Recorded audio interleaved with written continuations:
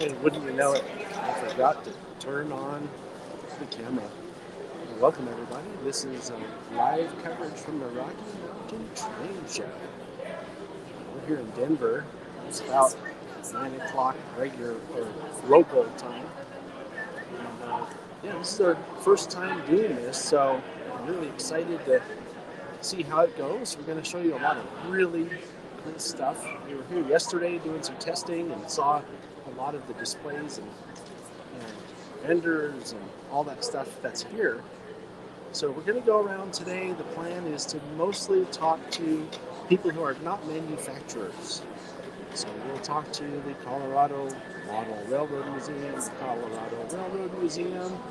We'll go by the NMRA booth. There's a whole bunch of layouts close by here. Operation Lifesavers just around the corner. And I'm going to try to touch on all of these. And then in between, we'll just be bringing scenes from the show. And we have this really funny setup. I'll show you the setup real quick here. This way you can spot us if you're here today. This is the setup. It's this funky cart with a camera. And we're just pushing this around and pulling up to people's booths or whatever, and just talking to them. And there's going to be a lot of impromptu. It's going to be a lot of impromptu chats with people. So it should be interesting. We've never done a live broadcast from a show like this, and the intention is basically to bring you the whole show. Planning to be live pretty much all day. When there's not talking, there will be scenes from the show similar to this. And I guess we should probably just get started. So get ready for some rolling cart action. Oh, look who's here. Who is that? It's just perfect timing. Just when you started. Gosh, hi. Just when you started to bend over, I put the camera on you. Yeah. Welcome to the Rocky Mountain Train Show, 2023 edition. Yeah. I'm here with TSG Multimedia today, and we are he's going to do a live stream and let you see this amazing show, which is my home show and dear to my heart. So I'm glad you guys are with us today. Yeah. We're going to have some fun today. I'm going to go deliver a bunch of stuff. Yeah, and Michelle's going to be running around this show all day. So we might see her later. We never know. Anyway, so why don't I give you sorry, it's going to be a little shaky at times just because of the nature of what we're doing here. We'll give you a look at the show here.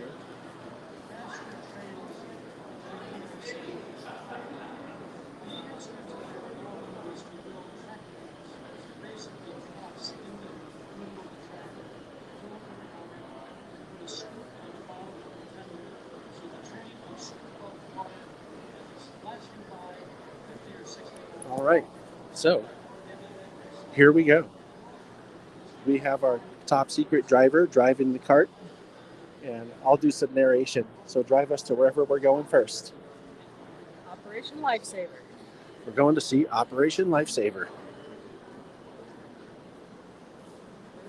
Hey, this is cool. It's almost as if you're here, walking around. Either that, or it's like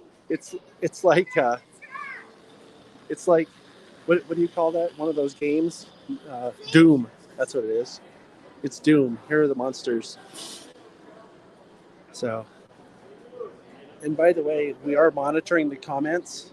So if you see any issues with the audio or the video, let us know so we can address those, because we can't monitor this live.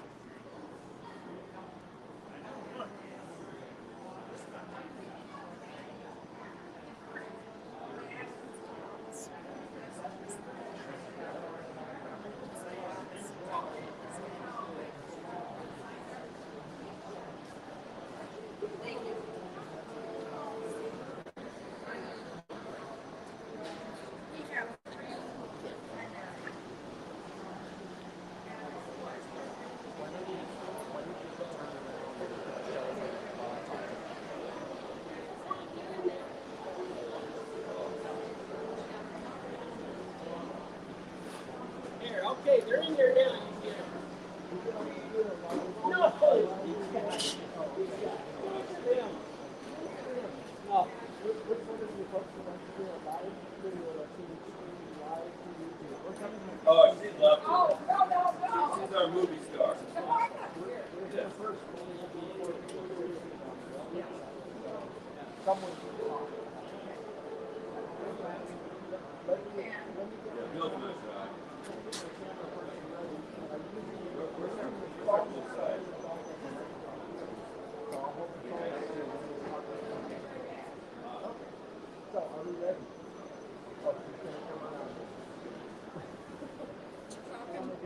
You do it. Okay, We'll stand here and look pretty.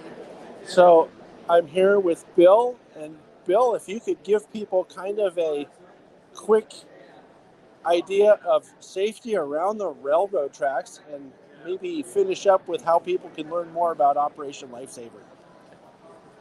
Operation Lifesaver is sponsored by America's Railroads, and the concept is that we find so many people are not aware of the safety issues around railroad tracks. The most important thing we're telling people right now is that there's a blue sign that is at every railroad crossing in the country, and that if there's a problem at that crossing, people should call the number because it goes to the dispatcher who can stop the train. Beyond that, what we're doing is that in as many ways possible with schools and other organizations, we try to promote the concept of being safe around railroads. People don't realize that trains can't turn, trains can't stop quickly, and accidents at railroad crossings are happening at an alarming rate around the country. So our key issues are basically to help children primarily to understand safety around trains. That goes from not getting close to them, not trying to be on them, staying off railroad bridges, staying off railroad property exclusively so that they are never putting themselves in danger from trains. But we also do presentations to truck driving schools, to car driving schools, to help people really understand that trains are so much larger and more dangerous than people realize that you have to be extra careful, extra safe around the trains. And quieter too. And quieter, right? Because you don't realize in many cases with the new crossings that are hornless, that trains may be coming. So that's our message. We're in all the communities, so we encourage schools and other organizations to contact us. oli.org is where you can reach us. Excellent. Thank you very much. Thank you very much. Important stuff, people. All right. Thank you. Thank you very much. Do you guys have a pin or a sticker I can wear around and advertise? Oh, is that what these are for? All right. Flashing? It's even flashing. Yeah, I'll take one, yeah. Oops. Thank you. I will put So this you'll know on my... whose is whose. Oh. Just push the button on the back and it'll start flashing. That's clever. All right. Thank you. Thank you guys very much. This is where you'll be on YouTube. Appreciate it. All right. Excellent. On to the next victims.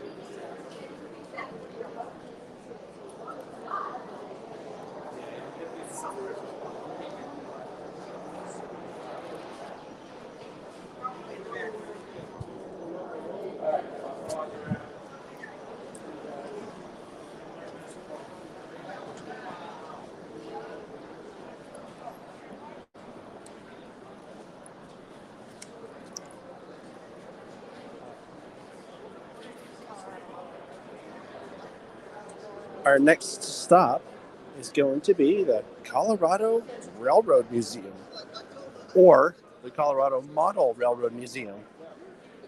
They're positioned next to each other at the show here today. And so we're going to roll up to their tables or booths and see who wants to go first.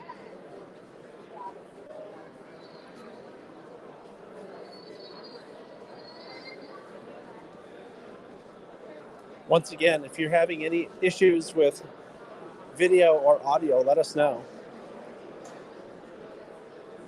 Bit of a lag. Color. Hey guys. We'll be visiting them tomorrow, probably. Visit them tomorrow. Soundtracks. Yeah, we'll be talking to, like I said earlier, we'll be talking to most of the vendors here tomorrow, as in the manufacturers.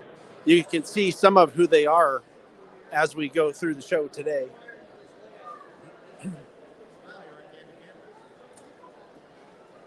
Make sure you get a good side, okay? Always. Oh, okay. Hey, Dexter.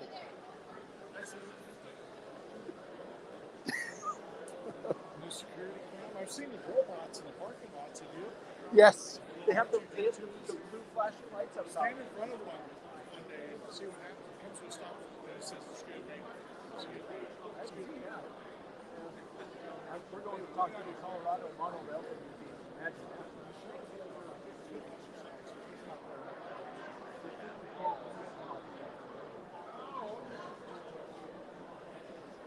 All righty.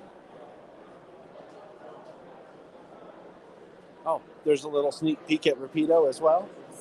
Giving people a little look. Fortunately or unfortunately, anytime I'm at a show like this, I run into people I know, and I just got stopped by someone who wanted to chat for a second. So I might lag behind at times. So the Colorado Model Railroad Museum has tables here, and they're selling stuff. I'm 99.9% certain that this is all stuff that's being sold as fundraisers for the museum. And I'm trying to think who we should talk to here. I don't see the person I'm looking for. Sven is there. Give us a moment to figure it out.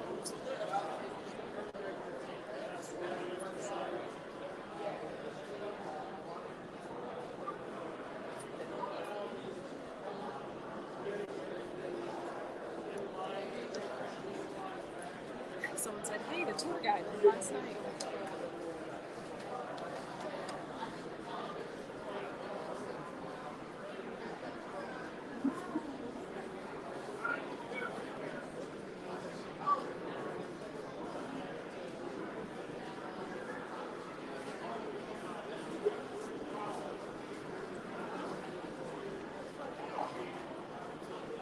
I'm just spinning in a circle. Sorry. Walk by, please.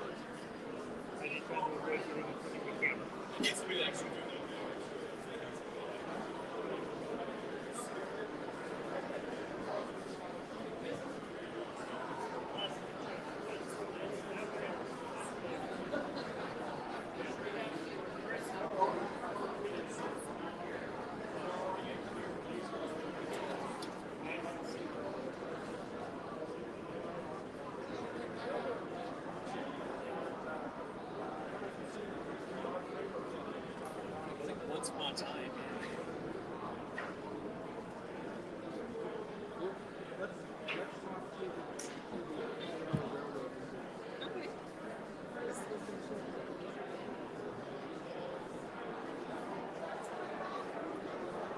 Okay. You have it.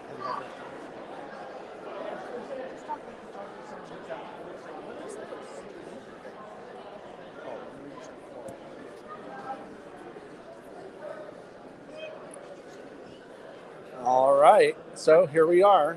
Our next victim is Corey from the Colorado Railroad Museum. You might recall I did a video about this last year when we were out here. We filmed with Rob Kramer at the museum. And since we're live here and since you're here at the show, why don't you tell people, if I were a regular visitor walking up, say, what is this booth about? What would you tell them? Sure, absolutely. Well, we're here telling folks about the Colorado Railroad Museum. We have over 15 acres of rolling stock. We have narrow gauge, standard gauge. We do host two clubs here, our HO club and our DGRS, our garden scale club here. There's multiple opportunities for volunteering, education, school trips, all that fun stuff. So letting folks know we're here and keeping Colorado Railroad history alive. Right? It's in Golden, Colorado. If you'd like to visit the museum itself, the We've been there many times. It's a great museum. So Awesome. cool. Thank you much. All right. See, only a nice quick plug. So yeah, it's weird. Like I've done two stuff once in my life, and I was sweating bullets the entire time. So. Oh, yeah. There's no question.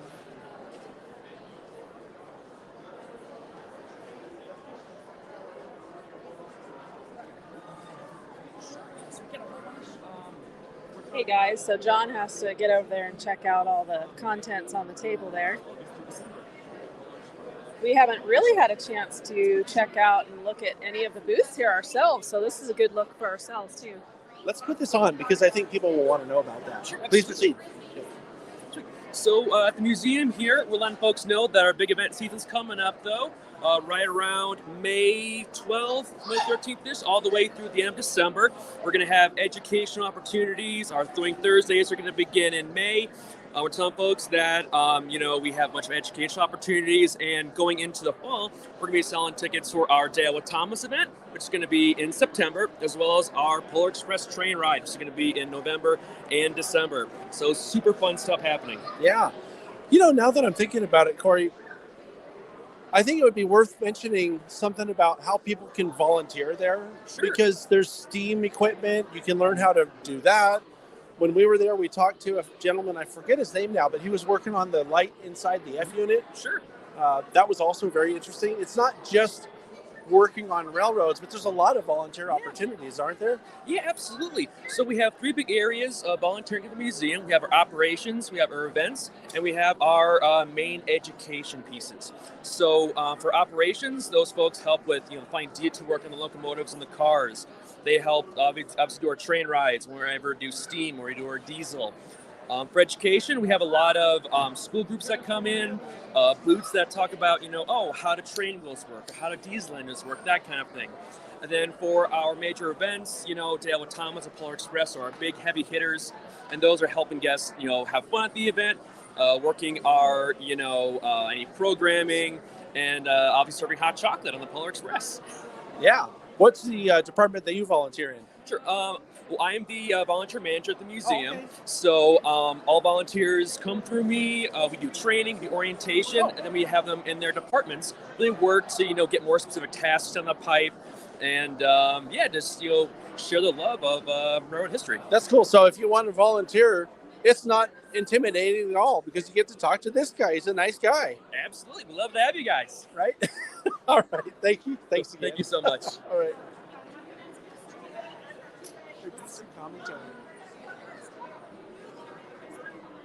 All right. So, top secret here, and I'm going to bring you for a look at this cool little booth here that is the Golden Spike Tower and showing Bailey Yard. So, take a look at this awesome view. You stand right there, you take your photo of you at the world's largest rail yard. Sure. Awesome. She's going to talk a little bit about it for us. Hold on. Well, I just ran into Kirsten here. We're going to stand in front of the yard.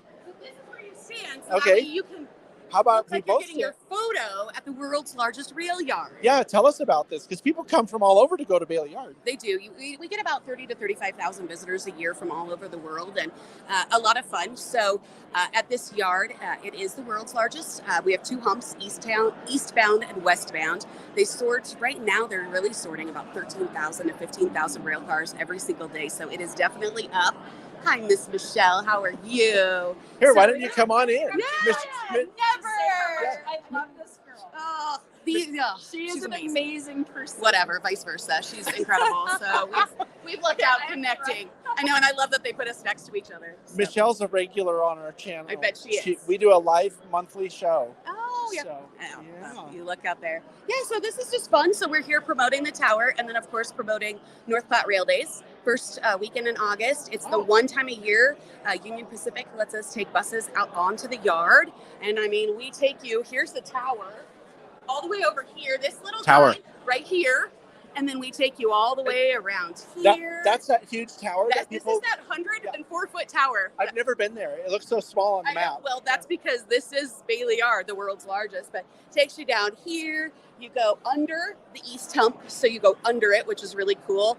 They take you out here, out to the receiving racks, out to the service stations. They take you out over the sheep jump during the rail days. They stop up here so you can get a photo through the windows, and never will you find a better photo from right there. It's amazing. Well, except from Golden Spike Tower, of course. And take you around. So it's just a lot of fun, and it's all free. First weekend in August, so we're promoting that as well. That's really cool. And in case someone's never seen it, hump yards in action are really interesting. Oh my gosh, they're very cool. So this is the west hump here. This is the east hump right here. And so what happens is those trains come in as one big train, and then one by one, and actually they've done some improvements so they can now drop 4 to 5 through. And they drop down, and then based on wherever they need to go to their destination, they're creating a new train. Right. And so they go through that retarder program right here. That's where it sets the optimal speed for where they're going to set. It's done by gravity and amazing computers. One of the cool things about hump yards, and in case you don't know what it is, not everybody watching knows, there's a hill here. Yep. That's the hump, right? Elevated mound, yep. And then the engine pushes the cut of cars, and they're cut off strategically at the top of the hump. Based on where they need to go. Right. Yep. And then the computer routes it into the correct track. It's really fascinating. It is. So we have been doing kindergarten field trips this week. Cool. So I'm going to give it to you this way. It's kind of like a Skittles package is your train coming in, and it has all of your rail cars all mixed up. Some are red, some are yellow, some are green. One by one, those Skittles come out of that package, and all the reds are going to go into one lane, all the yellows are going to go into another, all the greens are going to go into another, and then those create new trains. All those reds are going to go to Duluth, Minnesota. All those yellows are going to Chicago. Right. I never thought of it as a candy sorting device, but that's a good analogy. Oh, yeah. We have the whole candy game for the kids. So it's the best way. When you have candy, they understand the hump yard well. So do people have to register to go on the tours, or do they just show up? So it is no reservation needed. So we do have it, but there is obviously limited space. And so I would suggest if you are interested, VIP tickets are only $35 or $15 for kids. And that reserves your seats as soon as you want it. You get to pick what time. You don't have to stand in a line. You're guaranteed to be on that bus at that particular time. Excellent. So highly recommend it. $35 helps us pay for the bus. Is there a website for people to check out? GoldenSpikeTower.com under the events, and then there's North Bot Rail Base. All right. GoldenSpikeTower.com. Yeah. Thank you, guys. Thank you. All right. Want to get your photo? We can take it for you. Yeah. Guys Why too. don't we do a photo real quick? Yes. Here, why don't I give you this one? Yes, you can put it on your phone. Put the phone on. Yeah. Perfect. Here we are. Here we are getting our picture out of town. Exactly. Took two. It's perfect. Thanks. Thank you guys. Have fun. But I would love for you to come visit sometime. Oh, it'll happen at some point. Probably 4 hours. Yep. All right. Thank you. Yeah. Ready? Got your smile face on? Well, that was fun. I didn't even expect that. I have an idea. Here, why don't we do some more show shots while we strategize on what we're going to do here?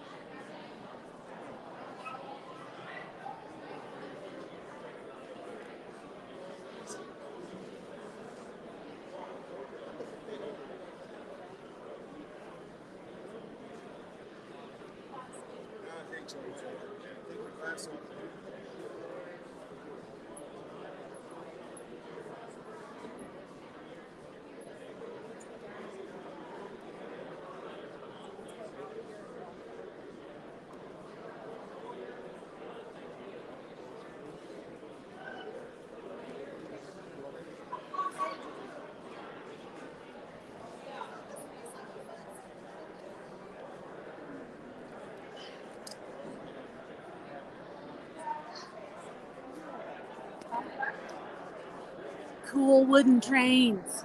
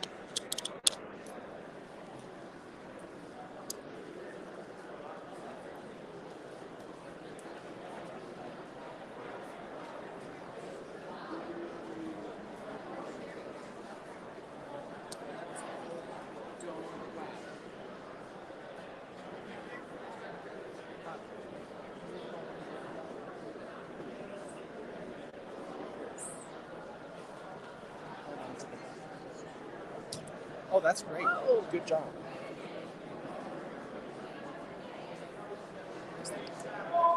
Okay, sorry about that, guys. Lost my camera. We're here to talk to the Forney Transportation Museum, and this is such a cool museum. And if you're going to be part of the YouTube meet and greet that's happening in May, we will be visiting the Forney Museum, and it's just so cool. Like a huge collection of awesome motorcycles, bicycles. They have a snowmobile even. They have old cars, of course. They have trains, of course. Just really, really cool stuff. And the guy who started the collection, his wife liked to collect period clothing from the same period as some of the cars. So you'll see the cars set up with people dressed in period clothing for the time that car came out. So that's kind of cool. And it's just a really great museum. So we're going to be there in May at the YouTube meet and greet. And if any of you want to come any other time, it's in Denver. It's a great place to visit, and I highly recommend it. So we'll see if we can talk to them here. The friendly Forney folks.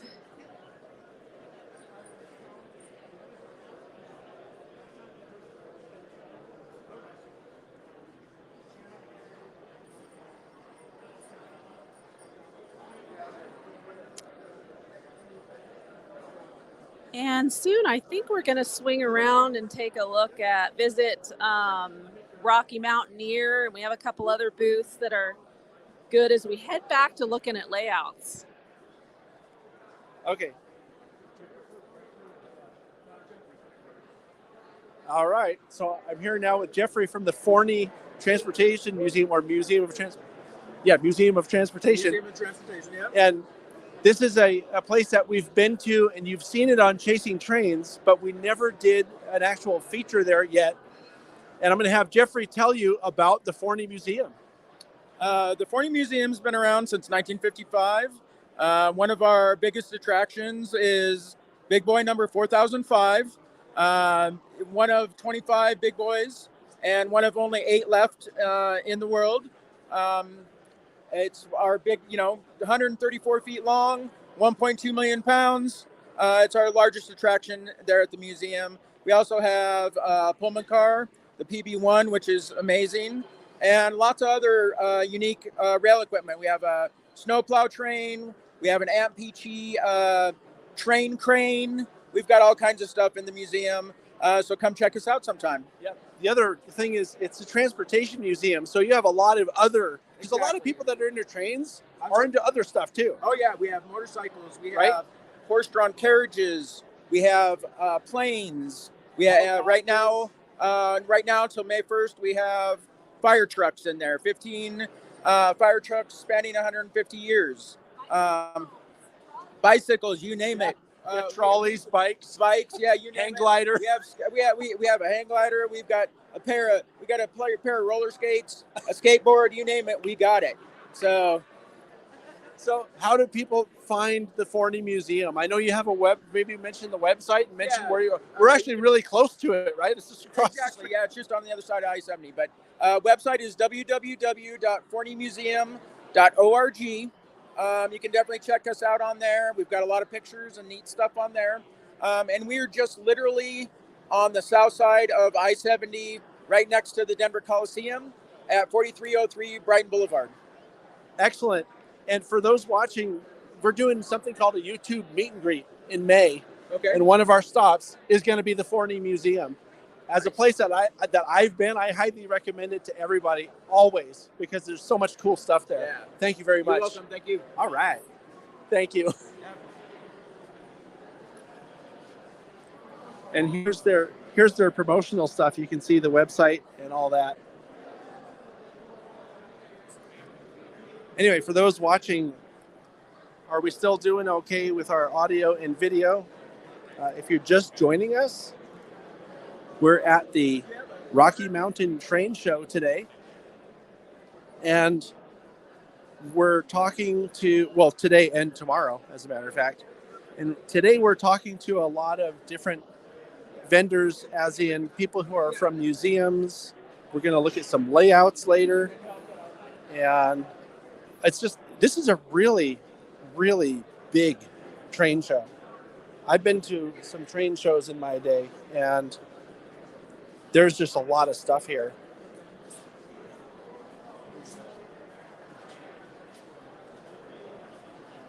Yeah. We're gonna head back over to the Colorado Model Railroad Museum display here and talk to someone about the CMRM.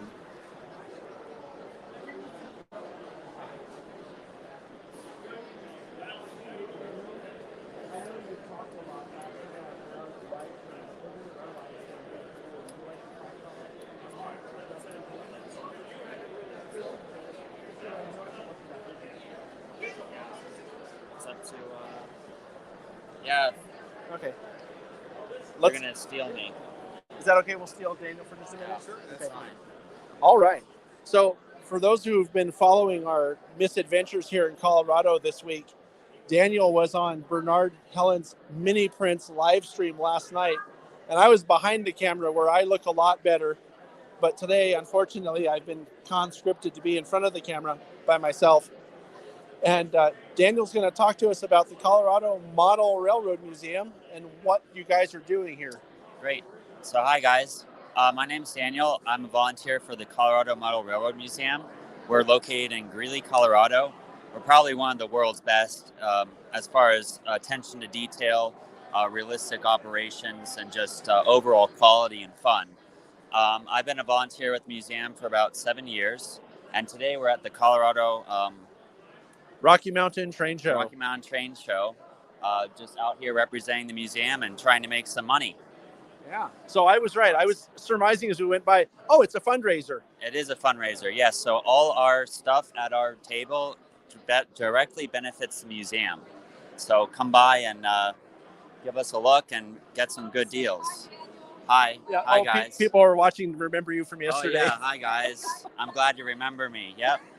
I'm dressed a little differently, but you know. We're going to make you, I think people recognize you whether you're dressed that way or not because of other things. It. Yeah, I got the crazy hair, so I appreciate it. Yeah.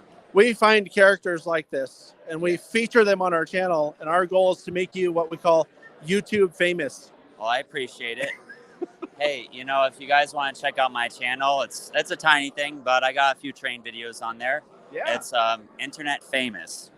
Is it for real? Yeah, that's it. The name was there. I took it. I'm still working on the famous part, but get there someday. This will help, hopefully. All right. Yeah, I just have a couple of fun videos. I got a Schnabel car on there. Oh, cool. If you guys don't know what that is, that's definitely a really cool car to see. Uh-huh. Not a lot of kits out there like that. But yeah. Did you kit bash it, or how did you make it? No, I got it at a train show here. Oh. This one. Oh. A few, like a year ago. It's by Bachman. Okay, cool. Yeah. It's a great kit. All right. So if you happen to come down to the show, I believe that's the main entrance, isn't it? Yes, right there. The main entrance. So this is one of the first things you'll see at the show. Yes, if you show up here. Yeah. So if you see this guy, tell him you saw him on the channel and get his autograph because he's going to be famous. All right. Well, I appreciate it. Thanks. Thank you. All right. See you later. Thank you. Yeah. So, you know, if you've been following the channel, we're big fans of the Colorado Model Railroad Museum. We even have their executive director, who you saw on here a few minutes ago, well, about a half hour ago when we started, Michelle, or a few minutes ago when we were having our picture taken at Bailey Yard.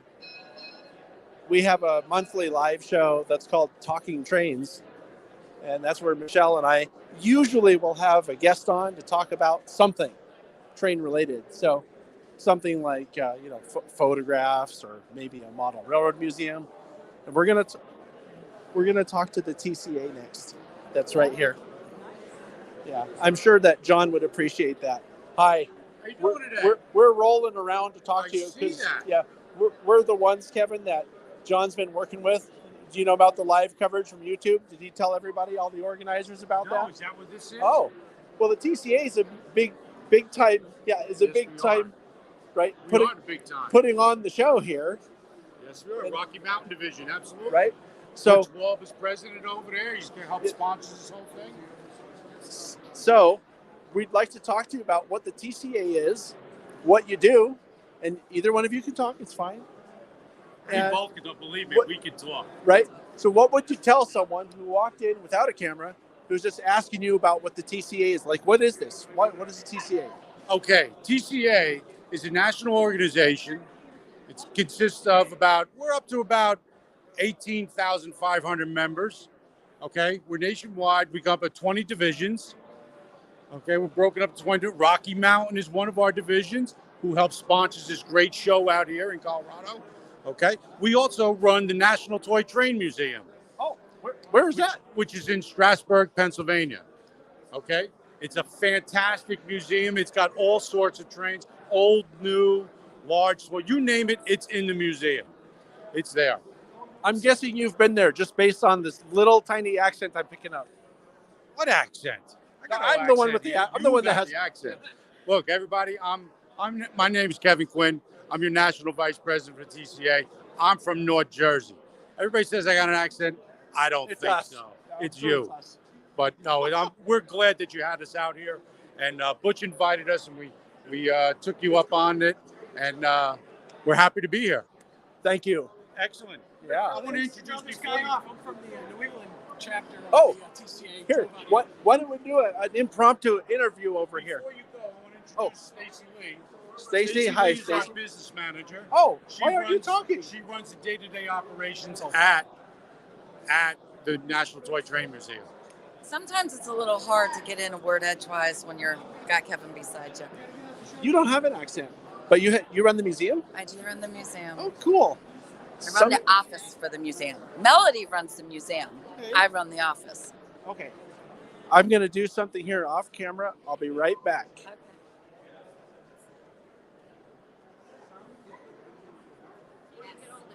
Okay.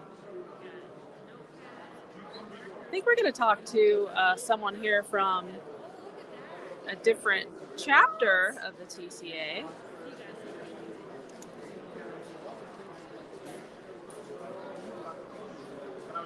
Back up a little here. Include some people in the shot.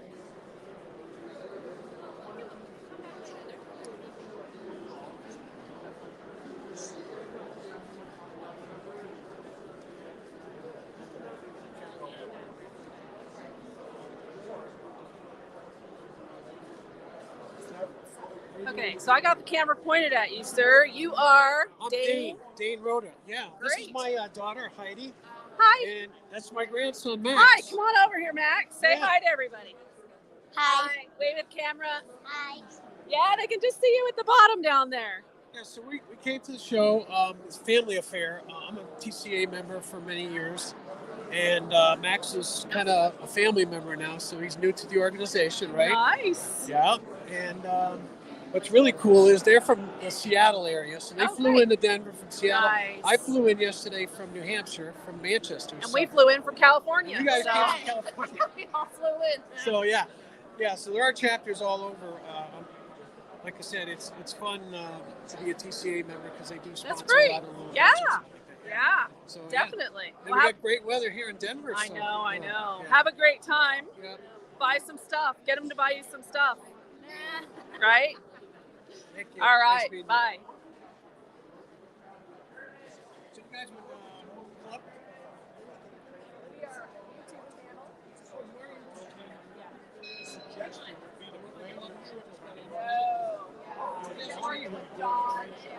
Eastern Division,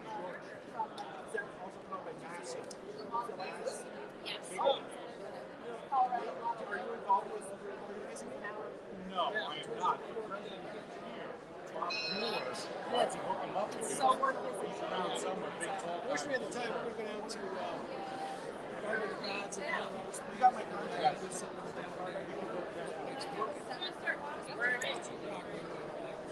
Well, enjoy yourself. Thanks for talking.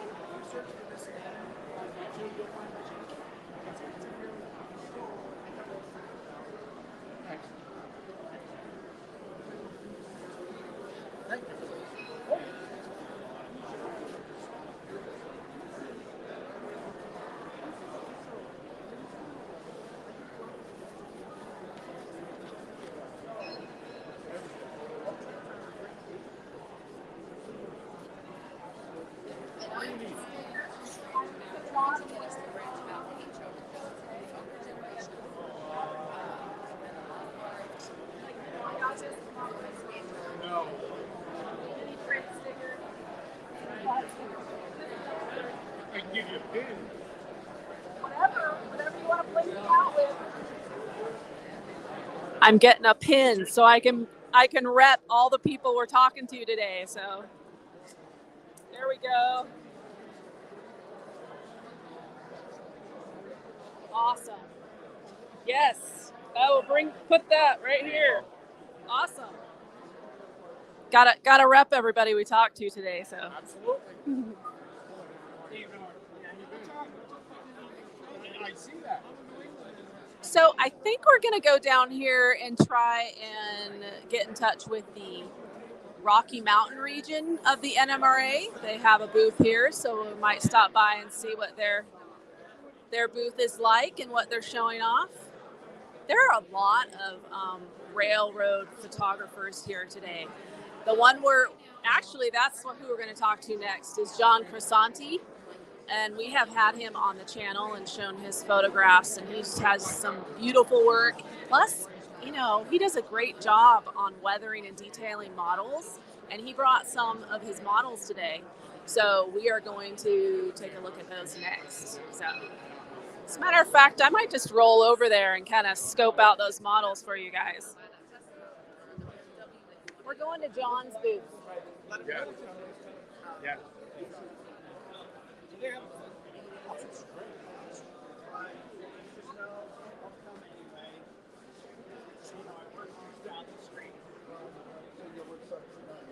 Okay. Oops. That's okay.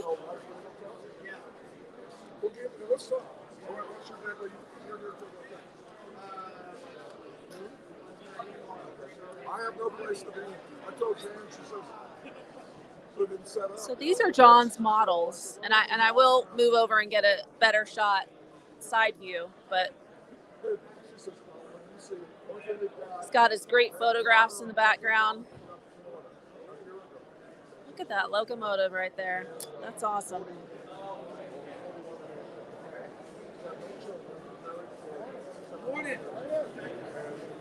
It's fine.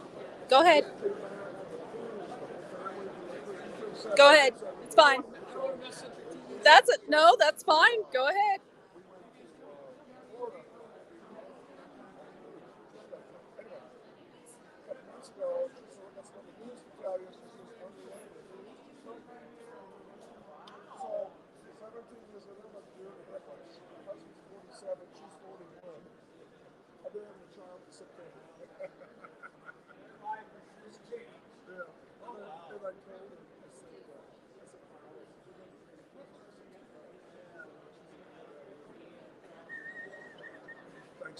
Look at, he's got some nice graffiti going on some of those cars. Just that an auto rack back there. Awesome. I've been getting some looks at the models. Oh. I'm guessing then that Sydney also mentioned that John is a really good modeler too. He does great weathering and just good modeling. You may remember John, again, I was talking to the folks at the TCA booth, so I don't know if she mentioned this, but John has been a guest on our Talking Trains show.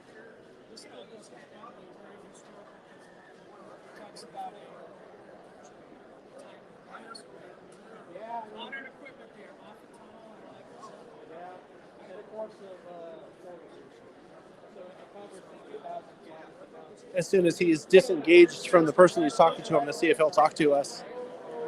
But this is just it's a really cool exhibit actually that he has here, because he has a book that he's written that I didn't know about. A book about the Moffett Road. I'm gonna have to ask him some questions about this. And a bunch of models on the table that you're looking at now. It's cool stuff. Let me check in on our comments real quick and see if there's anything to talk about.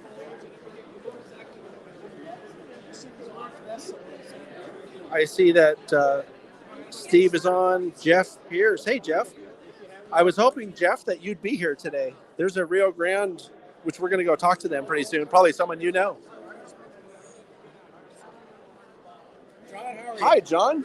Would you like to talk on our live show? Absolutely. Okay, because there are some questions I have for you. Let me get our camera to look over here. Okay, it's time to look at us from the camera now. because I have some questions. Sure. You might have mentioned. Well, first of all, let me just do this. This is John Crisanti. You'll remember him from the Talking Train show with Michelle. Been on twice now, I think. Yeah, I've been on the show twice. Showing us some really cool photographs and stories. And I didn't really know this, and you might have mentioned it, but I didn't know you had books too. Yeah, Tell us about the books. Yeah, so my two books that I published is the Moffett Road from Denver to East Portal. I published it in 2016.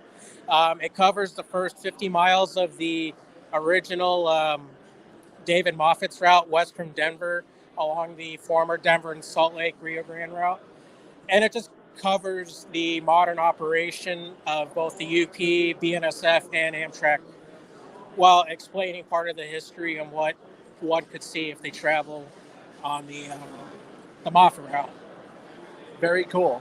And the next book is basically a coffee table book, just showcasing different photographs of all the railroads within the state of Colorado. So you'll see BNSF, UP, Amtrak, short line railroads, and the Coombers and Toltec, Georgetown. Fortunately, I don't have the Durango and Silverton since I haven't been down to that part of the state, but for the most part, most of the Colorado railroads are covered. That's cool. Now, my memory's not good, so maybe you did tell us about these books, but I expect Michelle probably knew about these books, and she never told me either, so I'm going to blame her. Yeah, we'll all point the fingers at her. Yeah, it was Michelle's fault. Yep.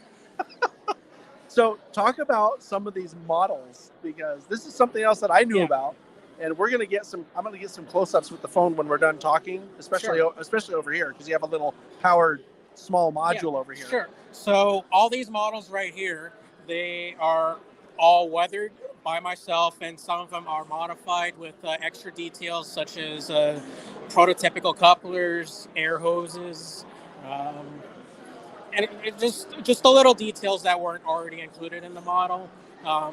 And for me, as a modeler, I don't like my models to have a toy fake look to them. Right. As soon as I get the model home with me, I got to start weathering it, whether it's just add a little bit of dearth or just make it look like it's been on the rails for decades and decades. Nothing screams toy train like a unweathered plastic model rolling down the track with shiny wheels. Exactly. Yep. So I'm noticing that some of these also have graffiti. Do you do that by hand or is it decals? About 75% of what's on this table is decals, but like this Otter rack right here, all this is all hand painted. Yeah, I can tell that's not decals. Yeah. Yeah, so all this is with masking tape and airbrush and a little bit of paint pens. And it's based off of an actual CSX Otter rack. Different number, but it's the same class. Did you copy the same tag? Exactly? Same exact tag, yep. Yeah. I think I've seen the picture of this one on Facebook.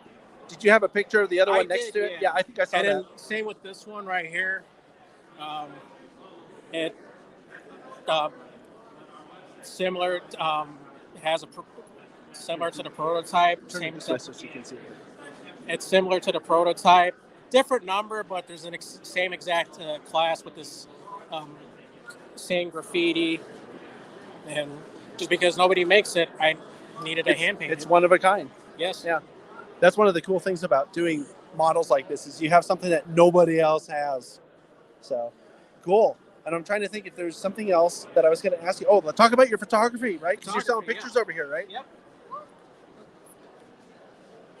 Yep. So besides model railroading, I do railroad photography, and that's been my hobby for the past 10 to 12 years. So, and my dad got me into photography, I want to say 15 years ago, and I've always gone trackside with him. He got me into photography, and I just started out with a little small point-and-shoot camera, and then a few years 2012 is when I got my first DSLR camera, and since then, the rest is history. I've just been going trackside, going different places around the country. And you're selling these? These are these are all for sale. I have the 12x9s that are available. But if anyone wants any different sizes or mediums, they can pre-order with me or like get in contact with me, and I can give them a price. And if they want that, we can set something up and get it shipped out to you. How do people get a hold of you? They can contact me at johncresanti@gmail.com. They could also visit my website at johncresanti.com. And you can also see various different pieces of work of my photography, but also the model trains on the layouts as well, just so that way you get a better idea of the stuff that I offer. And it's John, John, Crisanti, Crisanti. I think I did that right. That is absolutely correct. You did a good job. It's right here on his name tag. Yeah. Imagine that. Yeah. And we're going to have a little picture of the card here. That's important because people need to get a hold of you. The photography is spectacular. And if you search on the Talking Trains show playlist on this channel, you'll find it. And I mean, I'm sure the pictures that you've shared with us on that show are just scratching the surface. Yeah. And people can also look me up on Flickr if people are familiar with that website. It's just a giant photo album. Just search my name, and my icon is just a picture of a train, so it'd be pretty easy to find me on there. Cool. All right. Thanks. Is there anything else you want to talk about before I take off? I think that's pretty much it. Thank you, sir. Thank you. On to the next victim.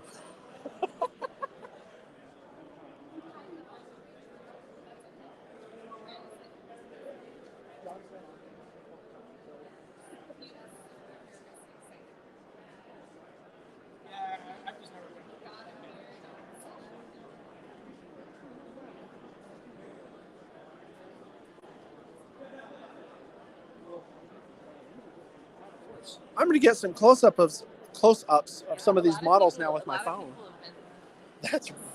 These locomotives are really. I'm going to get down low and get these locomotives. Too, and they actually have a custom horn that I've done. Oh, really? When I get the phone down here, because this is the microphone we're using, make sure to blow the horn. Let me go get it over here. Yeah. We have a top-down view of it right now, but we're going to switch to the phone just so that you can see these more clearly.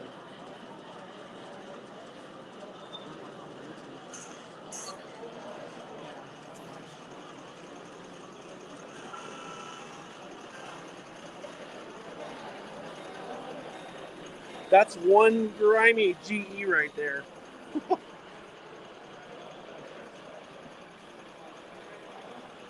I like how you've added the extra lights too. Are those stock lights that came with it? Oh, those actually came factory on the model. The only thing I added was the PTC antennas right on here. Cool.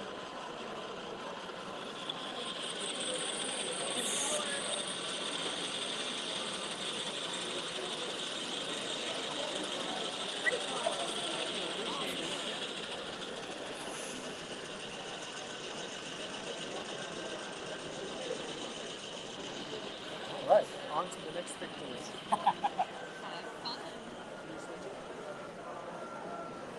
Should we wave bye? Oh. Yeah, oh.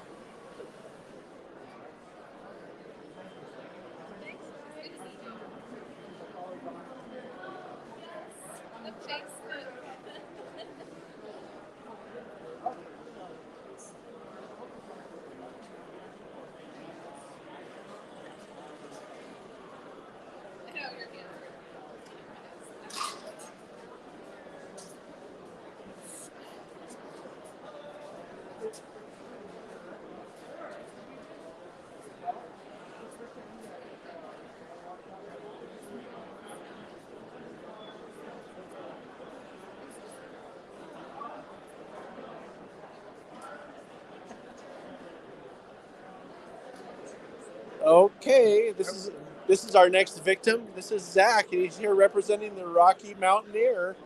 And I'm just a regular person who walked up at the show. There's no cameras here, and I don't know anything about the Rocky Mountaineer. What would you tell me? Well, definitely want to talk about our routes up in Canada, and we just started one here in the United States. So we've got 3 routes up in Canada. We run from Vancouver to Banff and Vancouver to Jasper. Absolutely beautiful. And then our route, which we just started last year, or the year before last year, runs from Denver to Glenwood Springs, and Glenwood Springs to Moab, Utah. Absolutely beautiful. It's all inclusive, so you get the food on board the train. We tell you stories the whole way about the history of the area. And then when we arrive, the national parks are just absolutely gorgeous. Yeah, I think everyone's heard of Moab, Utah. Now, do you work on the trains too? I do. Oh, what's your job on the trains? So I'm the train manager. I basically oversee everything from the front coupler to the back coupler, make sure all of our services are running on schedule, and everyone on board is as happy as they can be. Excellent. What do we have on the tables here?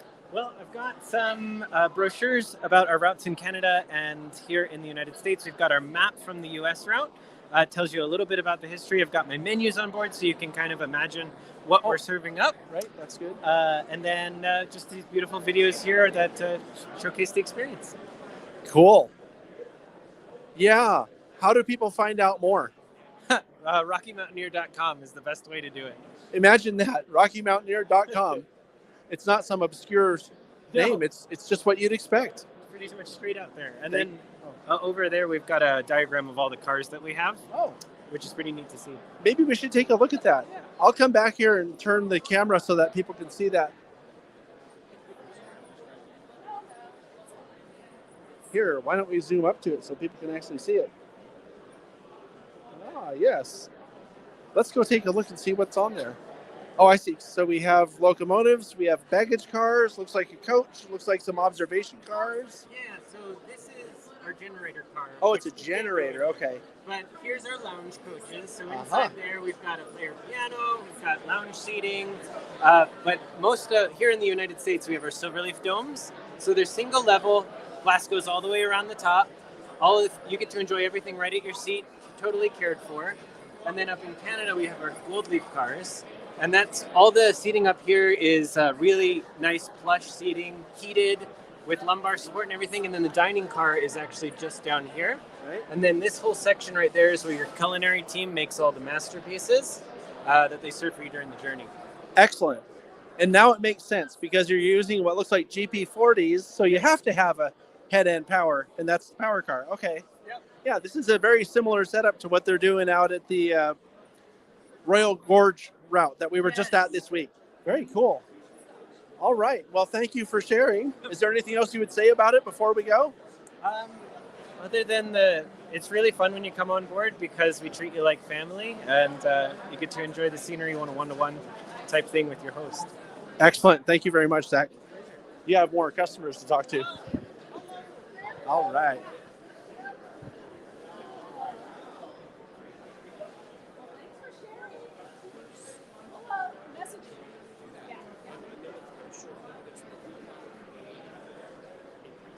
How fun is this? Let's get some more at the show shots. Oh, look, our top secret producer is talking to someone. She looks very interested.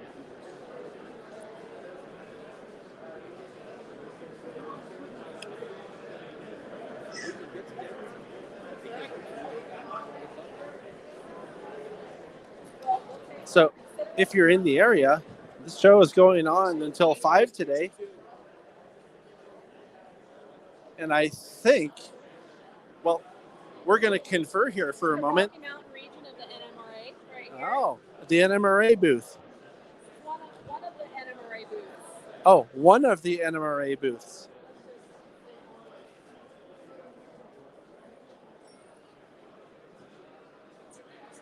Oh, they have a really cool logo. Look at that. I think that's a cool logo.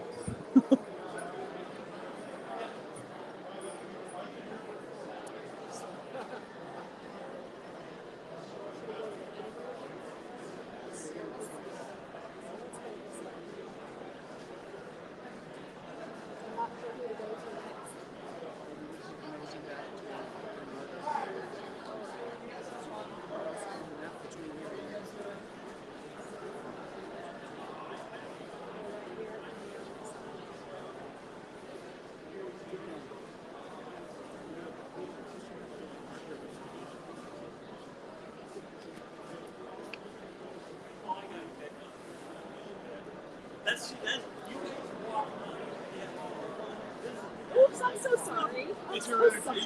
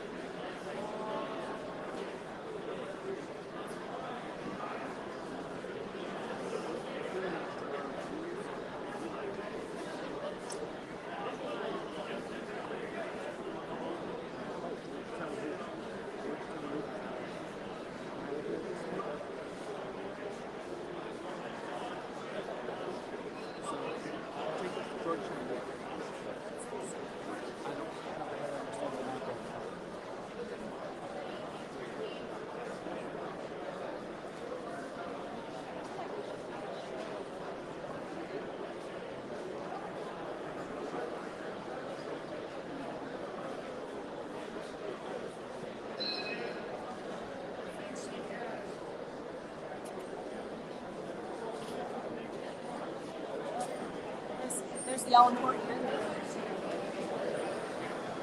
That's where you go to the bathroom. I'm being told we should talk about that. So if you're at the show and you start feeling like you really don't feel comfortable, it might be worthwhile to check into that room and see if that makes you feel better. I've done it before, and it's highly recommended. So we're on our way to find... Oh, here we go. We were on our way to find what we just found.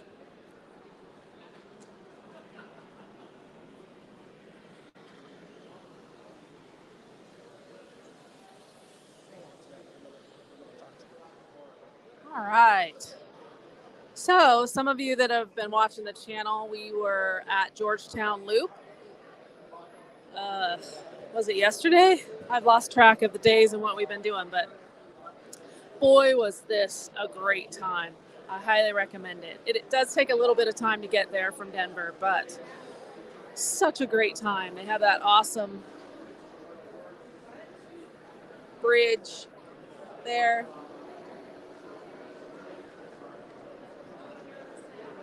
We'll see who we can talk to.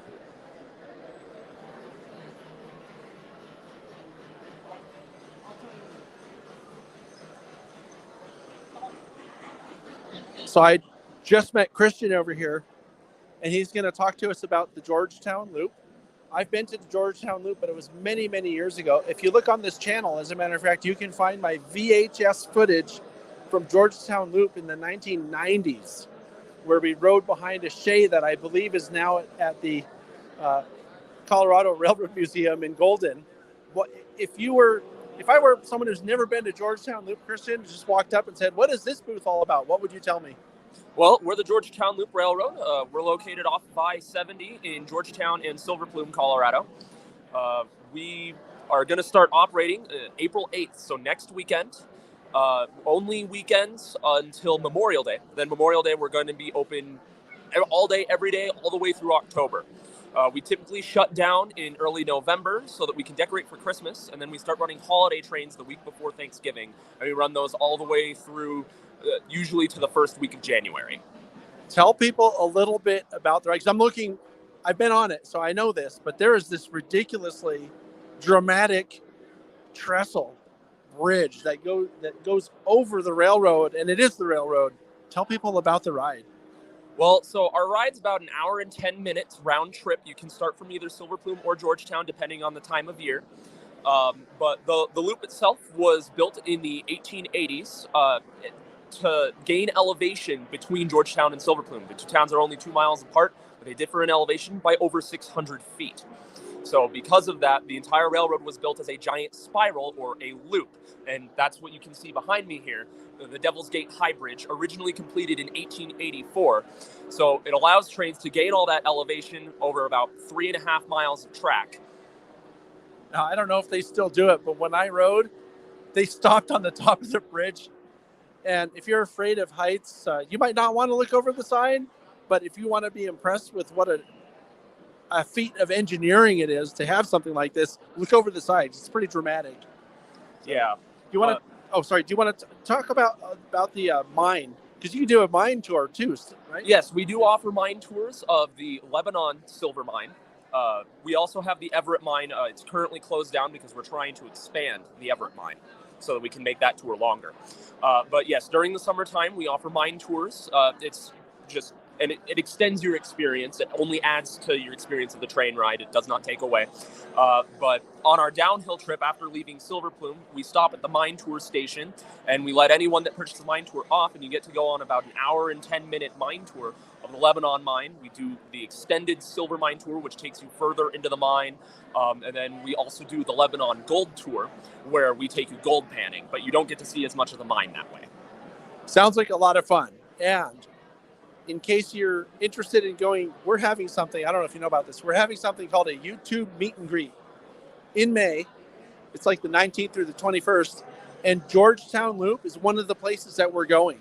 And Michelle has set up, I believe, she set up a shop tour even with someone at the railroad there. Yes. So, yeah. Do you know about that? I do. Oh, cool. So if you want to meet Christian, this would be a great time to do it. Come to the YouTube meet and greet in May. So is there anything else you'd like to say about the experience at the railroad or anything else? Not really. I've been working there for 5 years. 2022 was the first season that we ran a steam locomotive every single day of our regular season. We're going to try our best to do that again. No guarantees, of course, because it's steam. They're steam and they're over 100 years old. They get tired. Yeah. So anyway, just one question that I have, because I noticed you're in full conductor's uniform. Is that what you do there? Yeah, so I do a little bit of everything. I am a conductor, brakeman, fireman, engineer trainee, and a carman.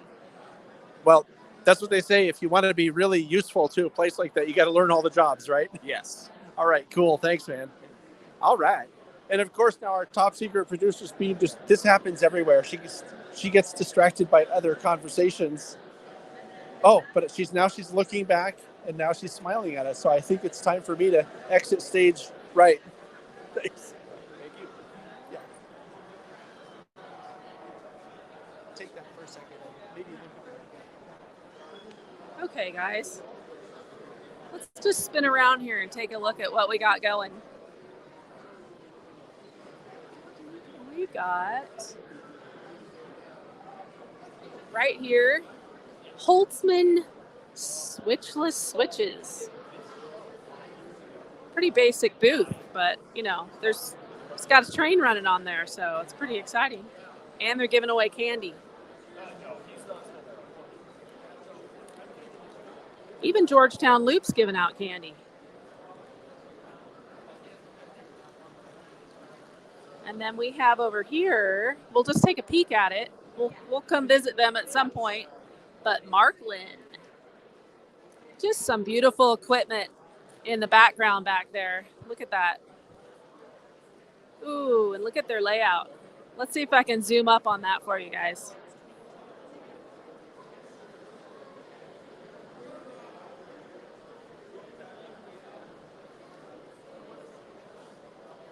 Nice.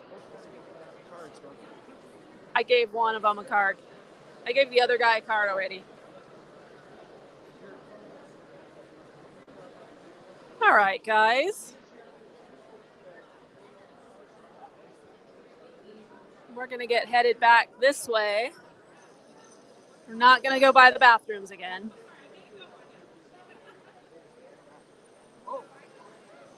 Oh, God. Sorry for that shot, guys. I was like a deer in the headlights of a camera.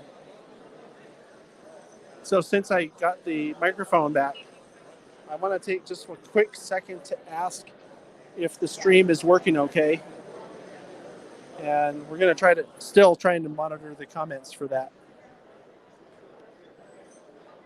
And let me interview our top secret cart driver and camera producer. What are you thinking our next stop should be, camera producer? I think we're headed to Mini Prints, actually. So Mini Prints. Well, we're that's going to interview that wacky Canadian guy. Yeah, well, if he's not scanning someone. So that's something else I'll mention just quickly here, is that if you're in the area and you've ever thought that you might want a miniature version of yourself for your layout, Bernard is here from Mini Prints, and he's actually scanning people, 3D scanning.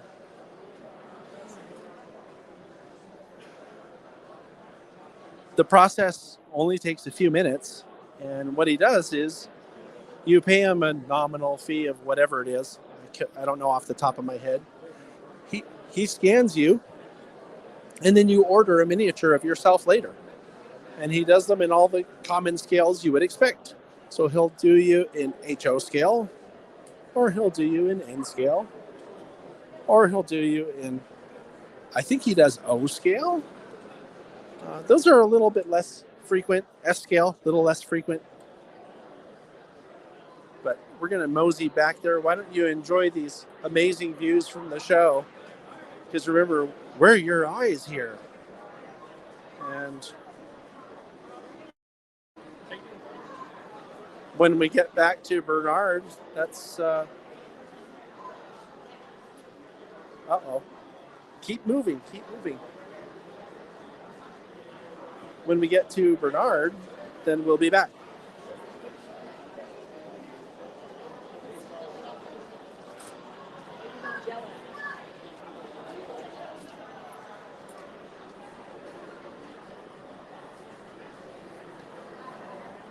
So this is some of the layouts on display here. This is a huge garden scale layout that's done by the Denver Garden Railway Society, or DGRS. These are the same people that do the display at the Colorado Railroad Museum in Golden. They have a pretty large layout there, and we've seen it. It goes, I think they have something like 5 or 6 different tracks that they run on. And it's a really cool display at the Railroad Museum. I believe we covered it at on the Railroad Museum video that we did.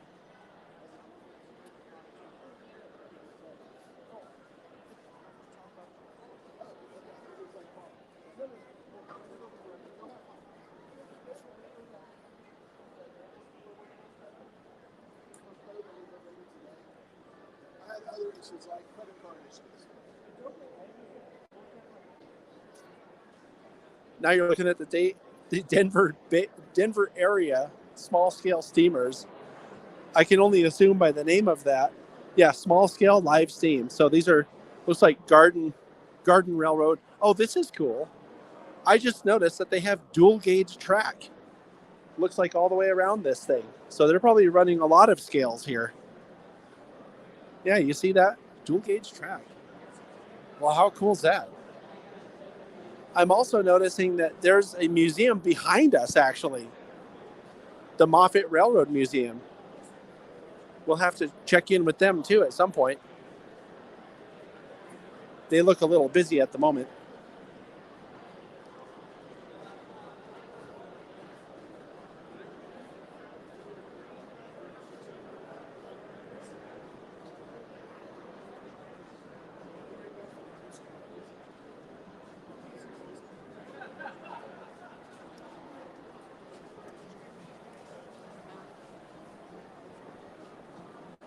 Alrighty.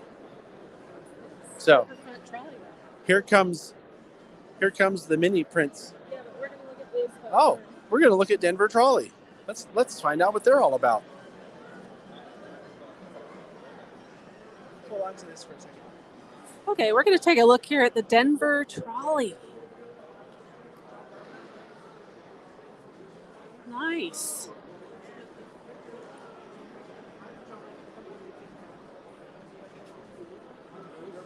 So they operate vintage trolleys, and it looks like they look for people for summer jobs. So, Sydney, yeah.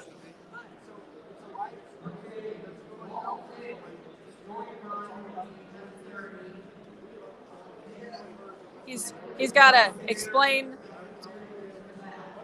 What do you want to be live on stream for, and what to talk about? So got a couple minutes of prep there, but some great photos. They even have a little trolley running behind them on the table. I don't know if you can see that back there.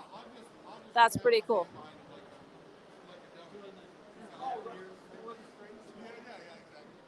All right.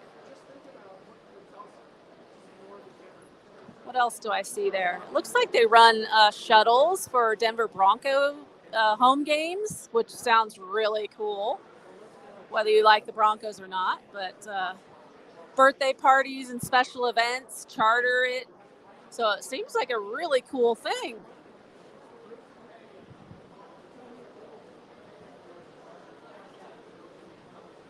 See, there's so much to do here in this area with trains. I mean, our meet and greet, it could have been a whole week long and we would have been busy. So I guess we'll just have to come back, huh, guys?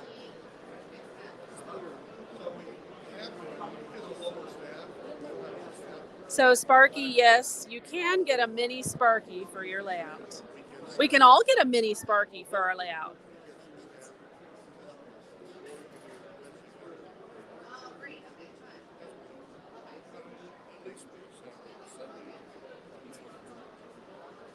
Okay.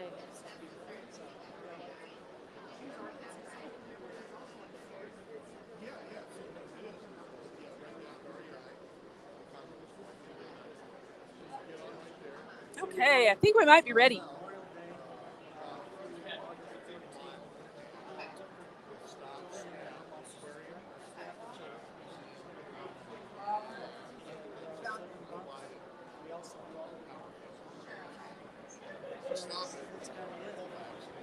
Okay, I just learned a lot from Bruce, and we're going to have him repeat what you just said so that people know.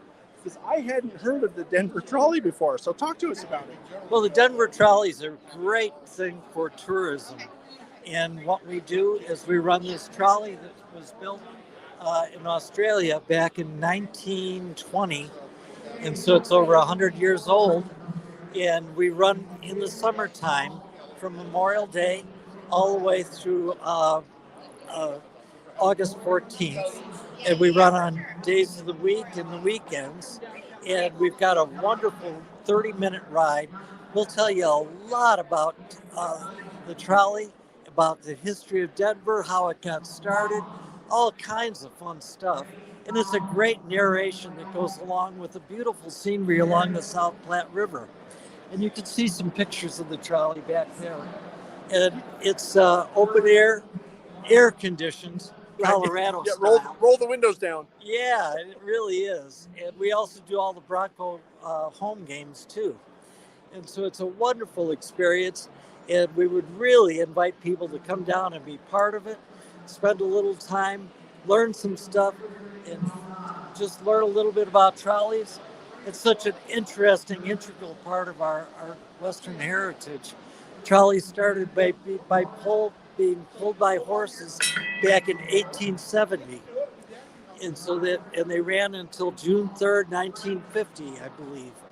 A long time. And now we've regenerated the whole thing. So in case people are wondering, there's actually a bell here, I'm presuming, Yes. off of a trolley. It's not Yes. me getting ideas, it's an actual bell off camera. Because when I get ideas, I hear Ding. that. I hear that It goes sound. off in your head. Yeah. Yeah. So here's the question. People watching are all on the internet, right? Yes. So how can they find Denver Trolley on the internet? Well, we've got our website here, info@denvertrolley.org. Oh, so it's an email. Okay. Yeah, It looks like it's you're on all social there. media too. You can find them on Facebook, just Yes. searching for Denver Trolley. Okay, And cool. Twitter. So that's how you can get in touch with us. This is the other one, denvertrolley.org. Mm-hmm. Yeah, this is So cool. that's neat. As much as I've been here, I think I've heard the name, but I never knew what it was. So Really? this is cool. Well, now you know. Now we I know. also do charters and birthday specials and all kinds of stuff. And if you want to become an operator, oh, you can become an operator? You could help us out. And you could do that and show your interest on that and be part of this organization. Is it all volunteer run? Yeah, we have a couple of staff members to make sure that we have continuity, but the rest is, hey, when you're free and you want to sign up for a 4-hour shift, come on down and be part of it. It's really a unique Denver experience. It's more than just the trolleys. It's the whole shebang. Right. I found that when talking to people that are volunteers at organizations like this, it's really just an excuse to go hang out with your friends, right? we've met people from all over the world and gave them an experience that's, and yeah, the guys that we work with, everybody gets along, and it's a fun thing to do. You know, for old guys like me, yeah.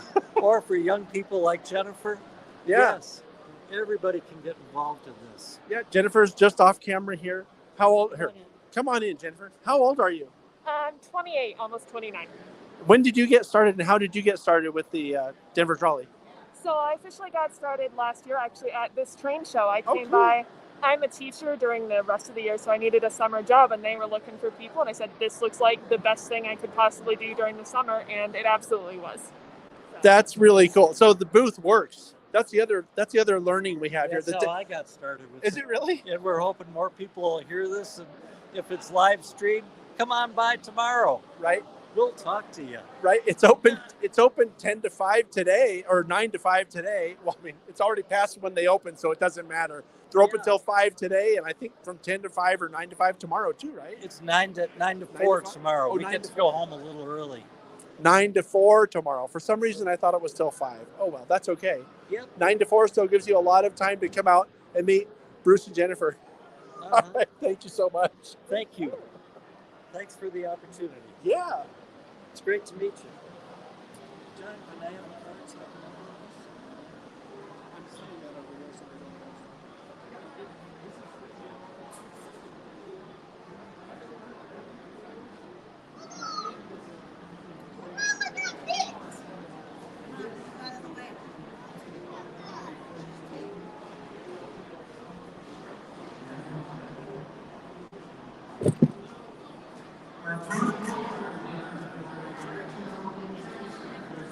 Uh-oh, guys, look who that is over there. We're going to go harass him. It's the mad doctor of minis.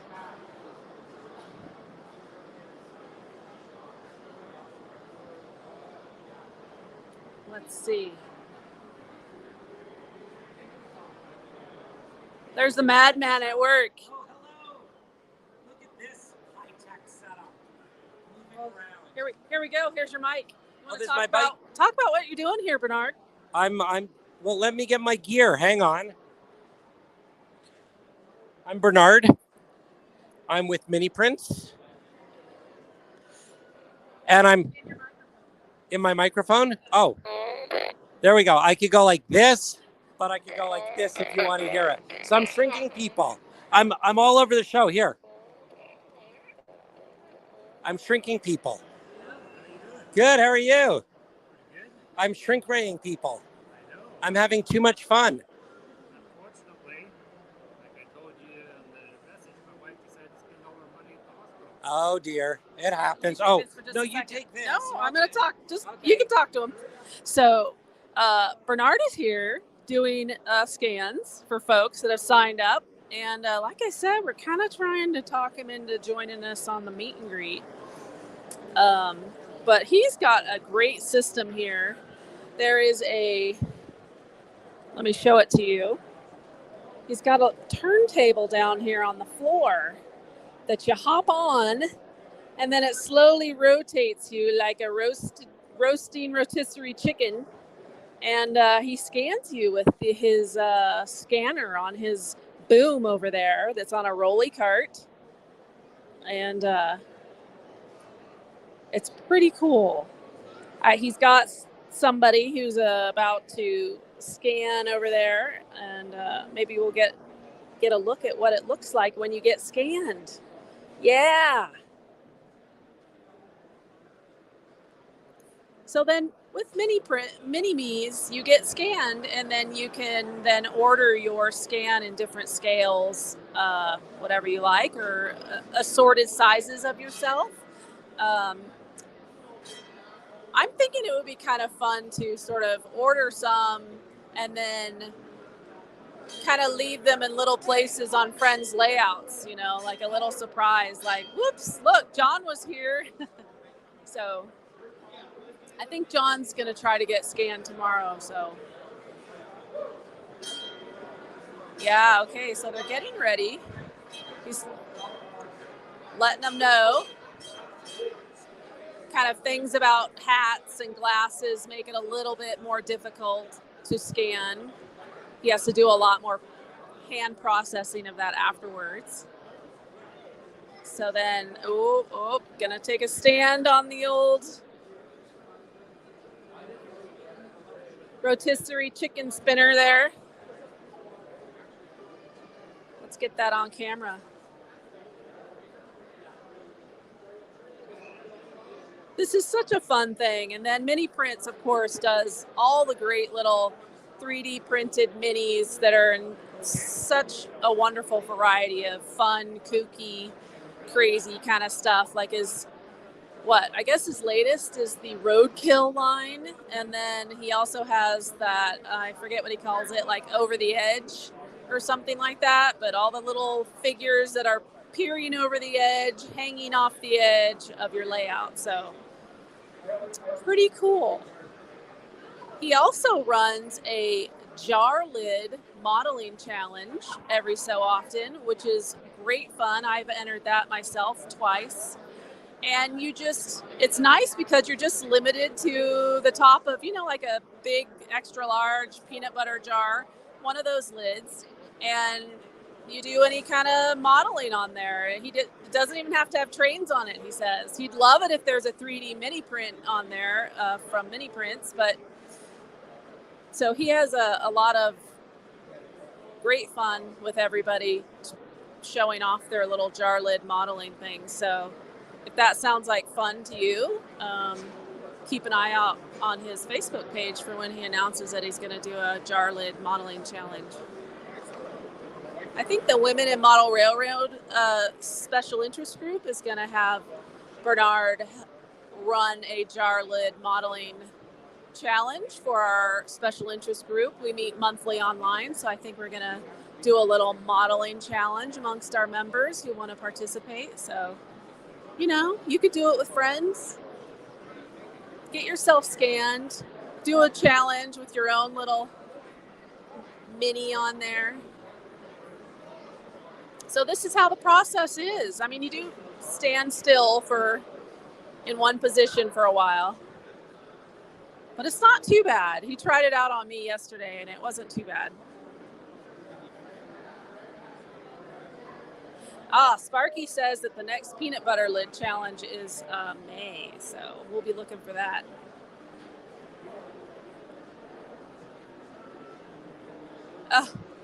Oh, is that it? Okay, Sparky. So I just got it reading Sparky's note that they're going to be holding hands for the 2 scans. So that's really cute.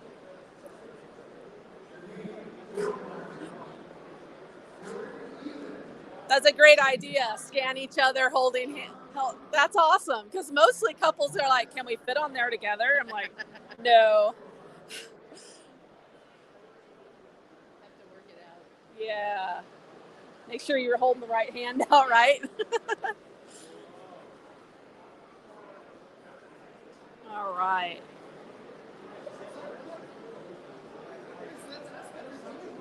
Yeah, I was just talking to her about double checking to make sure she's holding the right hand out there. But that's pretty cute. I hope this gentleman doesn't mind us watching him get scanned. That's awesome. And so we've got here in the back of the show, so they've added space onto this show, so it's even bigger than it used to be. And that allows for even more layouts. So there's so many layouts here on display. And we're kind of right on the cusp of where all the layouts start. So that's kind of where we're entering next, I think.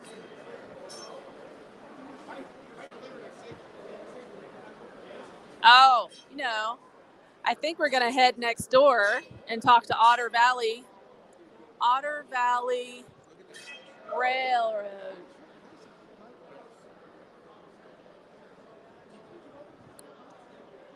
So, another Canadian here, 2 Canadians side by side having their booths, sharing their time. I know Sparky could talk about Otter Valley.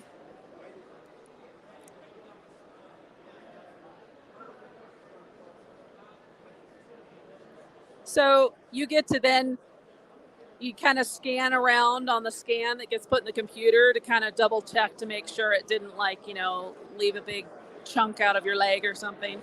And as soon as it looks okay, then he gets it all saved, and it's pretty quick and painless.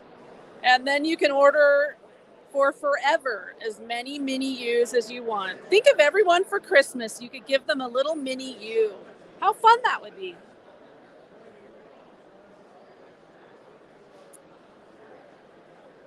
Okay. Here we are. What do you mean? It's running. You must have started the. It's running just now. It's recording. Okay, yeah. Oh, the battery's going to die. Wow. Let's switch over. Yeah, we have to switch cameras for a moment. And we're going to talk to a friend over here. Some of you Canadians know this guy. And while we're switching batteries on our main camera, I'm going to go talk to Lauren. Now, it's going to be a little shaky until we get the other camera set up. And this is kind of a spoiler because Lauren has sent me some of these models that Otter Valley Railroad just came out with recently. These are 6,400 cubic foot gondolas, and they're ridiculous. He was just showing me some of the detail in these things. And I'm saying it's a spoiler because he sent me some of these for product spotlights that we're going to feature on the channel pretty soon.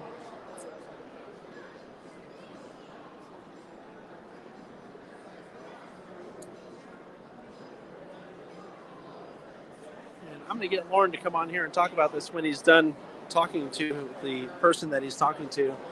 This is Otter Valley Railroad.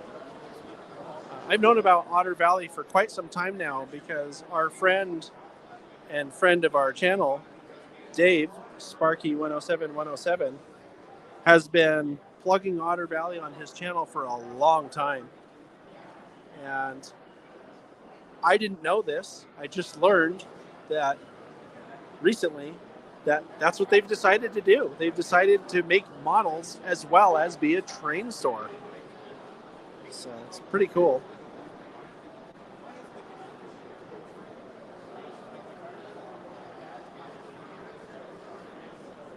So as soon as Lauren has a minute, we're going to get with him. And in the meantime, we're going to do some more of the amazing shots around the show.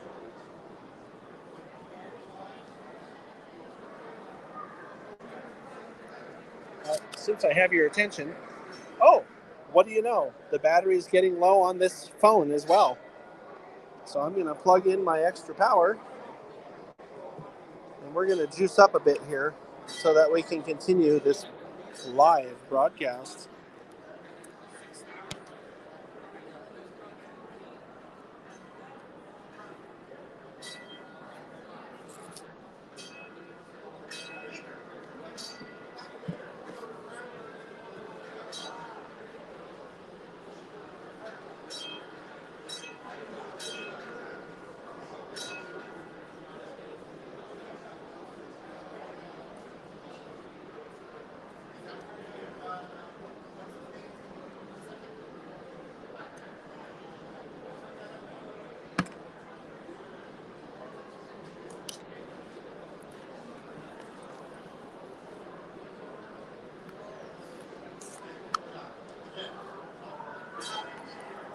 That's funny. The phone battery started to die at about the same time as the camera battery started to die. So there's a little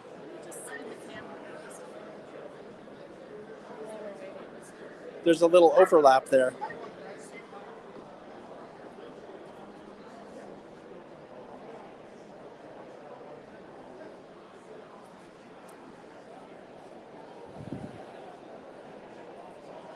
Hi, I'm your roving reporter.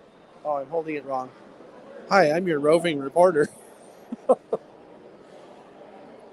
I think what we're going to do is head over to the layouts here unless it suddenly gets less busy, because suddenly Lauren and Bernard, all these people are really busy.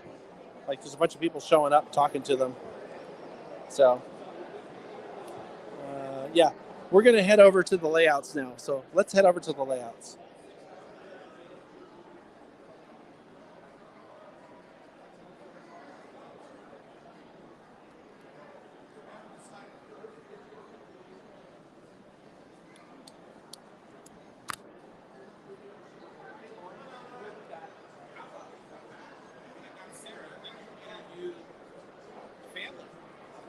That'd be lovely. We'll be back around. Yeah, it looks like we weren't going to come here to talk. Did you see we had to barricade it because Izzy was going to try to run some of this game. So Izzy was the first ever player. All right. Ooh, I can see layouts there in the distance. You guys see those? Awesome. So many layouts. And they have a whole other room behind this big room of layouts. So many layouts. You were talking in the wrong end. All right. So we're going to walk over here to the layouts. And, well, let me do a quick impromptu poll here on the viewers, people who are watching.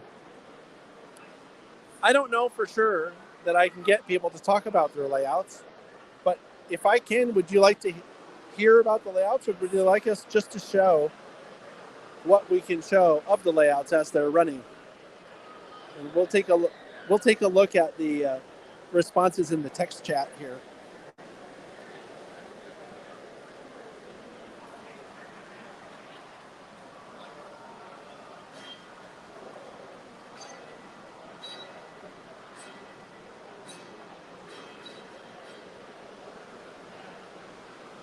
Did I mention this is a really big show? I've been to a few train shows in my time, and I don't think I've seen one quite this big before. Oh, by the way, if you're thinking about coming down here today or tomorrow, I kind of messed up. I was telling people we were going to have these amazing giveaway stuff, and we do have them, but right now they're in the possession of the post office. Yes, I shipped stuff to Michelle's house about 2 weeks ago, and the post office said that stuff would be here within 2 to 9 business days. Well, it's been about 12 business days, and the stuff never arrived. I went to track it, and I found that it's sitting in Denver in a post office, waiting to be prepared for delivery or something like that for the past 5 days. So our promotional stuff never got here. Now, it's not the end of the world, though, because we're coming back in May, and I'm sure that by then, all that promotional stuff will be here. Why are we coming back in May, you might ask? We're coming back in May for the YouTube meet and greet, which you'll hear about on this channel and on Sparky 107 and on Humanity Junction from time to time, because we're all going to be here in May doing stuff. One of the things I think I mentioned, yes I did, because I just remembered, is that we're going to go ride the Georgetown Loop, which was someone we were talking to a few minutes ago.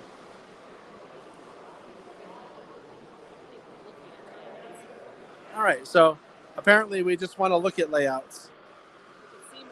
I'll see if I can figure out what they are and tell you what I can discern from their documentation.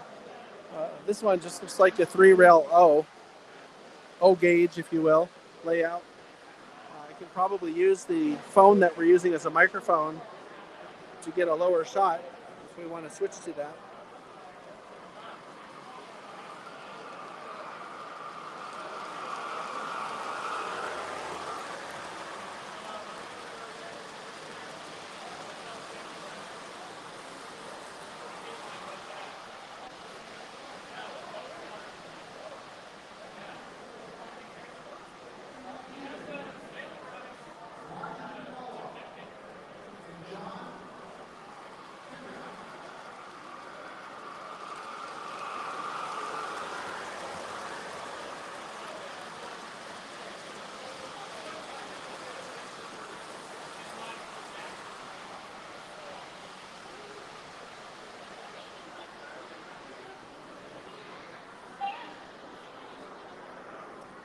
All right then.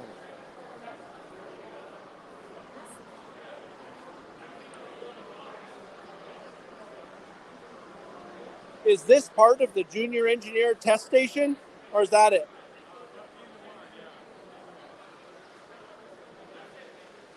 This is really cool. This is a Z-scale layout. It looks to be maybe 10 feet long, maybe 12. Oh, Colorado Z. Let's take a look.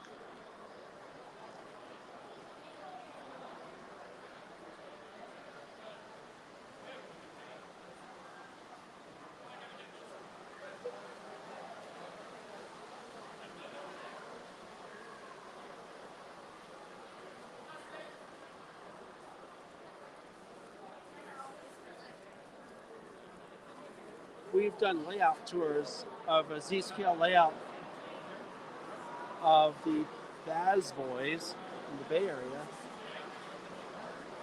These are really, really small models.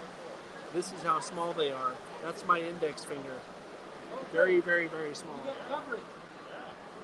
We're a new group. Oh, We're a new group. We're here for the first time. would you like to talk about your group on our video? Oh, we're being solicited to talk about the group on the video. So let's get the camera set up here. Well, you can talk to me and watch the trains at the same time. This is Gary. He's going to tell us about this Z-scale group. This is Colorado Z. That's one word. The Colorado Z-scale model railroading group, and we've just been organized. We have members who are running T-track modules, and we have members running Z-bend track modules. So these are, people have separately done their own thing, and we've just been organized under a new flag, so to speak, the Colorado Z. And we've got the space. We just signed up for it, and the Rocky Mountain Train Show said, please bring your Z. Right. So we're here in the corner, and we're gathering a crowd, as you can see. We're not only running these at DC with special sound under the track. Oh, okay. But also we're running DCC over here. Oh, okay. So we are joining the big boys with the kind of trains that you'd expect to see, but in Z scale. Right. Now, I noticed this banner over here. It says it's the Junior Engineer Test Station. What is that? Well, the Youth and Model Railroading group came by and said, do you want to be a test station? So apparently the Youth and Model Railroading over there have solicited various groups to be stations where the youth come by with questions, and we're supposed to present them a puzzle, and they solve it here and they get checked off. Oh, that's cool. We haven't seen them yet, but they're coming. Okay, yes. So check with the Youth and Model Railroading group about the program. Right. They're spectacular because, after all, we're all getting older, and they're trying to recruit the next generation of model railroaders. I think we're youth in model railroading. Oh, yeah, you guys are younger than most of us. I don't feel old. Yeah, well, I know. I feel young when I'm running trains, that's for sure. That's what it's about, isn't it? That's right. So we will ask them a question, and that they should find something in our layout to answer that question, and then they can go on to the next station, and you'll see various layouts that have that. I'm glad I asked because I saw the sign. I was like, what are they testing kids or what is this? Yeah, we're testing maybe engineers. Yes. Right, teaching them how to run trains. But I would think in Z-scale, you might not want to encourage that necessarily. We encourage any age, but I'll tell you what, this is not really suitable for youngest people. Right. But I think teenagers can handle this. Oh, yeah, absolutely. And then all the way up to, some of us in our, 8th decade might be running, You mean you're not a teenager? In my heart, I am, yes. I'm a teenager. I just have a lot of experience at it. That's right. That's what I tell people. Do it over and over again until we get it right? Right. So here's the question. Yep. I noticed on the flyer that's down here, you guys have a Facebook presence. Is that right? I just put the first post on Facebook just a moment ago. Yes. I have a Facebook group called Colorado Z. And it's all one word. So it's like that's Colorado's. Right. Colorado Z. Right. That's right. And excellent. I posted pictures of this also to our Groups IO mailing list. because that's how we coordinate, who's bringing what to the show and so forth. Can people figure out how to sign up for the IO list by going to the Facebook page? Not yet. I'll do that. Okay. But if they go to the group's IO and look for Colorado Z, it'll present that to them too. Excellent. Thanks, Gary. So that's for people who are really interested in Z. And as you see, there's people interested in all scales here. Yes. But we're concentrated. So it's like, highly concentrated fun. Yes. You pack a lot of fun into a small space. That's right. Excellent. Well, it's good to see you guys here too. Yeah. And we hope you cover all of the scales, and don't forget Z wherever you go. Oh, we never forget Z. We have a place in our heart for Z. We've covered Z many places already. Okay, terrific. All Thanks right. a lot. Thank you. See We're going to you go guys. take a look at this other layout while we're looking at the layouts. Take a look at my circularity over there. I'm going to go talk to the American people about what we're doing. I'll be sure they know. Yeah, for sure. See you. Yep.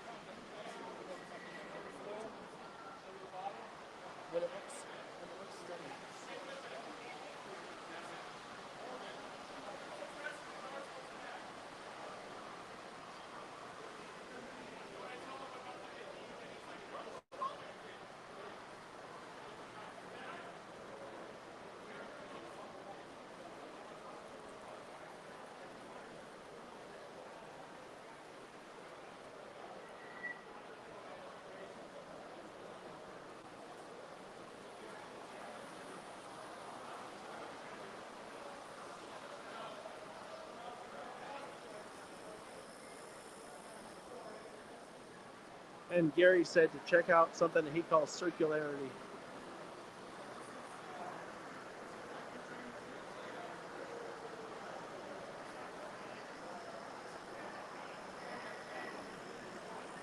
That's cool. You could get dizzy if you watch this long enough.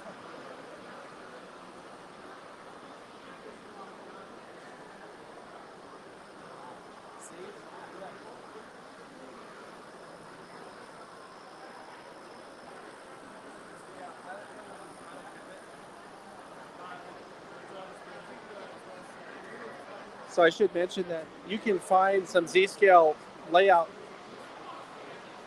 tours well, there's at least one Z-Scale layout tour on the YouTube channel. That's the Baz Boys, BAZBOYZ. And if you search for that sometime on the channel, you won't be disappointed because that's a Bay Area Z-Scale group that has some really, really good modeling in it. And they're just nice folks. Hi. Oh, we're meeting someone. Turn this around. We're gonna see who it is, because I don't know yet. And I've asked people to that if they see us here to come up and introduce themselves. Okay, go.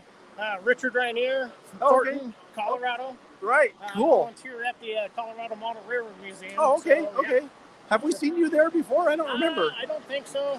The last 2.5 years, I've been recovering from a amputated toe because of my diabetes. So, Oh, wow. So I've had to make up my work schedule for the last. Yeah. So yeah, I work every Tuesday through Saturday. So Talk about how great it is to volunteer at the Colorado Model Railroad Museum. It's awesome. Especially, I'm one of the docent managers, so going up Okay. there on Sundays and used to operate the computer. Uh-huh. And so yeah. And then during like November, December, we would always run our Christmas train. Phil, a volunteer, Chuck Deese, he always put the cars together, and then like I say, we'd run it during the Christmas season. So yeah. Excellent. I bumped into Michelle a couple times. Okay. Did you get to see the amazing production we did at the layout tour over there? Not yet, no. You haven't seen it? I don't think so, but I am a subscriber to your channel. So, Okay. So, Yes. Michelle was on the. So, if you don't know what we're talking about, we did a layout tour of the Colorado Model Railroad Museum. I think it came out a year or two ago. Oh, okay. And we had, let's see, Michelle was on it. Originally, we had Carl Debo on it, and then Bob Pilk I almost called him Steve Pilk. I know it's Bob. Bob, Yeah, and we have a layout tour of the Colorado Model Railroad Museum on the channel. Yeah, it's like I'll have to go get home and go watch it. Yeah. Because I've been watching some of more of your recent stuff. So Thank you very much for watching, and thanks for saying hello. say hi to Alvin. Oh, here, say hi to Alvin. He'll Hi, see this. Alvin. Hi, Alvin. Send it. Yeah. All right. Thank you. All right. We've had our first encounter. We've had our first encounter with a viewer. Oh, we have? Oh, I'm being told that we've had several encounters. Yeah, several folks have walked up and said hi and stuff, but we were filming. John was filming with somebody at the time, so. Oh, well, But it was great seeing people, and so nice to see people enjoying the show and that they enjoy the channel. But what we really need to do is have people come up and say hi and appear on the camera. That way they can be YouTube famous like our friend Alvin that Richard just talked about. So I'm going to switch to the handheld camera for this, and we're going to try to take a closer look at a bunch of these Lego displays. This is really cool. This is called Cow Lug. I'm not sure I understand what that means, but let's take a look at it. This is another one of those things, at least to me, that we really need to pay attention to Lego trains in the hobby, because it provides a really great opportunity for especially younger kids to get really creative. And my guess is that within not a very long time, we're going to be hearing about people who are really serious and amazing HO scale, O scale, S scale, whatever, modelers who got their start by being Lego modelers first. So we definitely need to pay attention to this. And this is modeling. It's just using a different medium to build stuff.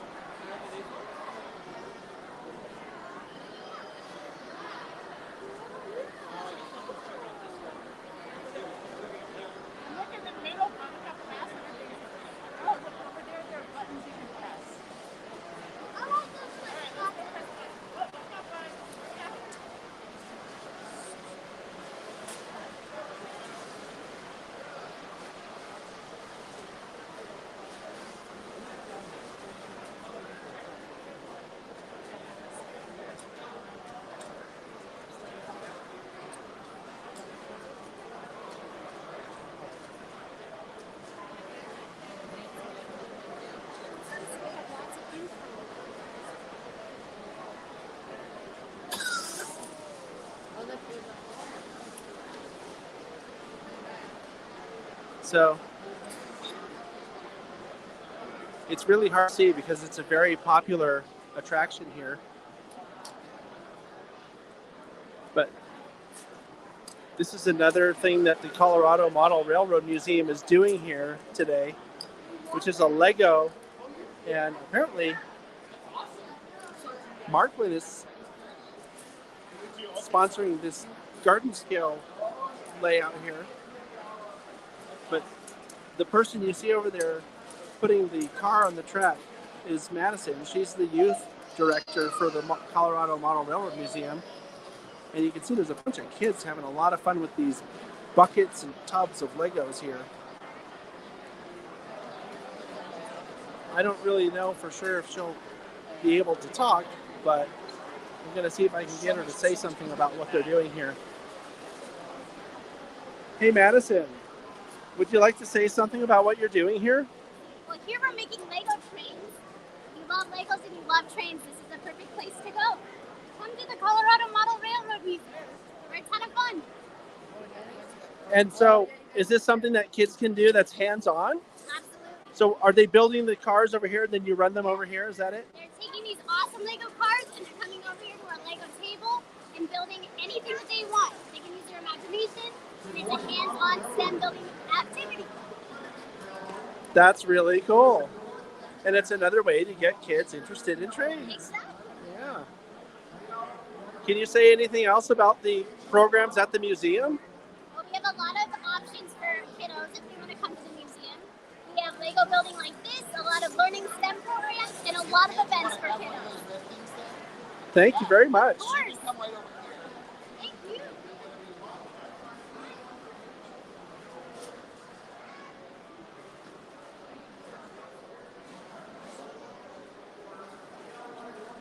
All right, so we're gonna.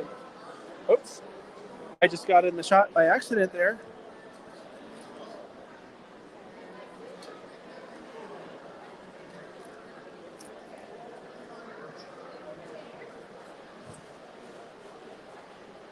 Yeah, there's a lot of really cool stuff going on here. This area that we're in is particularly congested because it's the kid stuff. Just off to the right of the camera, there's a whole city scene of Legos. And they have a little, I don't know what, it's some kind of a tram or a couple of little trams racing around.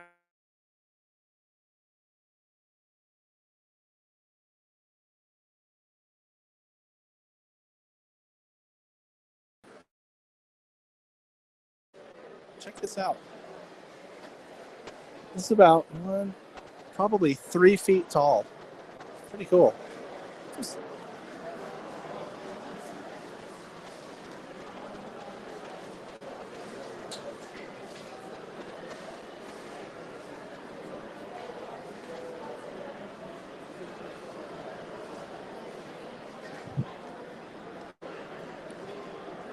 All right, let's take a look at this HO scale layout real quick. This is the Albuquerque Society of HO, let's see, Module Engineers. So I'm looking at their design here. This does not look like a module design that I'm familiar with. I'm thinking we should probably try, if we can. Oh, Love your channel. thank you. Hold on a second. Are you okay being famous? I guess. We have another close encounter with someone who watches the channel. Introduce yourself. Gary Cooper. Gary Cooper, nice to meet you. You too. And thanks for watching. Yeah. What are you doing at the show here today? It's junior engineering. I'm with a model railroad club here in Denver. Oh, cool. Which one is it? It's South Suburban. Oh, should we come over and look at? Do you have a? We're just doing the junior achievement today, but yeah, we don't have a layout or anything like that. Oh, tell people about the junior. What is this about? The kids come around and they can go around to the different areas just seen around here, and they go in and do a run on a train or something like that, and they come back and we give them a certificate. Oh, is that what those signs are that I've been seeing? Yeah. We just asked the guy over at the Z-Scales what the sign was. Yeah, they come here and then they go out and they do the different achievements, and then they come back and we'll give them a certificate. That's great. Trying to get the kids into the hobbies. And what's the organization again? Ours is South Suburban. We're part of the National Model Railroad Association. South Suburban. Is it the regional? Yeah, regional. Oh, so you're the South Suburban region of the NMRA. Well, it's just that's what our club is called. But okay. There's S1 and Estes Park, and they're all over in different places. Okay, that's great. Yeah, that's great. I'm really glad that you're here, and it's especially important because you're doing stuff with kids. Yeah, that's what it's all about. As you know from watching the channel, that's something that we're all about. When they say that this hobby is dying, oh yeah, it's not obvious here. Yeah, there's. One look around, and maybe we'll pan it. Maybe we'll find a corner to go in and just do a high pan of this. That's crazy. Yeah, the hobby's it's really in danger. Yeah. Let me tell you. Yeah. How many thousands of people? I think John Gardberg, who does the show, told us something like at least 10,000 people come through here on the weekend.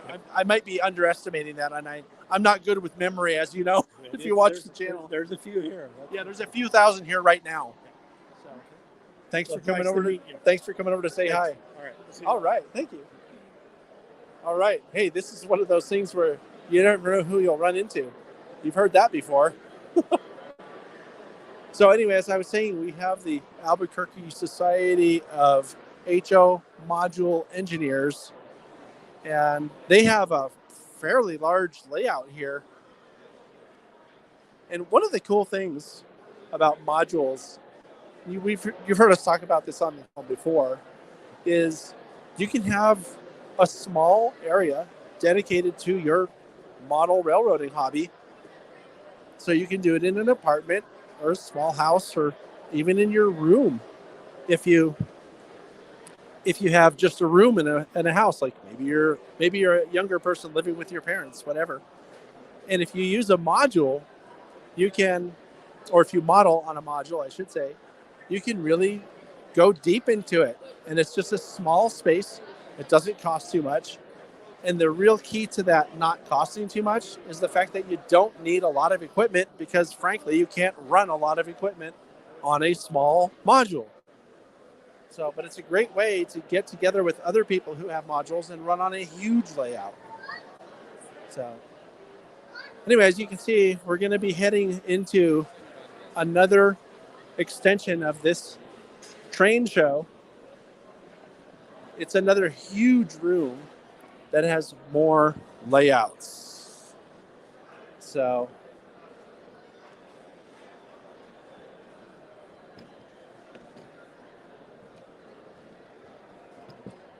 oh, I think I see an N-scale layout right in front of us. Careful, it's getting really shaky.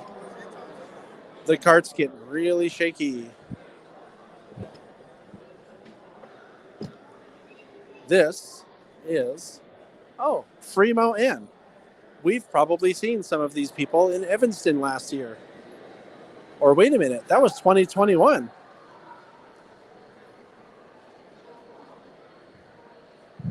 So this is the Century Model Railroad Club's Fremo Inn. And this is a fairly large layout.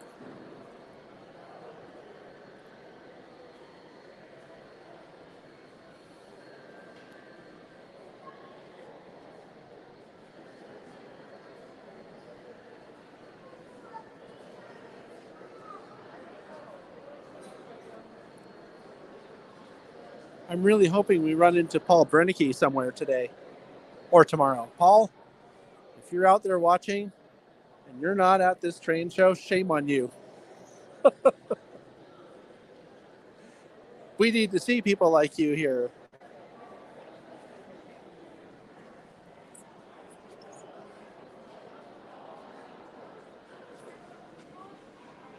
Sparky said your audio stopped for a bit. Uh-oh, the audio stopped for a bit. That's not good. I hope I didn't mute it by accident. Might have been said. It kind of sounded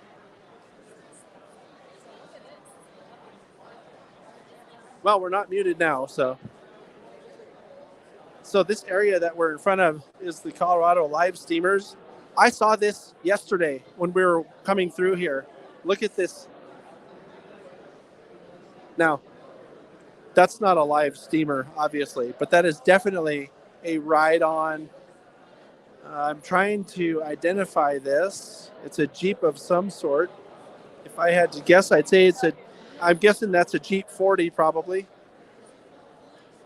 And then if you look over here, you'll see a big ride-on steamer behind those gentlemen talking. Yeah, this ride-on stuff is really cool.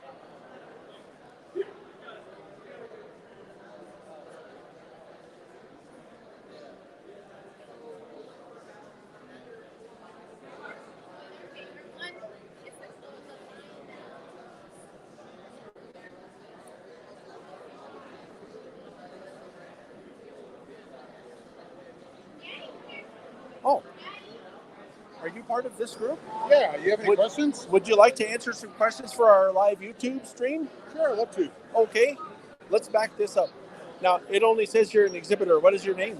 Well, I'm Dave. Dave, I'm John. Hi, John. Now we're formal. We have a really tall person. You're going to have to back up for this. Actually, why don't you go over here so that this stuff is in the background? Because I have some questions about all this, Dave. Sure. So this video is going out to a live YouTube audience. Okay. Look how tall this guy is. Can you dunk the basketball? In my day, I could dunk the basketball. All right. The secret to dunking is that you have to be able to palm the ball, right? I might still be able to do that. So you're part of this Colorado Live Steamers. Tell us about it. Well, Colorado Live Steamers is a club really set up for aficionados of the railroad industry. We have a track in Byers, Colorado, about 50 miles east of Denver. And what we want is a group of members that'll go ahead and participate in the club, enjoy the camaraderie of the members. We will assist them in building locomotives, kits, advice, and just a general all-around railroad experience that's in miniature, but a real railroad experience. So are these 7.5-inch gauge? What are they? Well, we have two gauges here. We have 7.5-inch gauge, and in the background, that steam engine is 4 3/4 inch. Okay. So two different gauges that we operate out there. Oh, okay. And how big is the track out there? Right now we have miles of track, actual miles. I'm guessing 3 or 4 miles. Okay. And there's switch yards and the like. We show a video over here in the corner. Oh, You okay. can go ahead and look and see the track. We'll take a look at that. Is there a way that people could get involved? Do you have a website or anything like that? Yes, we do have a website. I need to get through these people here to find it. What? I will give it to you. We'll figure out the website is, and I'll let you know before we're really done. Sure. This is one of those things where we really need security to make a line between us and the camera, because people don't realize there's a camera there usually. No. Oh, she did. Yes, someone ducked. That was very considerate. That was very nice. Yeah. One of the things I'm guessing, because I know there's a lot of people that do large scale like this. Yeah. And I'm betting that a lot of your members go to Train Mountain, don't they? Well, they go to Train Mountain. I happen to belong to the Maricopa Live Steamers. Oh. Back in the east, there's a bunch of clubs. There's clubs in the Midwest. California is loaded with clubs. Oh, yeah. We have the Sacramento Live Steamers as well. Sacramento Live Steamers. That's where LA Live Steamers. Yeah, that's where I'm saying we, because that's where we're from the Bay okay, Area. Cool. Yeah. Great. Yeah. Great. Okay, yeah. In Tilden Park, you have that 15-inch gauge railroad. A little bigger than what we do. Right. Also out at Reedley, in Reedley, California, we have a 15-inch gauge. I don't know if you've heard about that one, the Hillcrest Tree Farm. The people. Oh, Hillcrest? Yeah, the people. Well, Hillcrest shops. Yeah. Isn't that Curtis Farrington? That's Sean. Yeah, Sean. Batista. Yeah. He's on the ASTM F-24 committee for railroads and railroad safeties for parks and the like. Well, there you go. What? I said, there you go. Yeah. Well, honestly, we do have regulations that cover what we do. Mm-hmm. We're limited to how many PSI we can run in the boilers. Boiler size we're limited to. The volume of the boilers. Are there boiler inspections? I've never asked somebody this question. We have boiler inspectors out at our club. The hobby in Colorado right now is self-regulated. Okay. And we are very, very cognizant of what the codes are. Oh, of course. And there is a miniature boiler code, which is an exemption in Colorado, but that doesn't mean you can do anything you want. Right. Well, I mean, if you think about it too, people wouldn't want to do whatever they want because you're sitting on something that can blow up between your legs. I mean, that's dangerous. Yeah, it can do that, but I think a boiler failure typically would be a tube failure where you're going to blow steam either out the stack or through the firebox and put out your own fire. Right. And probably cause a lot of damage to this large model, right? Which would be hard to or expensive to fix, wouldn't it? I'm never going to test that theory. I wouldn't want to. Yeah, that would be quite dangerous. Yeah. All right. Well, thank you. That explains a lot more. Let's find out a website because I want to see if people want to check out more information because this is a really cool thing you guys do here. Right now. Let me get there. Okay. All right. So yeah, larger scale stuff like this, ride-on stuff like this, it's pretty cool. It's kind of an expensive hobby, but if you can get into it, it's worthwhile. From California here? Yeah. Are they exhibitors or what? Well, yeah, yes and no. Here, let me put this They're a down. video company. Yeah. Let me set this down here. Do you have a card? Yeah. May I please? Oh. TSG? Yes. Hey guys, so somebody wanted to know if we could put up a map of where we are right now. And this is a whole room it's been added to the train show this year, and this is all just layouts, one whole big room of layouts in addition to layouts in the other room mixed with vendors. So this is really cool. There's so much to look at. We'll hardly probably get a dent in what's here, but we're gonna try. It's our mission.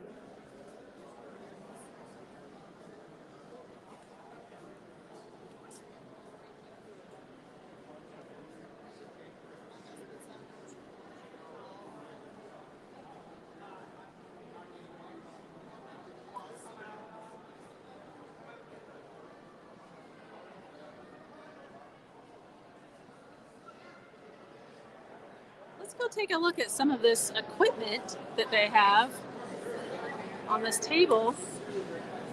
Are you getting enough? Oh, yeah. Okay. Look at that. Cool. Look at that equipment.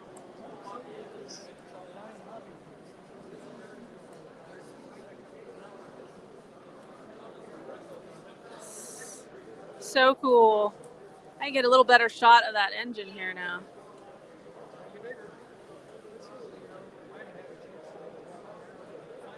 There she is.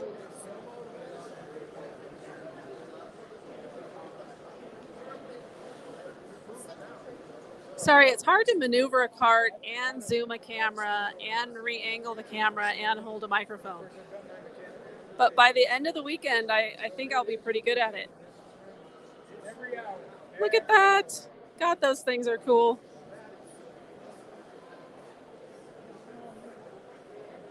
So much stuff. Let's get...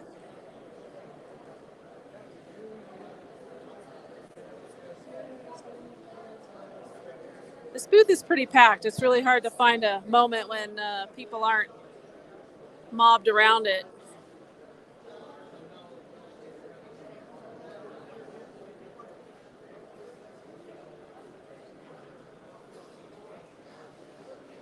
So this is cool. All right. And I think we're going to end up heading this direction. It's kind of like a big circle, a big loop of layouts. And we'll head this direction.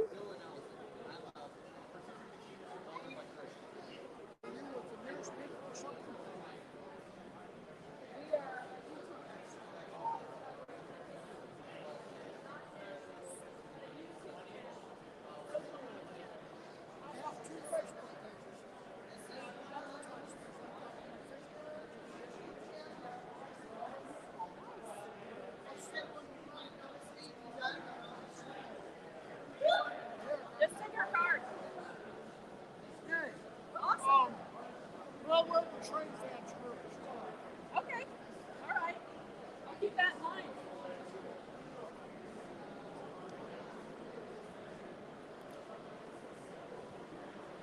Look at this.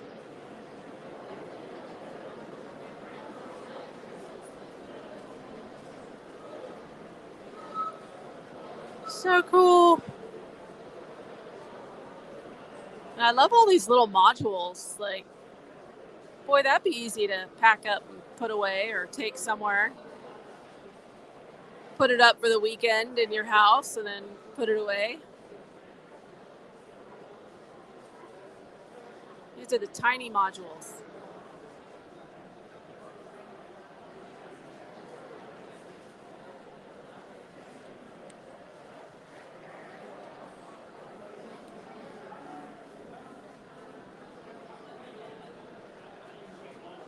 Uh-oh, it appears that I have lost John. I've lost John. Uh-oh.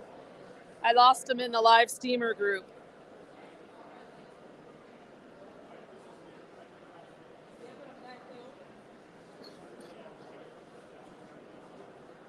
Yeah, I know those parts were big but little, right?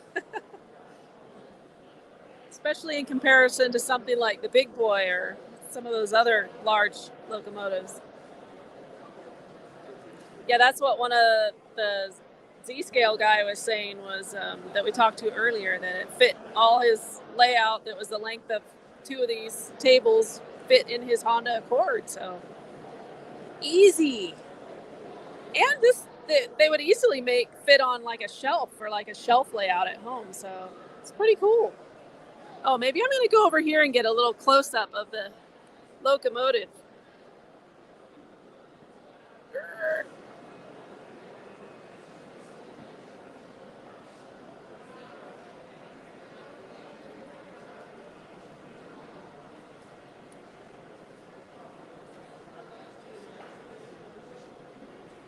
Oh, look at that. Isn't it beautiful?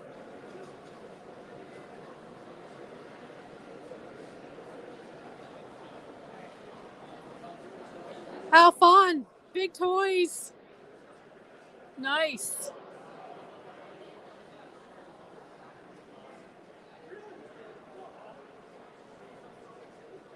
I'm Sydney. You're Mark. I'm Mark. Yeah. Colorado Live Steamers. Awesome.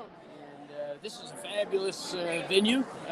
Hold on, let me just make. You hold this. I will certainly hold this. And this. And that, I will hold that.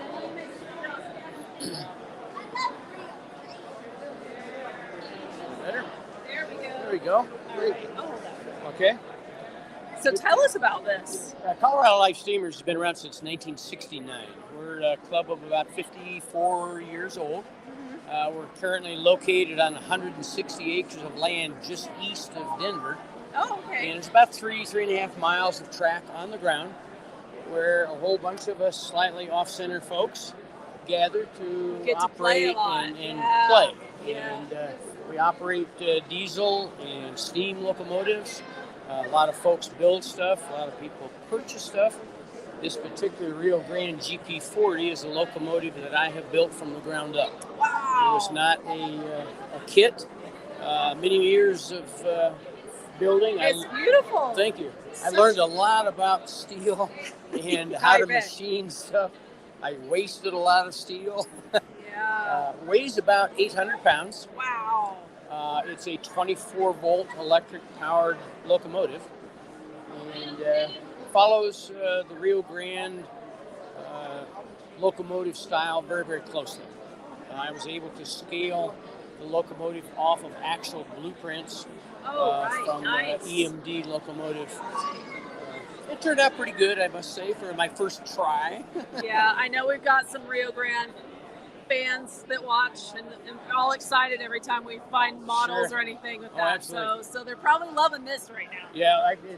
A lot of interest. Rio Grande has been kind of the hometown railroad here in Denver, obviously. Yeah. And there's some very true friends of the Rio Grande, and I mean, nothing but and Rio lots Grande. of friends and fans around the world. Oh, too. absolutely. So, yeah. Boy, this is great. Thank you so much. Wonderful. Thanks for sharing it, Mark. Thank you. Have a great weekend. You do the same. All righty. Okay, hey. Here, get on this. We have a you never know who you'll run into moment. Come over here, Preston. So this guy here, anywhere you want. This guy comes up to me. He says, "Oh, hey, John," and I'm like, "Oh, hey." And I've been telling people, if you come up to me, you have to introduce yourself. So I said, "Who are you?" And he says, I'm Preston Berry. I'm a friend of Alvin Gilbert. So Alvin kind of got fangirled, but he's not even here. Yeah. So send it. Yeah, come on over. What would you say to Alvin if he was here today? I'd say, what are you doing in Salt Lake, man? This is a big show. You got to show up. Yeah, like what is that, bro? Yeah. Dude. Dude, yeah, bro, dude. Bro, dude. Yeah. We begged Alvin to come, but he just couldn't make it. He's probably working on some sprinklers or something. Yeah, he's a sprinkler guy. Thanks for saying hi. Good to see you. Yeah. So that's Preston from Salt Lake City. Friend to Alvin Gilberto. I told him send it. Now, here's something of local interest to us. I spy a Caltrain train running on the track right here. Look at that. Looks like an F40 with some Bombardier baby bullet style cars. We're gonna have to take it. Oh, we're gonna have to take a look and see who these people are.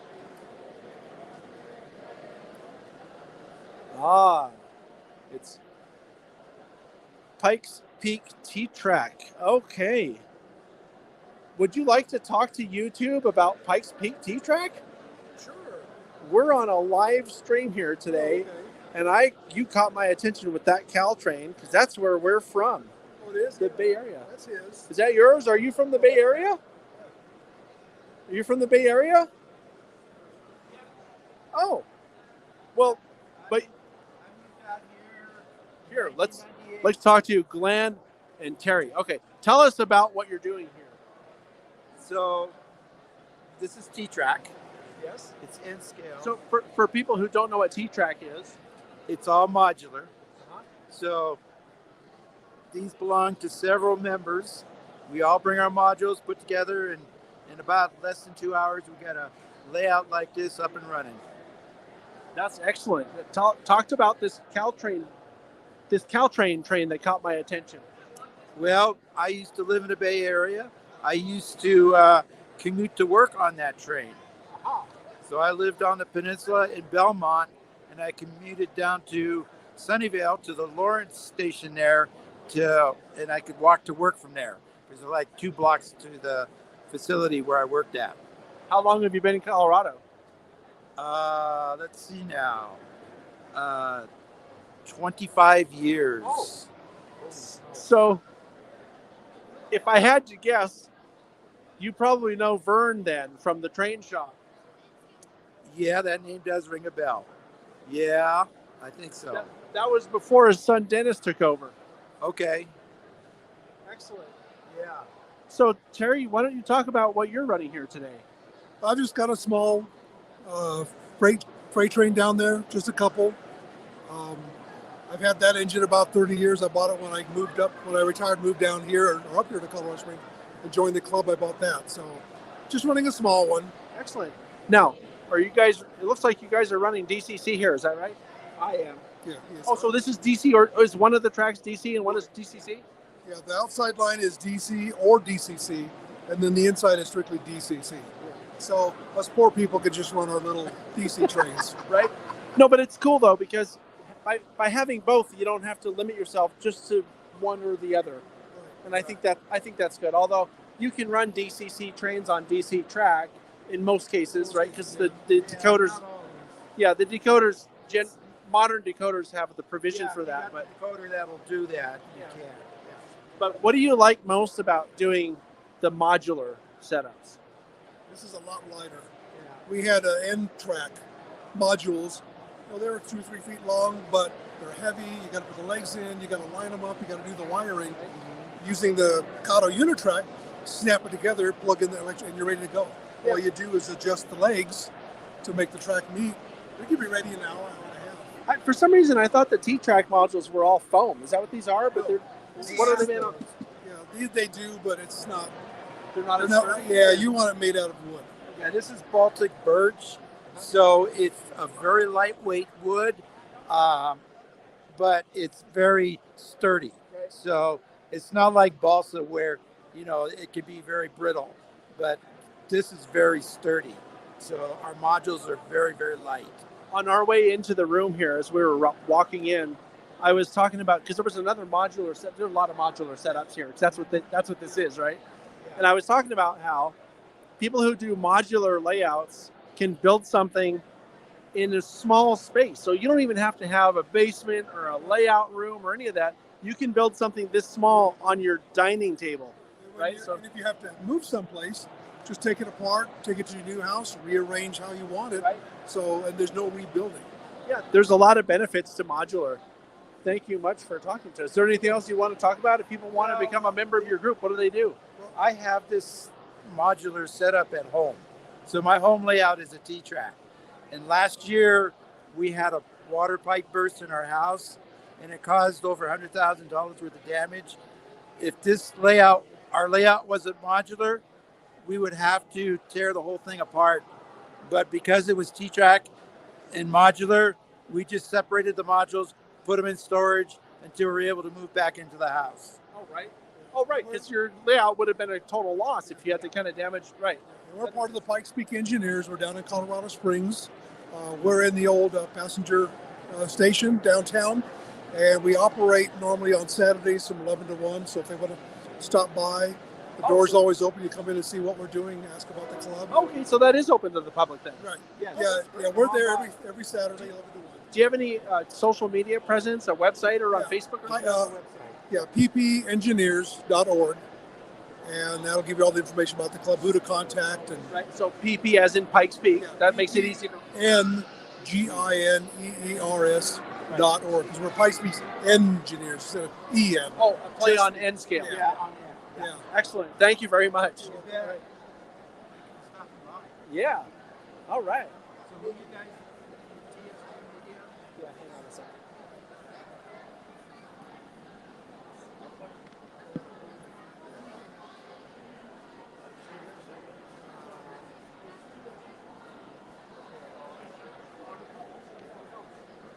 I think maybe we should head over to the Colorado and Great Western Modular Railroad Club over here.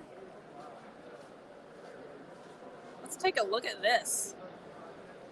Look at all this great rock scenery here.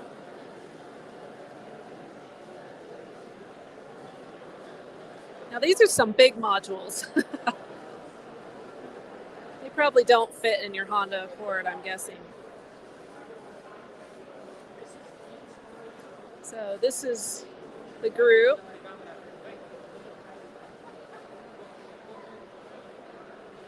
Colorado and Great Western Modular Railroad Club in Westminster, Colorado. They can be found on the internet at cgwrr.org.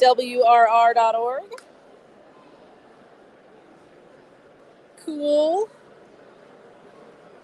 And if I go a little this way, might be able to get a sense of how big they are.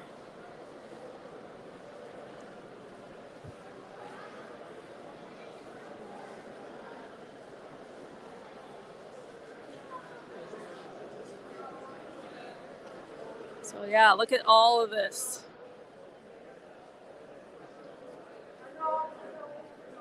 All of this is them.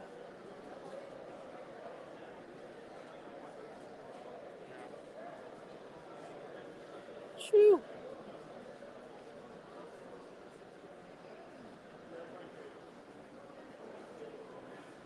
They do have trains running. I don't think they have many, so we have to wait a bit for one to come trucking along here.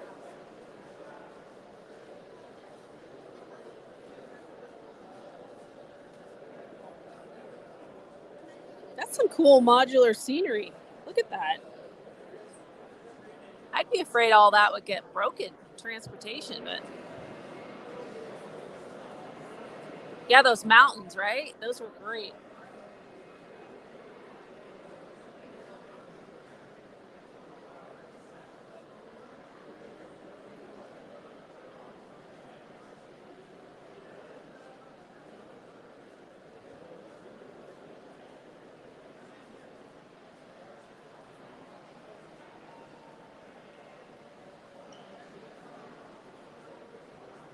All right, let's see.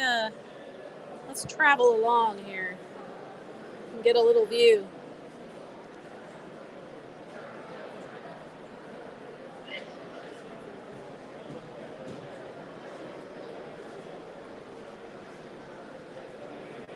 Nice little trailer park module.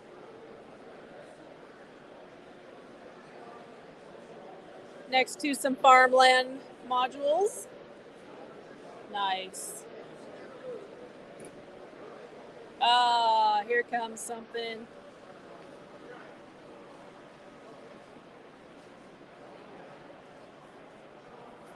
Let's get a shot of this.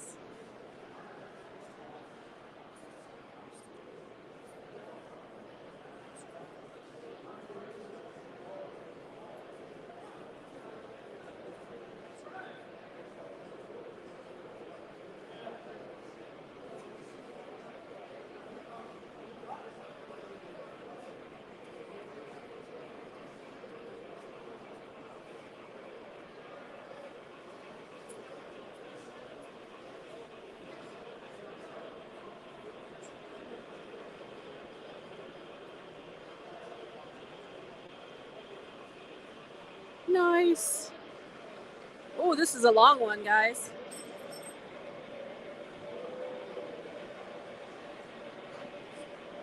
Hey, cool, Jeff.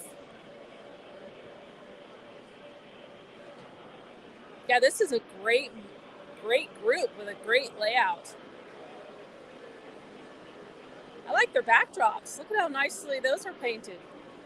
Not all of us can paint that well, but they found someone who could, obviously. Ooh, look at this.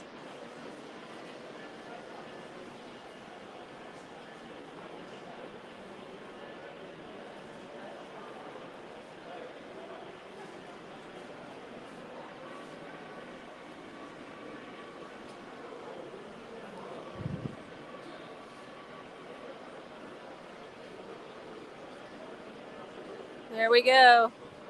Nice. That was a nice one. If I don't say so myself. let's go around and see some more of this scenery on this one. Actually, before we do that, let me just show you a Kids Creek Railroad, the Lionel Fast Track Modular Railroad. Those are usually hard to get around because of all the kids. And the adults, to be honest. It's fun for everybody. So, let's come take a look.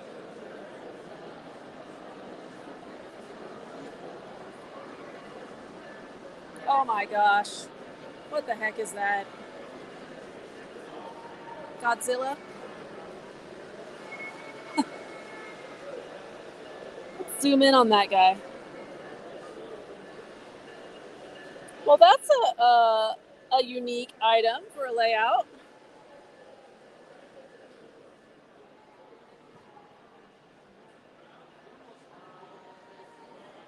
He's even wearing regulation overalls. Perfect for eating railroads.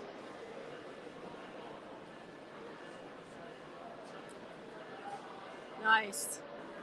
And you guys, like many women have complained at many train shows, but I've lost my husband.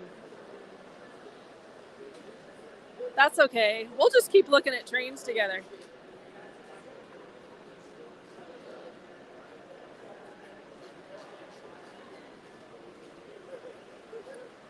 Oh, hey, I found him. Here he is.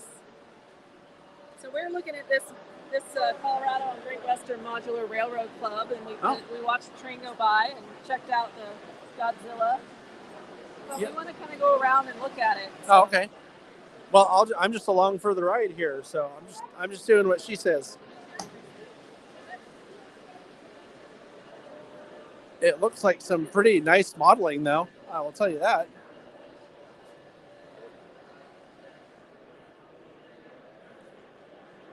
Oh, look at this! They have a steam doubleheader running right in front of us.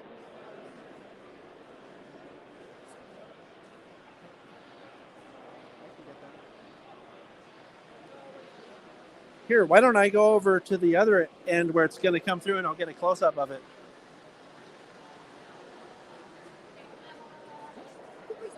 That's all right. Oh, I'm not going to be able to get a close up of it because they're having to re-rail it, apparently.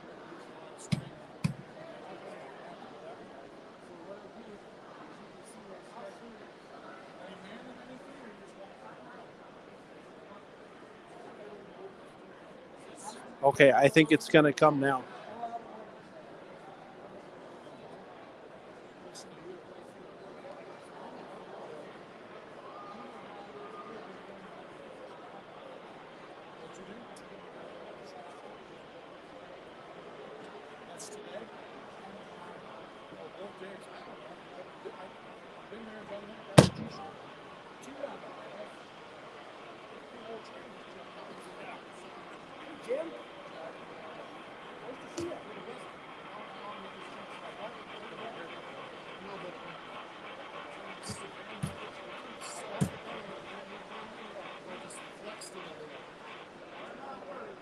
Oh, another problem.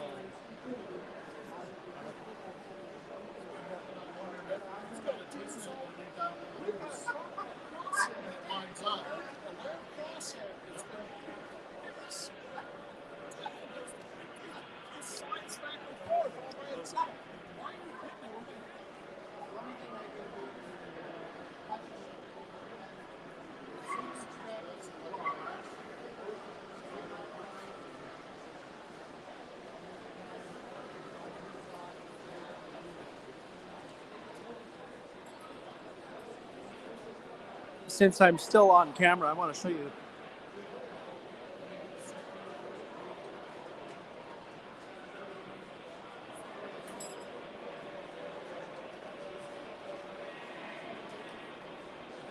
Sorry, go ahead.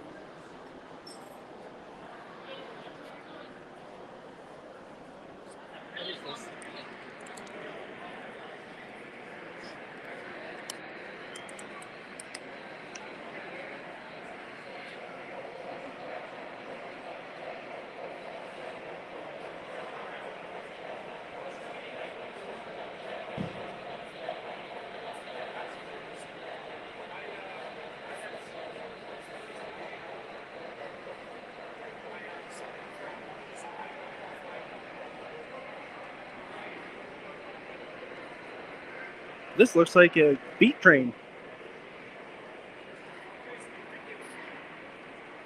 An empty one, but a beat train.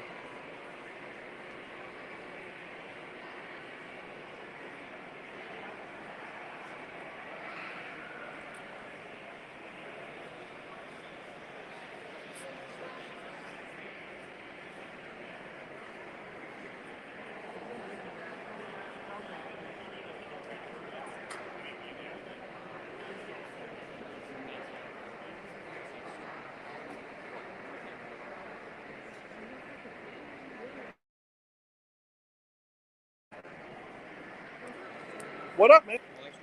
Yep.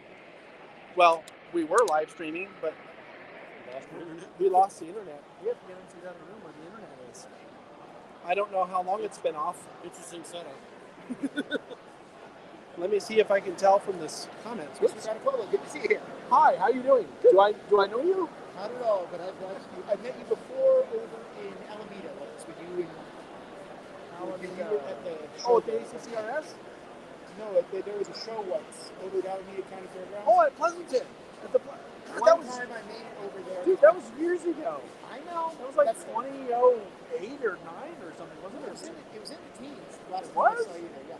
Maybe it was 10 or 11. It was like a Thanksgiving show or something. I Yeah, was it home was. visiting family. Yeah. Well, who are you? Somebody who's watched the channel. Oh, you didn't tell me back then either? Spencer? I was there at the time that you were actually asking the layout there about potentially doing a tour.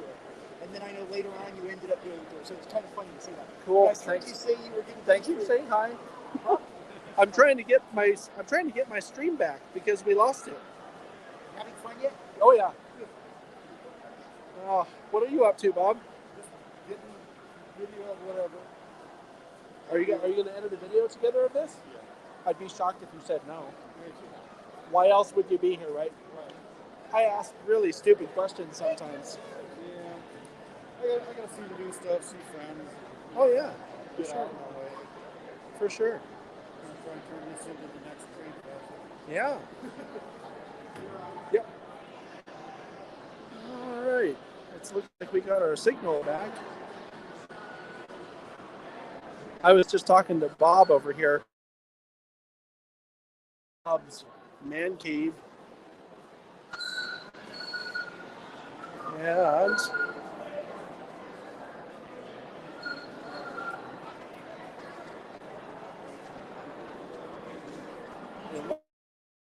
we're back.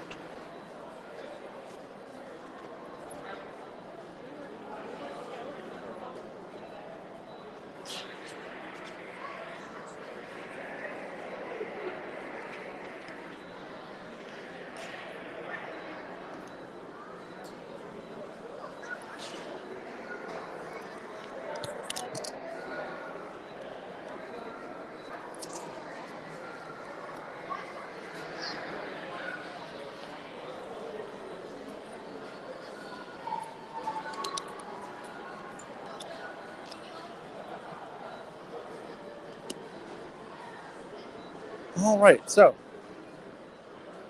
we're going to need to take a little break here pretty soon because it's getting to be lunchtime.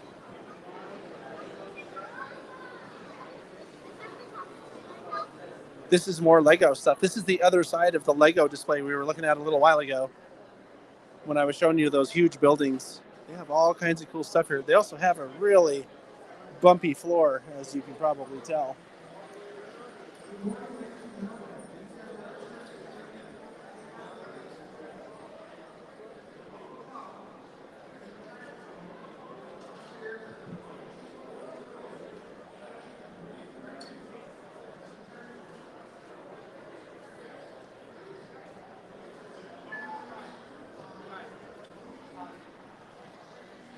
We should probably make a right turn real soon and do more of this later.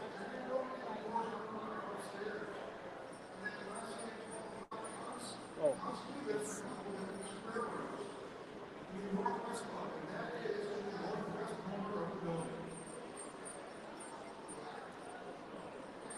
There's a nice garden scale. Looks like it's probably FN3. Do what? Oh.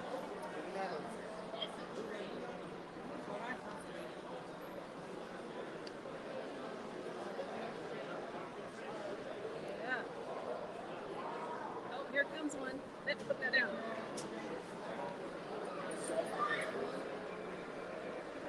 We have a 2-truck Shay going past. Yay. Hooray for Shays.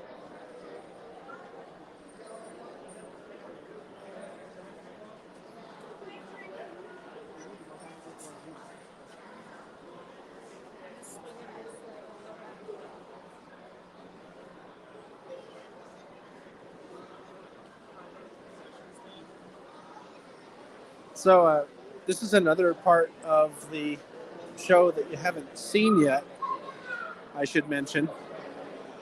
Look at all the layouts. Look at all the people. Someone we were talking to a little while ago was like talking about how the hobby's not dying, or all the cautionary tales about the hobby dying. I don't know. What do you think? Tell us what you think in the comments or the live chat. You think the hobby's dying? I mean, geez. It's hard to even walk through here because there's so many people.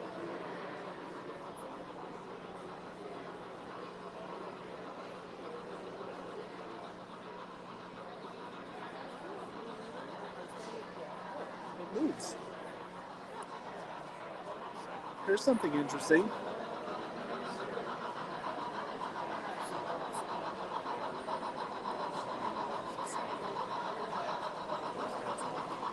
I'm going to go over here and get another look at this. It's a moving rotary. That's really strange. I've never seen this before.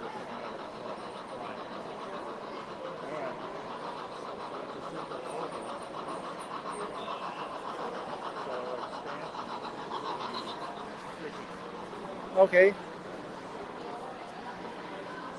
I was getting a better shot of the rotary, but our camera person didn't hear me.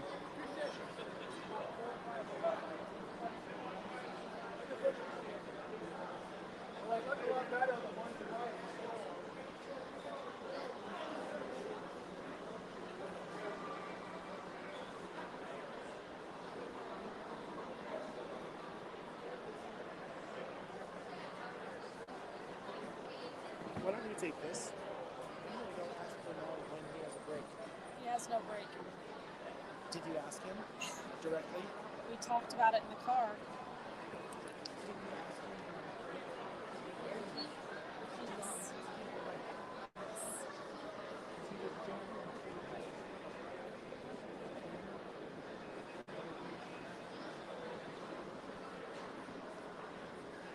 Oh, here we go.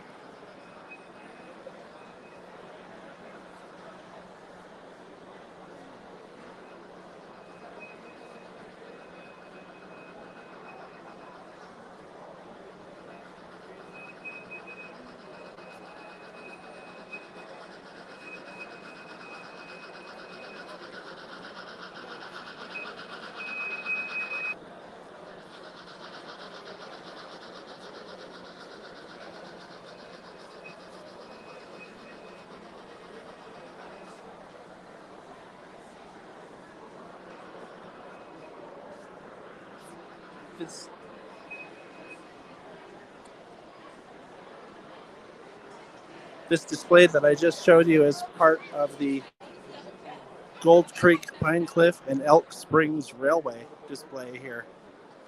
It's pretty cool. So we're going to head back to our booth and plug in for a while because our batteries have seen better days. Promised him.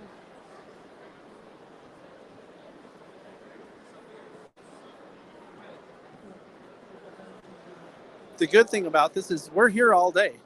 So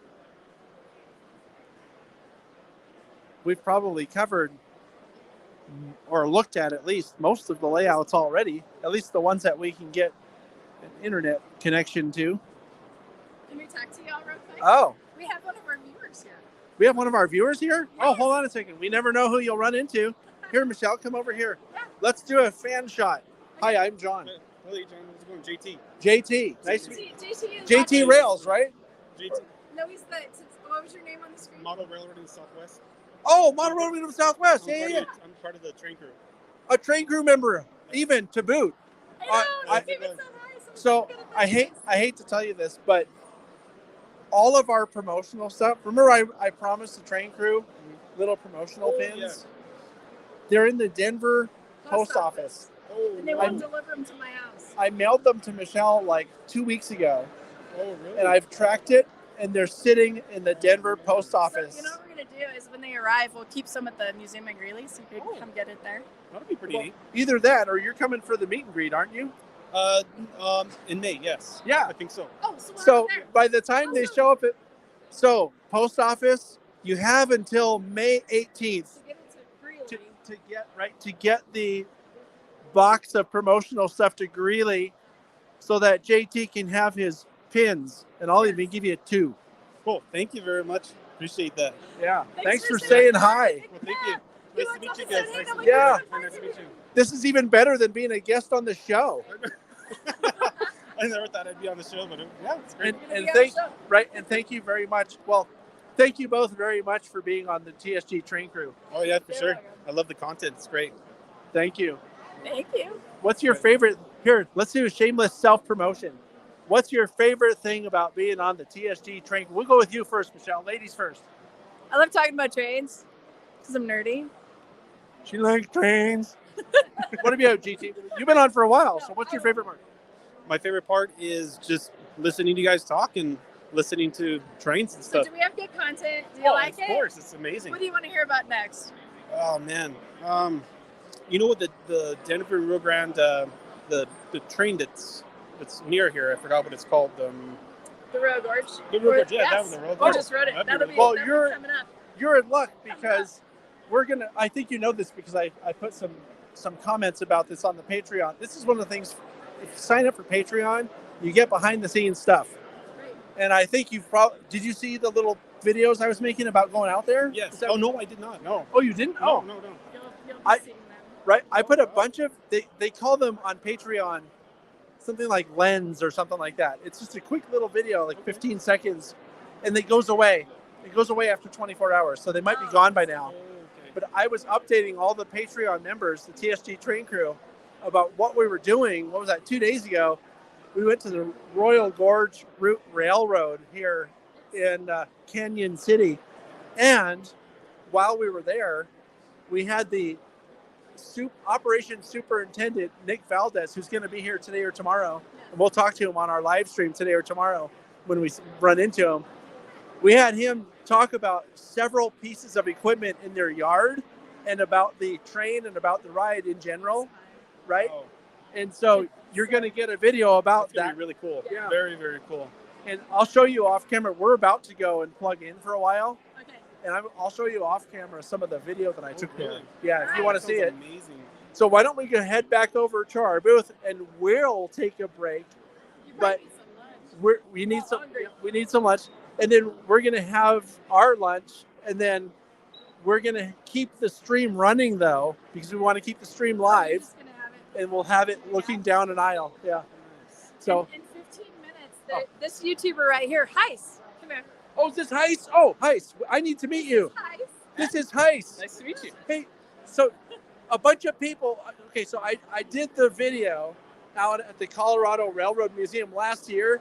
And a bunch of people are coming on saying, "Where's Heis? Where's Heis?" And I'm looking at it and I'm going, "Who's Heis? Yeah, who's Heis?" That's me. And then I remembered though, there was some incident. I don't remember, some railroad that had an accident or something, or maybe it was just a general thing where they're trying to reduce the crew size or something.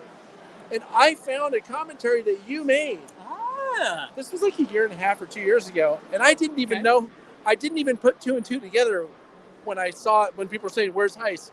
But we need to come talk to you at the museum sometime. That would be awesome. By all means, absolutely. Yeah. You guys put out your video, and it was before I moved back to Colorado, because I had been out here first, moved back to Seattle, did some real train stuff and all that, and then they sucked me back in. So I've been back since you guys did, and the YouTube thing's been more of a recent thing for me. So well, talk about your channel. Oh, I've been running the channel. It's called Heis for oh goodness. That's HY. HYCE. Yeah, HYCE. Oh, do you have something? Yeah, I've got a little little fun. You guys can have that. It's got naughty words on the back that you might not want to show the camera, but it's got my fictitious railroad name on it. The good old ES&D. So, ES&D, yeah. Yes. I know this. I think I've said that a few times in my life. Yes, indeed. So but I've been doing the YouTube stuff. I mean, really seriously for about a year now. Started a little bit before that, and so I was doing a little bit of music stuff on the channel. Can I keep this? Yes, you can. The music stuff turned into talking about video game trains, and now it's real trains and concepts and a little bit of video game trains too. You play guitar, don't you? I do. Yes. Now, I don't know how I remembered that, but yeah. Well, you've seen a video or two, apparently. Probably, yeah. So it's funny when someone's saying "Where's Heist," I'm like, who's that? And I've probably seen them. Are you going to do a Bernard scan? Oh, cool. Scan, yeah, it's gonna be fun. Yeah. So that's our mini Prince friend who's scanning people just off camera to the left here. He's actually scanning my buddy Brett, who you may recognize from my channel if you're a viewer. He's on the 3/4 Idiot show with us, which is a lot of fun railroad trivia and that sort of thing. So 3/4 Idiot? The 3/4 of an idiot. We joke that myself, my buddy, and Brett and Leighton, together we make 3/4 of one idiot. Oh, I see. Together we don't add up to a whole. Yeah. If you had me, that would be a full idiot. We would have a full idiot. Altogether. You should come on the show. Oh, yeah. Contact me and we'll figure it out. Let's do it. Yes. Oh. Look, there he is. Oh. You're gonna have to angle your tripod up. Oh, but yes. Yeah, he's another one of these short guys. Yes, indeed. Yeah. What am I being accused of? Being tall, being on the channel, and being a quarter of an idiot. Yes, sir. Indeed. Is it true? Well, I don't know about that, but most days I feel like an entire idiot. But there are days that we get together and it's just like, yeah. It's an inverse relationship between getting everybody together and intelligence. Just yes. Oh, I see. When you get together, the intelligence goes down. We end up sharing the brain cell. Yes. He's got it today, I think. Yeah. That sounds a lot like when we go on our chasing trains trips. Yes. Yeah. Yes. Same sorts of things. Yes. Yeah. You know when you're on a real long road trip and you pass 12 hours and everything suddenly is funny. Oh yeah. It's like that all the time. That's kind of how we are all the time. Yes. Yes. I can relate. Well, hi, Ray. Yeah, we recognize Ray's name from our live streams too. Oh, wonderful. Yeah. Wonderful. Yes. Yeah. Cool. Oh, I think you might need a fan here. Go meet your fan. Go meet your fan. Yeah. This is cool. Well, it was nice to meet you. Nice to meet you as well. Well, get in touch with me. We'll have to do some stuff on the YouTube. Yeah. I'll take a card any day of the week. Yeah, you can email me sometime and I'll come out and maybe we can make a full idiot. Maybe so. We'll try. All right. Thanks, guys. All right. Yeah. Okay, back to shoot. We're gonna mosey on back to the booth. Come on over and we'll show you this. Yeah, we're gonna mosey on back to the booth and get some juice in this camera gear. I showed you the camera setup we have. It's on a cart, and I have my laptop, which actually has pretty good battery life. But if I don't get it plugged in soon, it won't have such good battery life. And what we'll do is we'll go ahead and plug in, and we're going to set up the camera looking down the aisle. And hey, Derek. And I have plans of what you can look at. Are you going to back it in? What are you going to do? Yeah, just back the whole card in.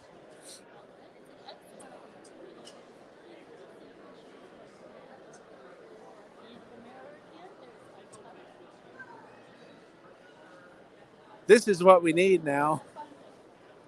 And we have an extension cord that will provide much needed juice. And while we're breaking, you get to watch the train show. And actually, this is one of the, come on in. Just take a chair.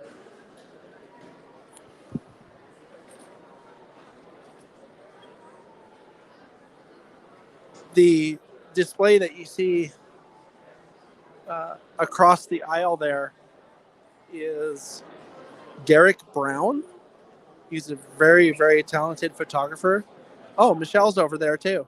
This is like the virtual railfan camera. Who can you see in the picture? And we'll resume talking on here pretty soon. We just need to get something to eat.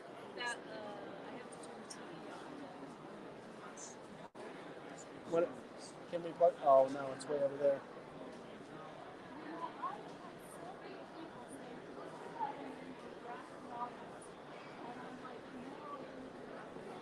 This isn't on. I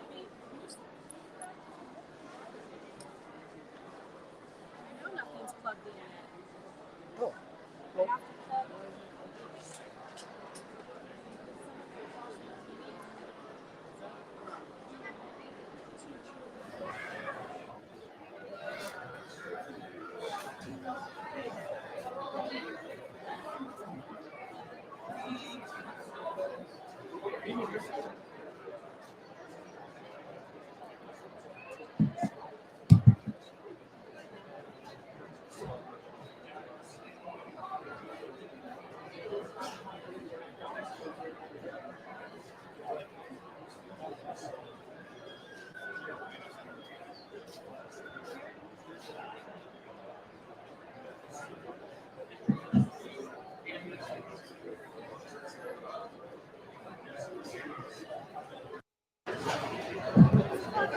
And the TV was running, so.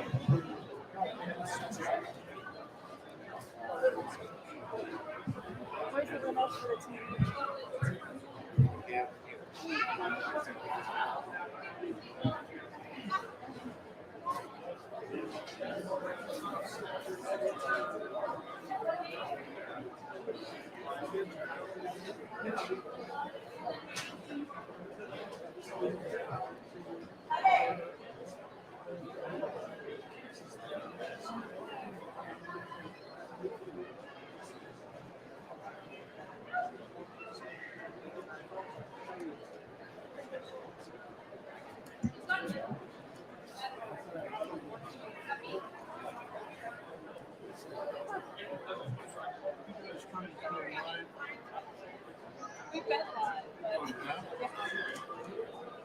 See, you guys see your face all the time.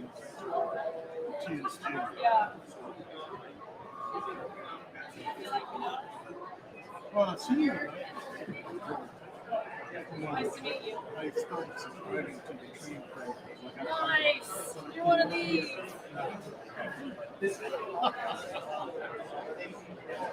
What do you think of these up and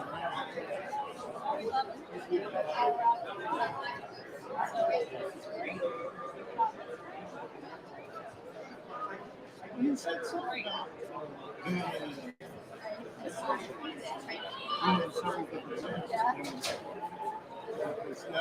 not this time. Right. We have another one. Is it the last one?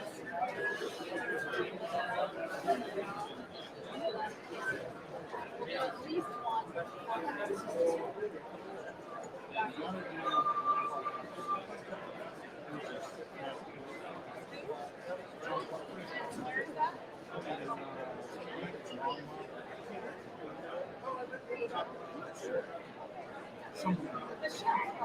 Oh, I'm sure.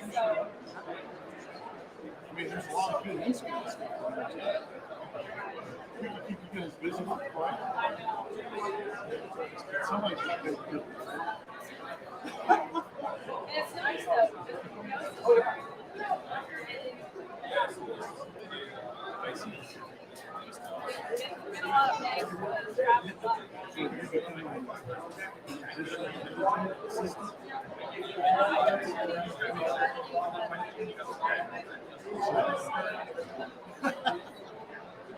Video shooting, all kinds of stuff.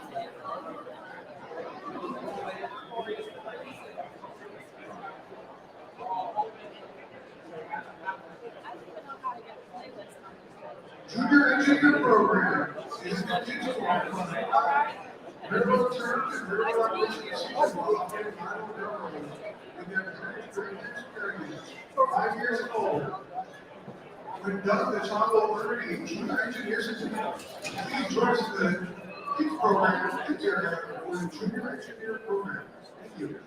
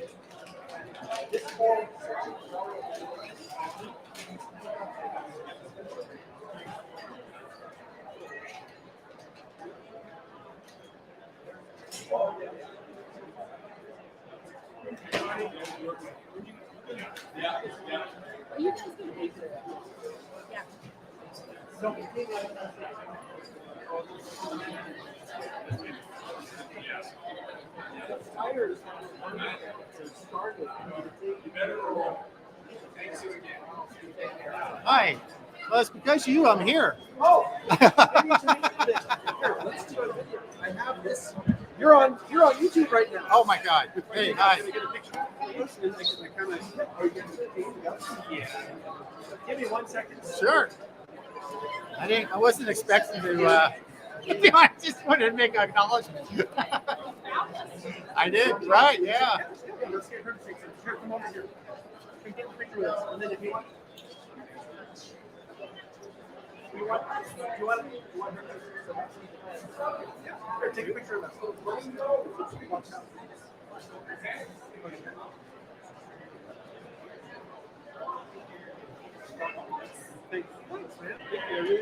Check this out. I had to do for the ticket, and that was when you guys were on the video. Oh my God, that's my cat. But yeah, but it was like, and then there's the crew right there. As you guys were on YouTube, and I wound up taking a screenshot. Thank you.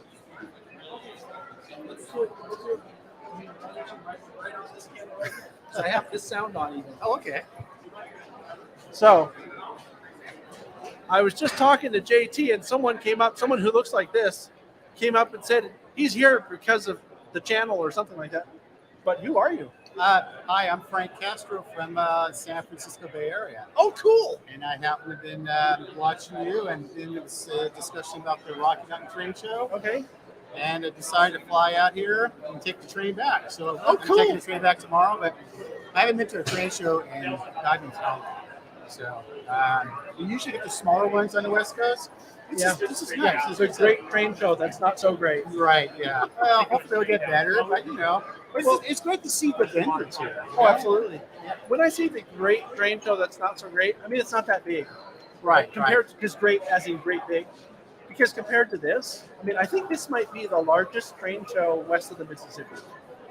That's what I was told that. So I wanted to check it out, and I'm very impressed. Well, I'm glad you came.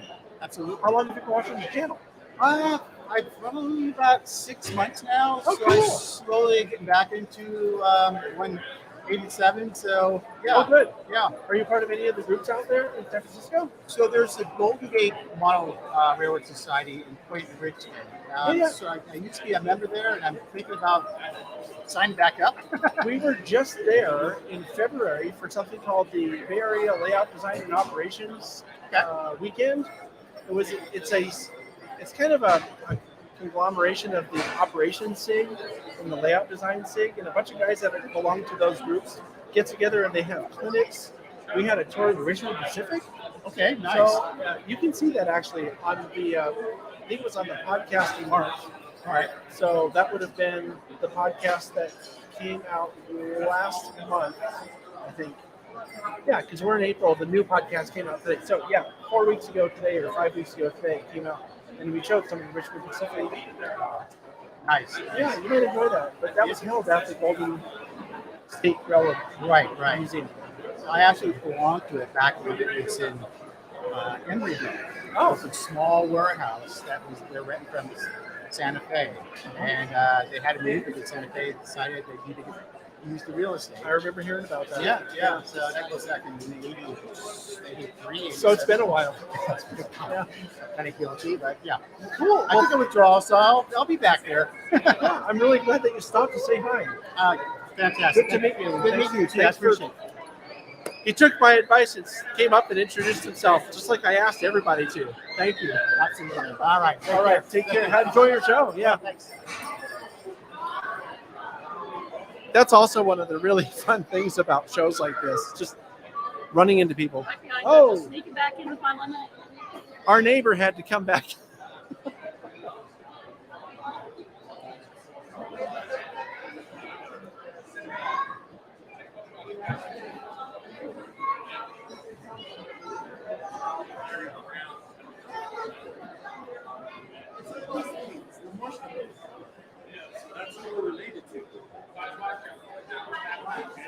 Good afternoon. We have our noon hour door prize giveaway.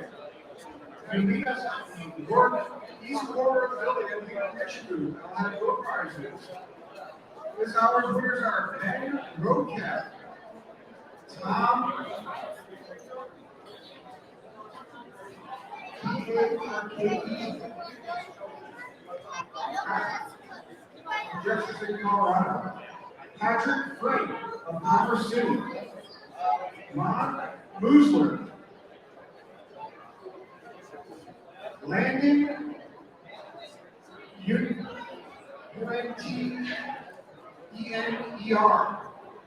of Morrison, Colorado. Walter Pets of Arvada. Emily Milowski of Louisville, Colorado. And Andrew Clark of Westminster. Please come up to the northeast corner of the building for your door prize.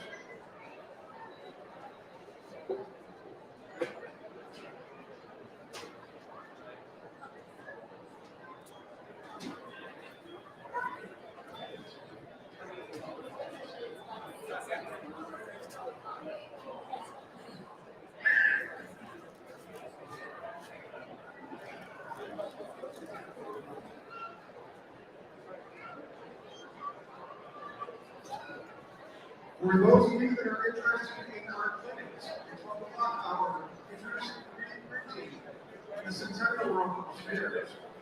The stairs are located at the northeast corner of the building. Get ready to get the true blue scoop on Forney operation using Soundtrack products upstairs. And housekeepers are coupled to railroads. And if you've ever wondered who drives those really big jacked up trucks, the little kid in that wagon is going to end up driving one of those big trucks.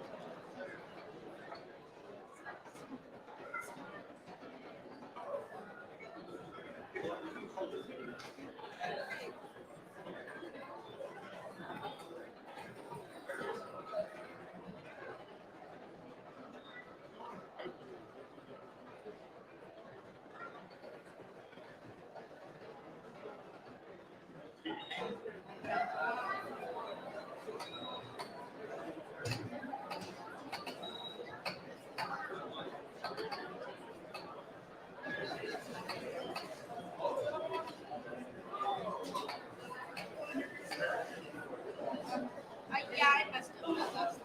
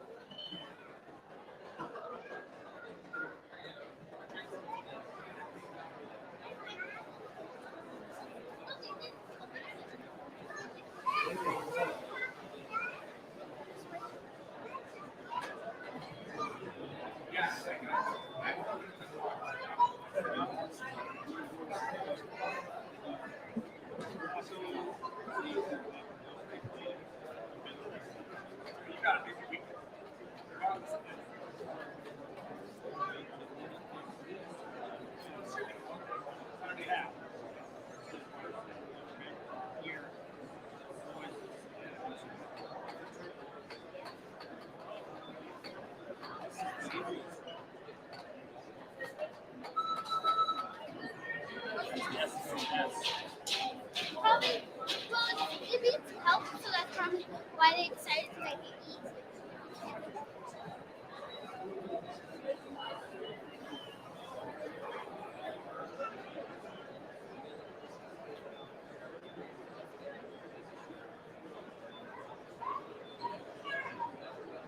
I still have 5 unclaimed door prizes. Ben Rocat, Landon Miniature, Ron Mueller, Emily Milanowski, and Tom Depp. Let's come to the northeast corner of the building. If you're appreciative, I have a door prize for you.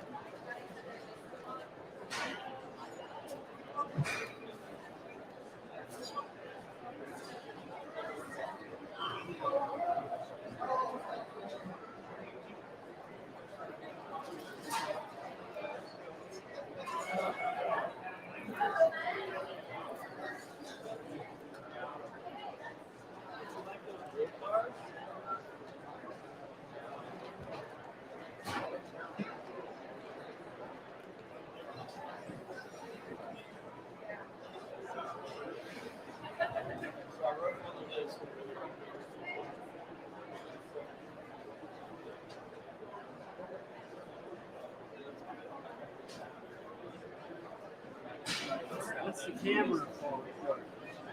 The camera for? Oh.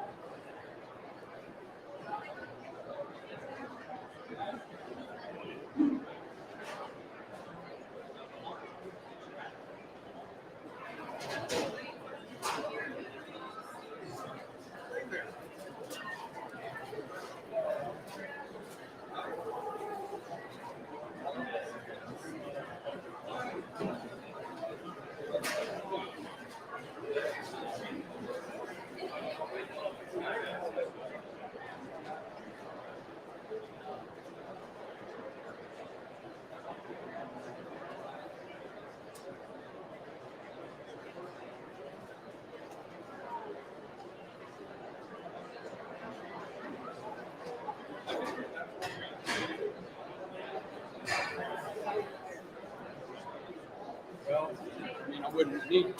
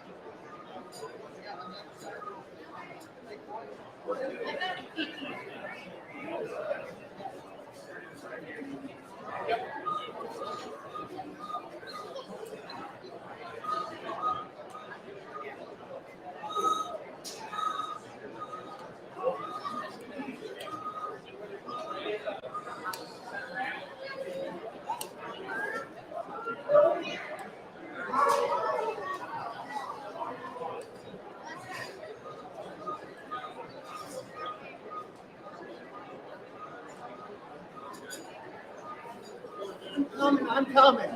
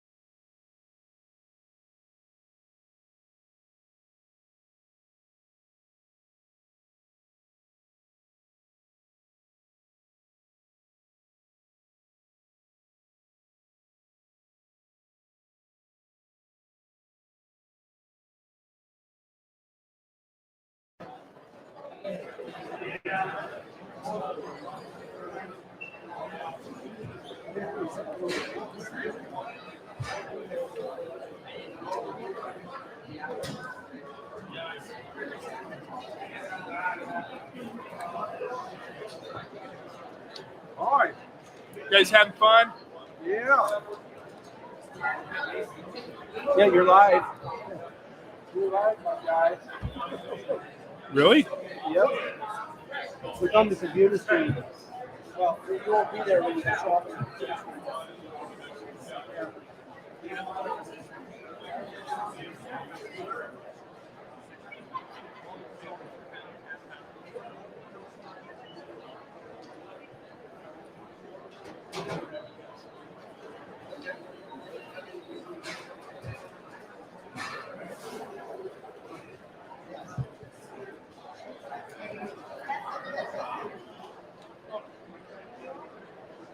I'm gonna. No, absolutely not. Actually, I'm specifically.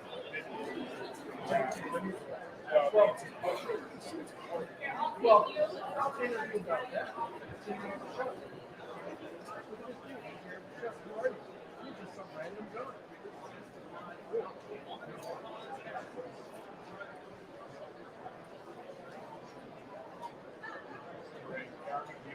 Can you edit that? Can you edit that out? No. Can't edit that. Sorry. And there are rules. Actually, YouTube might flag it. There are rules for obscene things on camera. Oh. You can't show that. Now, I do still have to have time to get that. Yeah. Interrupt. You doing okay over there? Not too tired? Or? I got a reliever at. Yeah, so 2:30 or 2:15. Okay. We'll go talk to her next day. Actually, I've got to. I'm probably going to go help Ed get ready for his presentation. So He's at 1, isn't he? I think so. Yeah. All right. We'll see you around. Take care.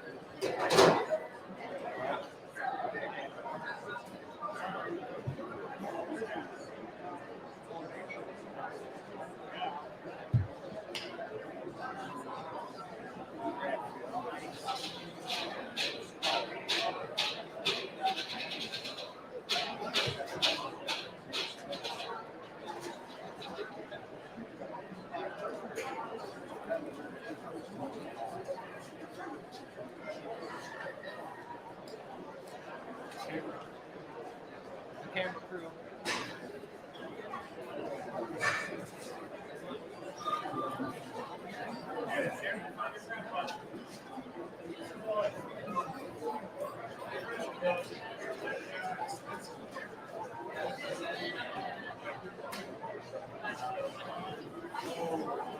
John doing his live show.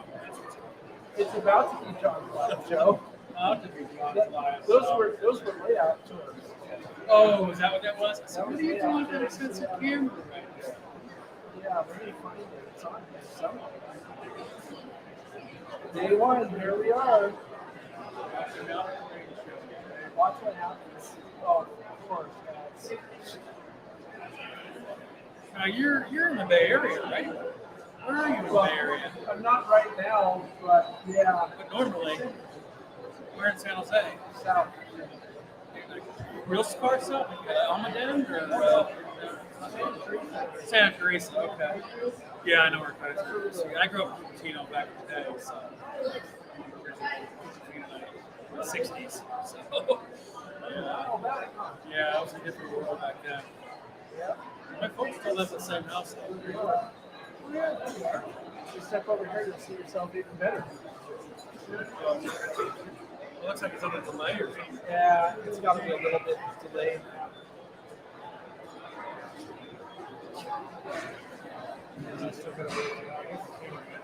Yeah. They might even hear you Oh, talking. I'm not that big. Yeah. Look at me sideways. I'm like, Yeah. It's like am I really the that camera's bad? I'm not- distorting our image. Turn it around the other way. Push it out. Go 180 out. I'm sucking it in and nothing's happening.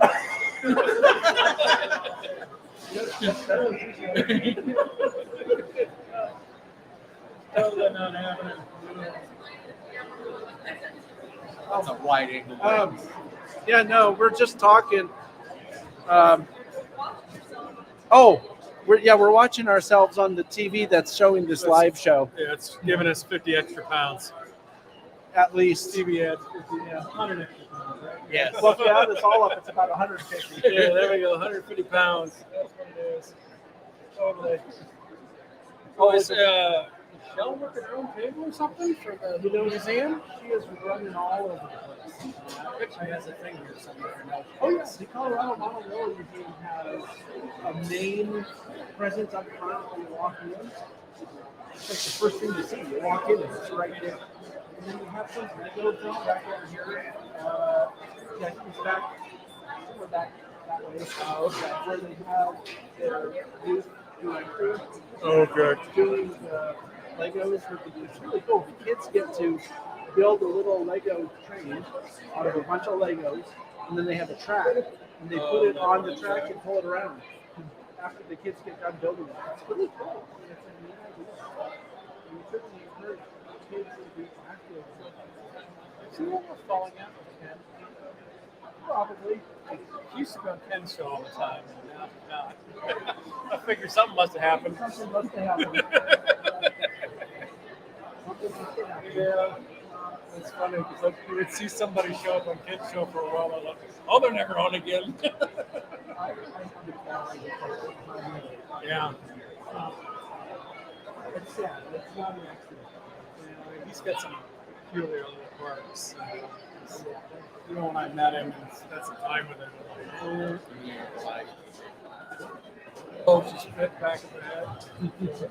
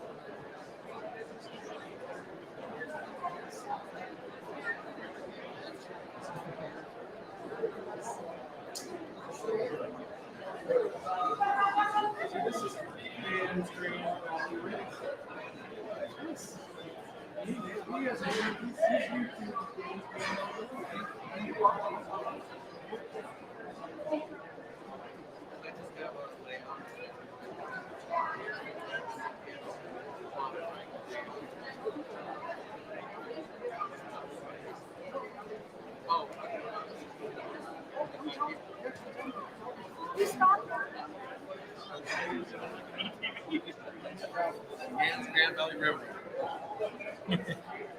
Hi. I just want to see if we look. Oh, yeah, we look okay. I just learned something. These folks I was talking to over here. Well, oh, that's okay. One of the folks I was just talking to over here has a YouTube channel. This is Dan of turn around. Dan's Grand Valley Railroad, and he does tell the nice people what you do on your channel. Oh, well, just have a 4x8 layout. It's a woodland scenics kit that I started documenting from the very beginning and building. And once I got it built, then just modifying it and then running different cars, weathering, kit builds. Your videos are like how-to stuff? Yeah, a lot of how-to and tips and tricks. And you may have mentioned, and I forgot already, but what scale is it? It's HO. Oh, so it is HO. Yeah. That's what I would have guessed, because most people model HO. Yeah. Well, with N scale, I would need much stronger glasses, and can't afford anything bigger. So. Tell me about it. I've been doing some N scale modeling myself lately, and my eyes are still strained. Yeah. You wear the visor all day, and then you take it off, and like, I can't see. Exactly. Ran into a fan here a little earlier. He saw my shirt, and what's that? Not him, but another guy and his wife, and they came up and introduced themselves. So, yeah, that was really fun. We've had a few encounters like that today here too. Yeah, really fun.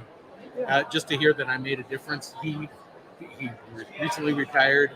He wanted to get into a hobby. He saw my video. He went out, bought the kit. He's copying what I'm doing, and that's one of the things that I find doing the channel like what we do. Yeah, is those kind of stories where someone's like, "Hey, I really enjoyed this series," or "I really like." Recently, I had a N-scale Amtrak long distance train that I completed, and I've had a lot of people email me or send me messages on Facebook saying that was really like inspirational. I want to try what you did. Yeah. That is the biggest reward. Absolutely. I think so. If you can provide some inspiration or some motivation for someone to try something they haven't done. Yeah. Absolutely. That makes it so worthwhile. And I get a lot of comments like that oh, your modifications are things that you modified because you didn't like it. I'm doing that now. Or, thanks for the heads up. I can avoid that when I go. Exactly. So, yeah, I love that stuff. Learning from other people's mistakes is a great idea. Yeah, absolutely. It's a lot less expensive that way, too. Right on. So it's Dan's Grand. Is it model? Just Dan's Grand Valley Railroad. Yeah. For some reason, I was thinking Model Railroad was in there, but I have Model Railroad. I don't know why, but I have Model Railroads on my mind today. Well, I can't imagine what it is. Understandable, though. Thank you, Thanks sir. for saying hello. I appreciate it. Go subscribe and check out what Dan's doing. Thank you. Thanks, Take care. Yeah. Even more YouTube things. You should have. He's got a channel.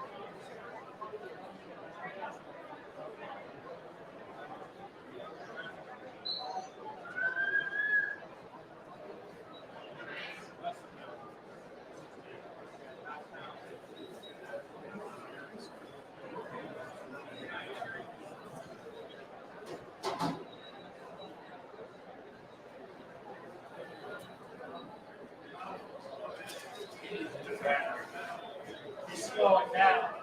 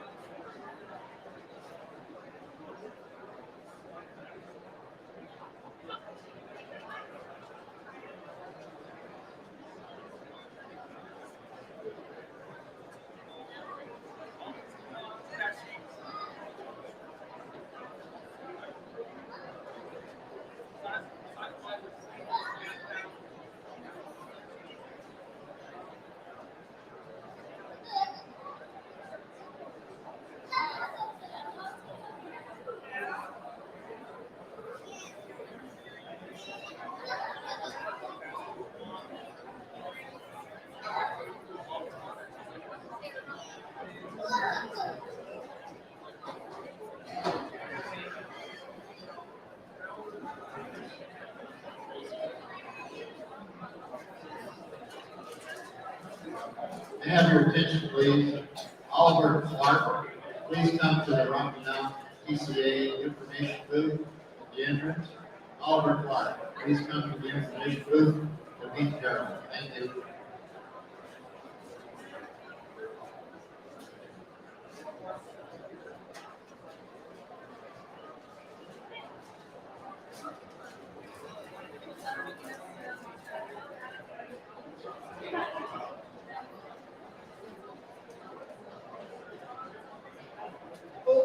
GERLE, we have right over here, so you can get information if you're walking this corner building. Rachel, girl, GERLE, please come to the information booth. We have a line there.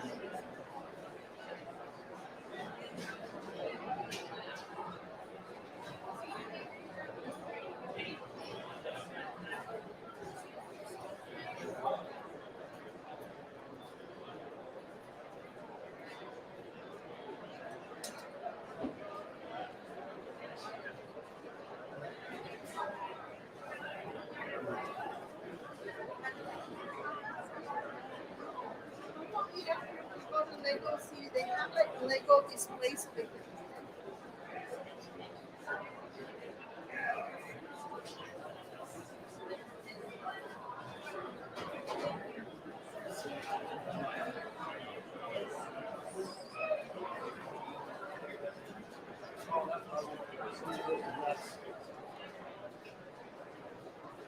those that are interested in the trains, we have a senior design in the central room upstairs in the northwest corner of the building.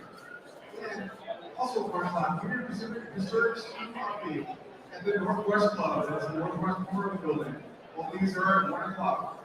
At 2 o'clock, we have a railroad routes. You can drive, walk, bike, or use a wheelchair. This entire room. And it's at 2 o'clock.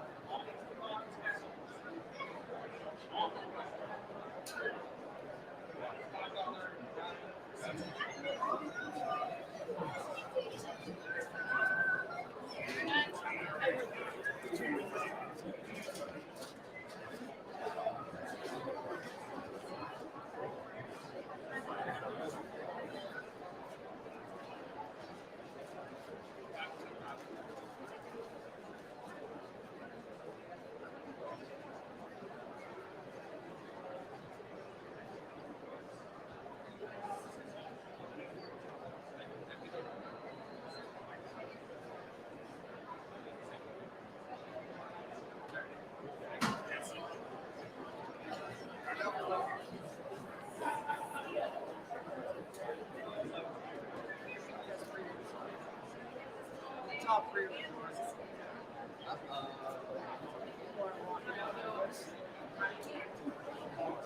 That's science now.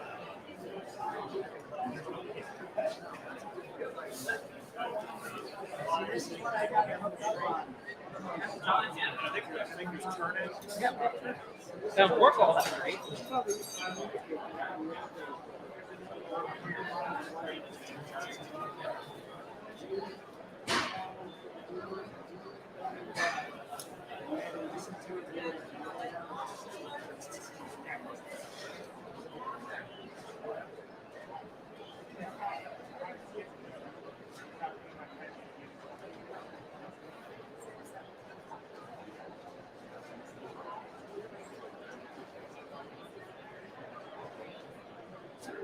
Hi.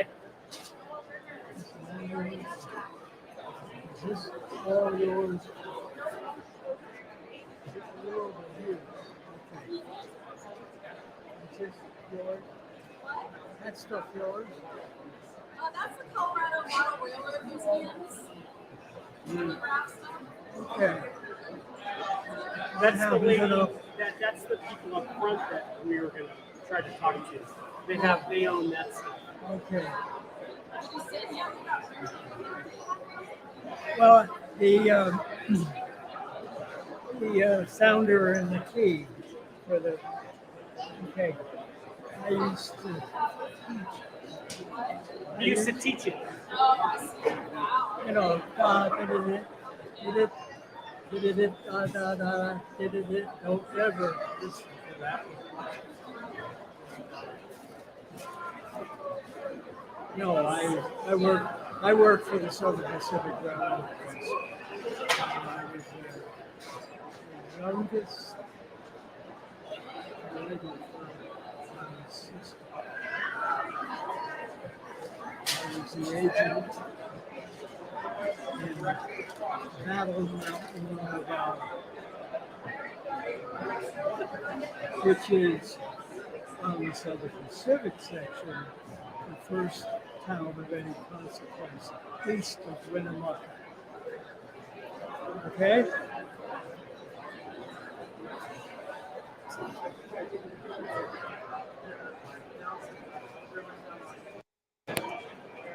Anyhow. That's nice.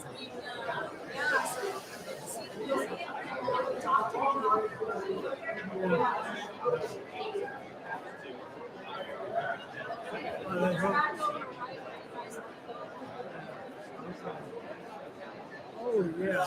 Okay.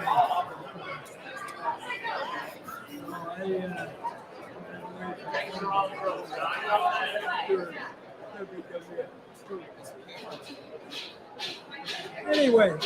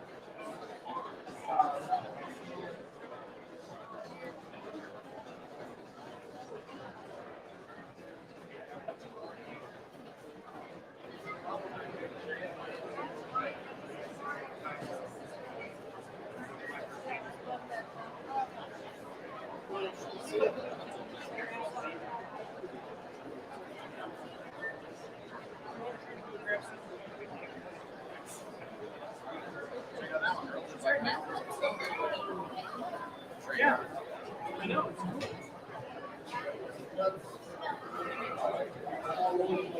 Yeah.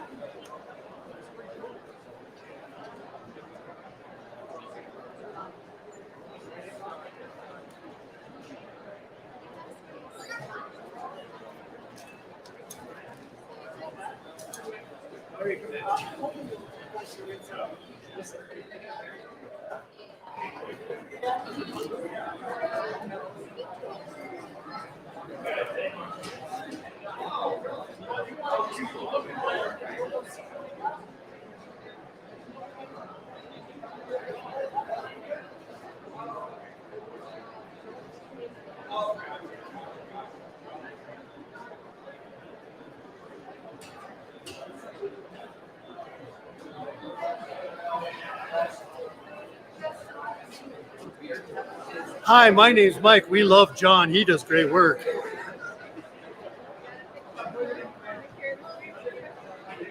Good morning or afternoon or whatever it is. I did not pay him for that. Well, what an endorsement. Well, you gave us a great endorsement, so why don't you want to? Thank you. I'm going to head over that way tomorrow. So I figure you guys are busy with all the train things. You sold a lot of stuff, or Not as much as we'd like to, but we're gaining traction. that's always the case, though, right? It's also they have so many specialized, especially those well cars, especially. So someone in the comment, and maybe I know what I thought. Someone in the comment says, "Don't buy these; they're impossible to put on the rails."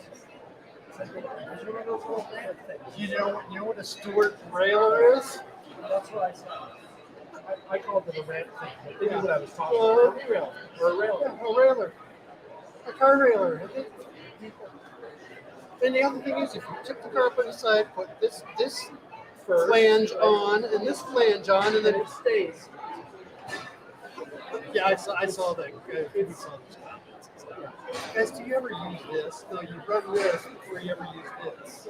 Or maybe.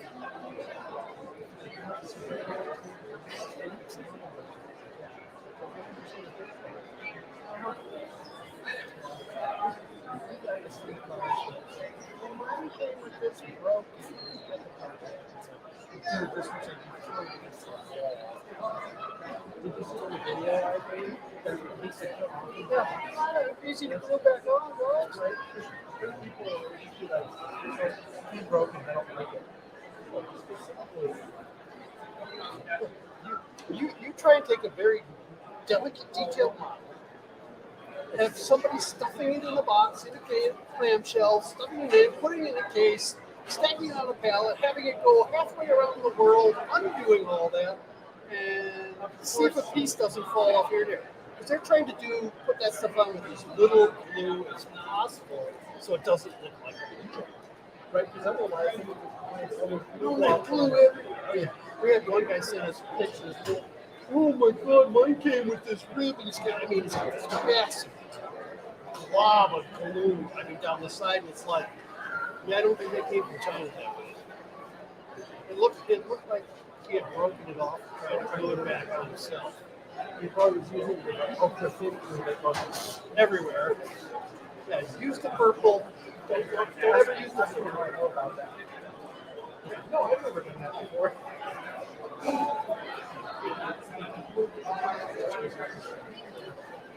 Even if you got a little pipette applicator, still just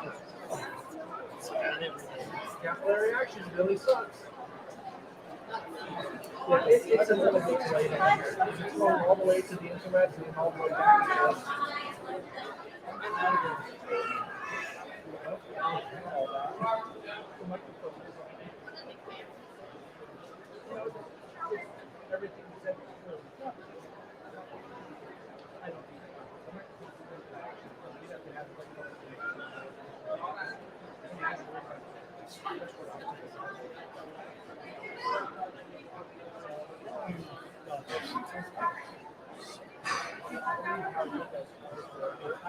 I didn't see this on the spotlight.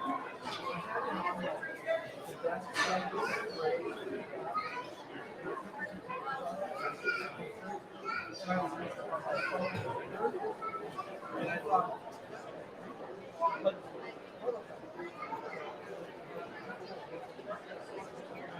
I saw our manufacturer sent us a video of the running around behind this and some little tractor or whatever.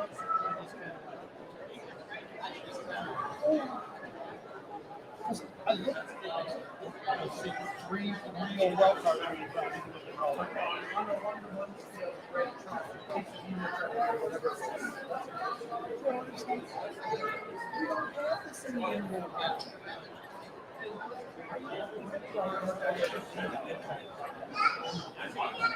That's the opportunity to try to us.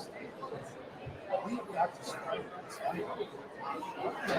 Selling off all this water shit. They know. And all that meat on it. You thought about he's finally coming around. I really which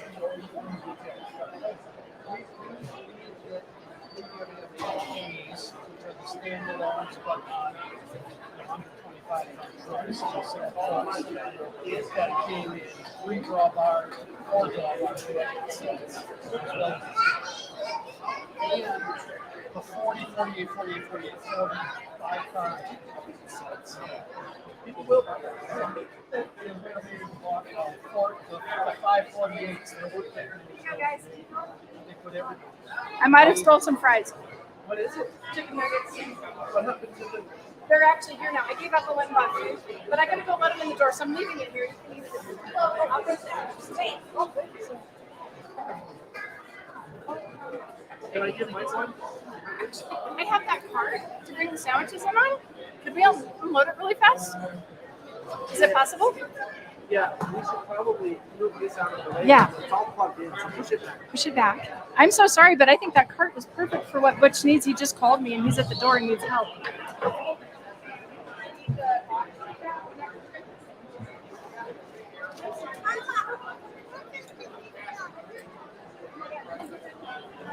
Michelle's doing something very important right now. Oh, it's live.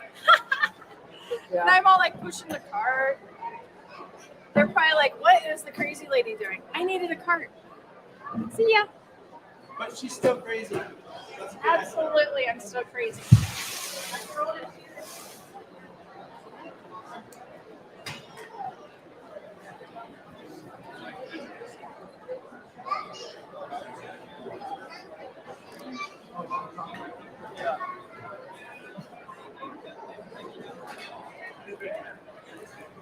I'm just standing here like looking at the screen going.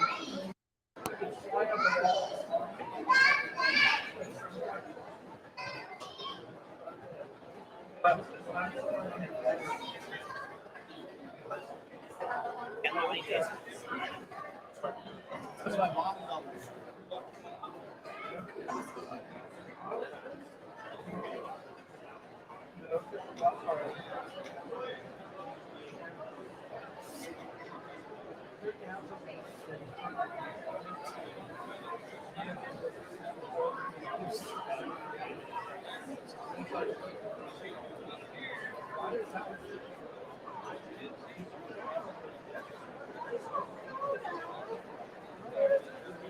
We have the 1 o'clock door prizes.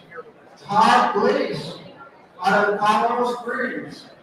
Colton Kaiser out of Littleton, Colorado. Kathy Watson out of Parker, Colorado. Boris Goss out of Aurora, Colorado. Ryan Dirk out of Arvada. Chris Bumpus out of Wheat Ridge, Colorado. Valerie Nino out of Morrison, Colorado. And last but not least, Rosanna Pinto out of Brookfield. Please come up to the northwest corner of the building to the information booth for your door prize.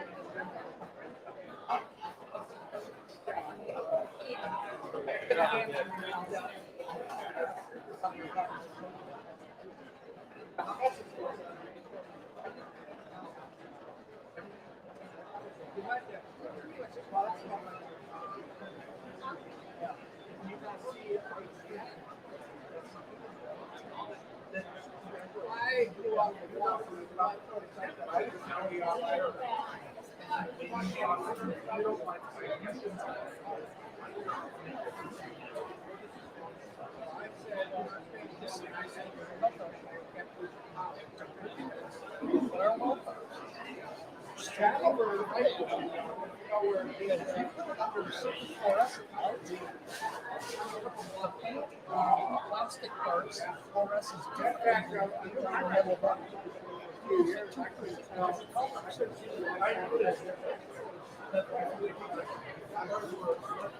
Yeah, I got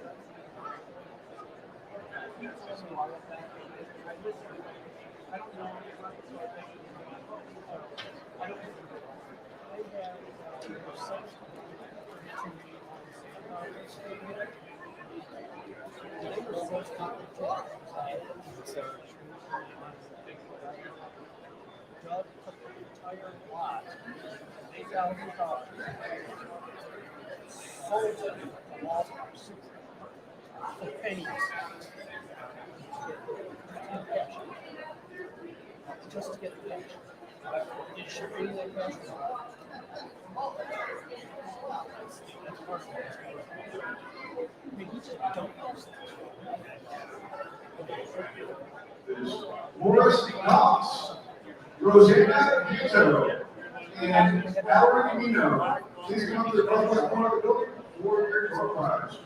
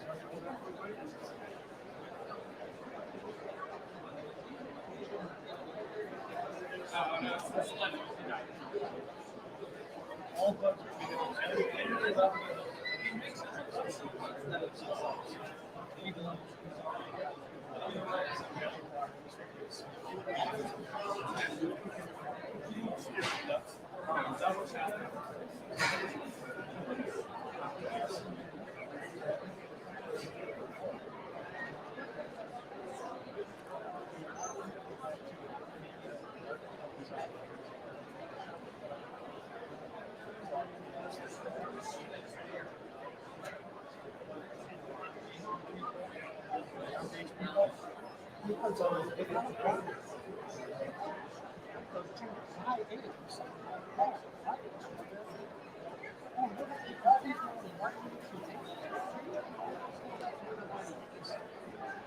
talked about all these people that volunteer, all these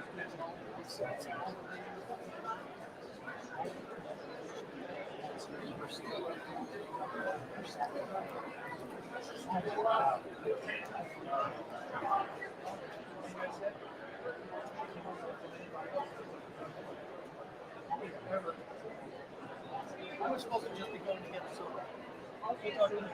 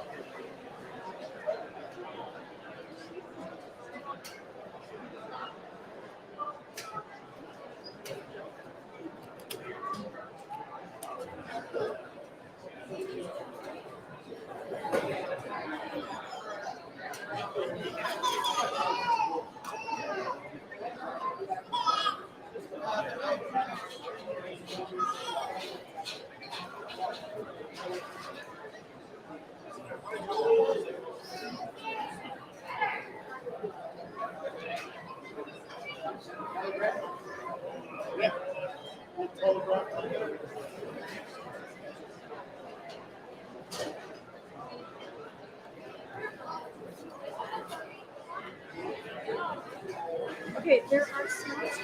The 1 o'clock door prizes, Forrest Doss, Rosanna Pinto, and Valerie Nito. Please come to the door of the and claim your door prize.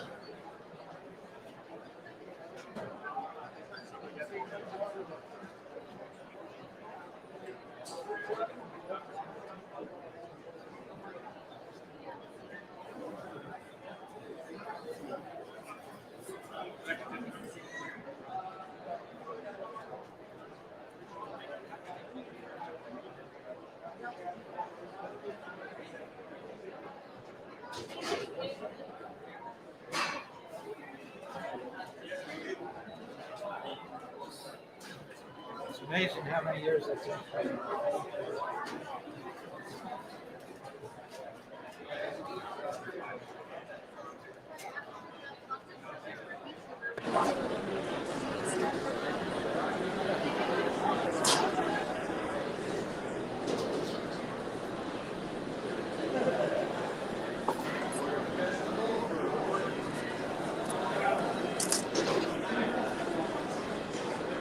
We still need to go see Jennifer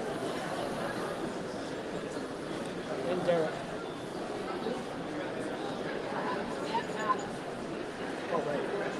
So that's what we'll do next.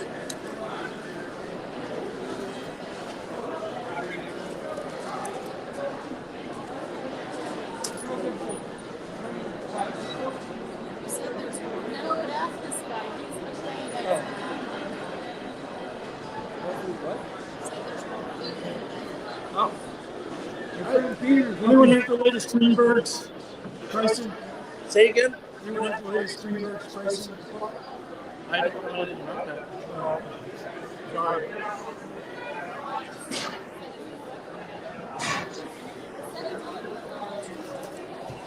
I didn't even understand really what it was asking for. That's how much I don't know. No idea.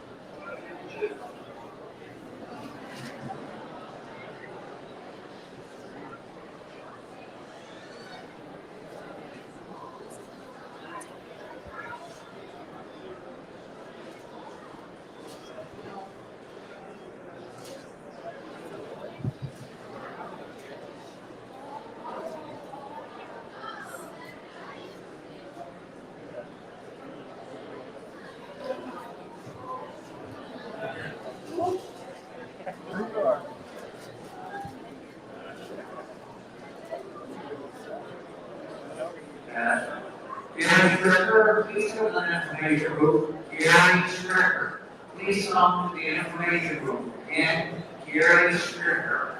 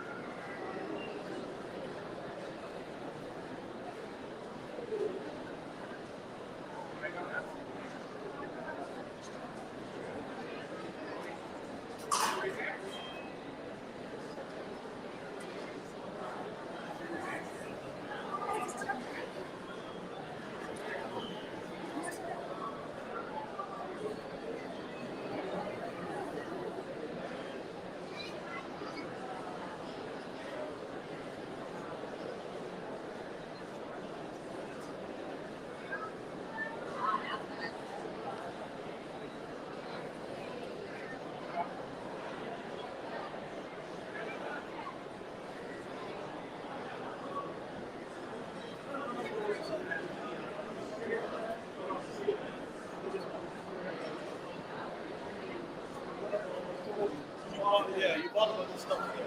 That same thing. Oh, no, that's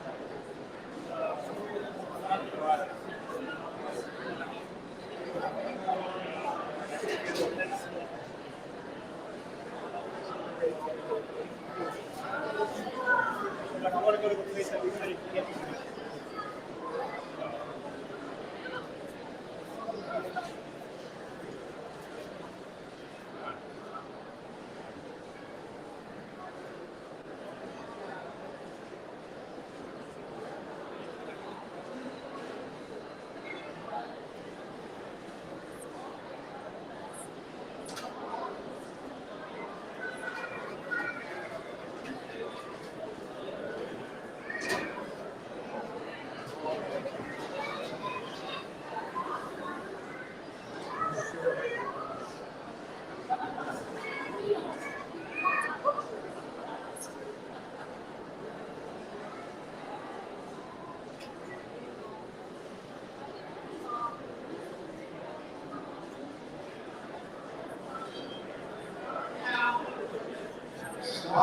It's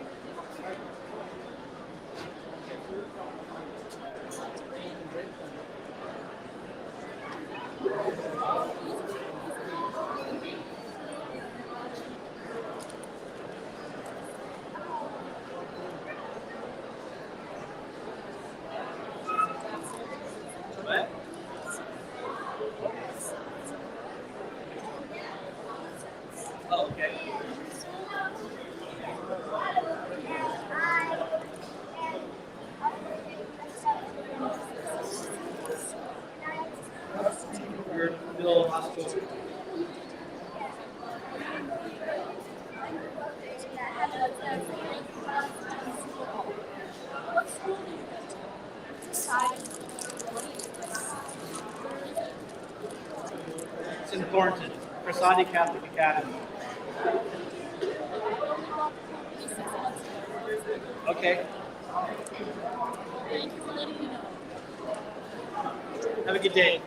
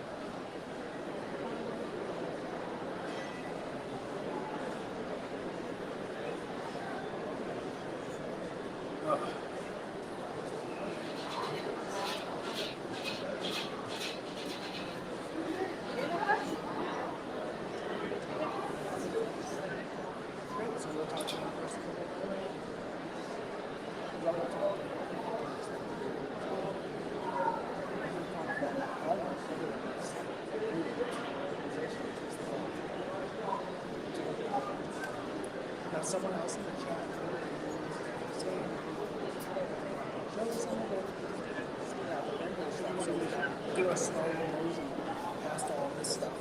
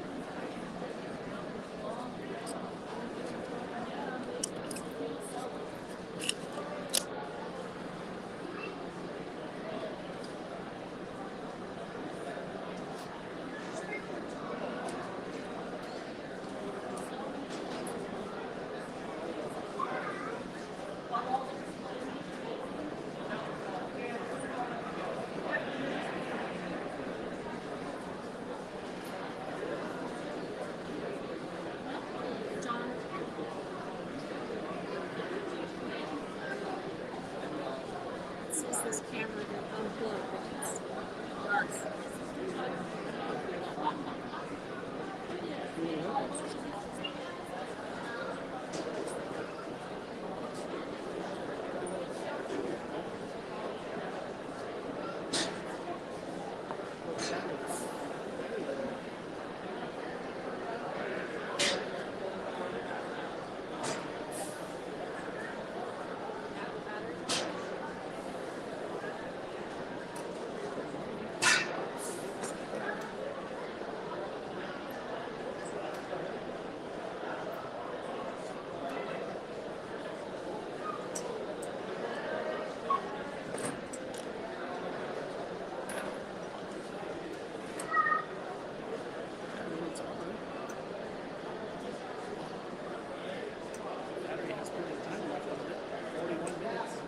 Valerie Pino for 1 o'clock program. It's a 2 o'clock hour program. We call out.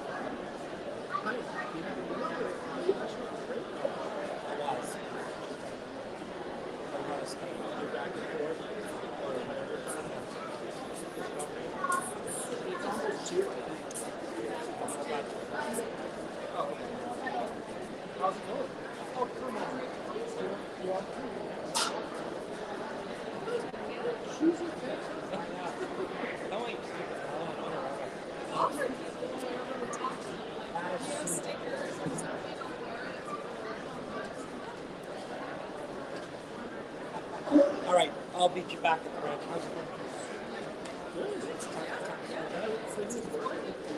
Great. All right, say hi, Bernard. Hi, Bernard.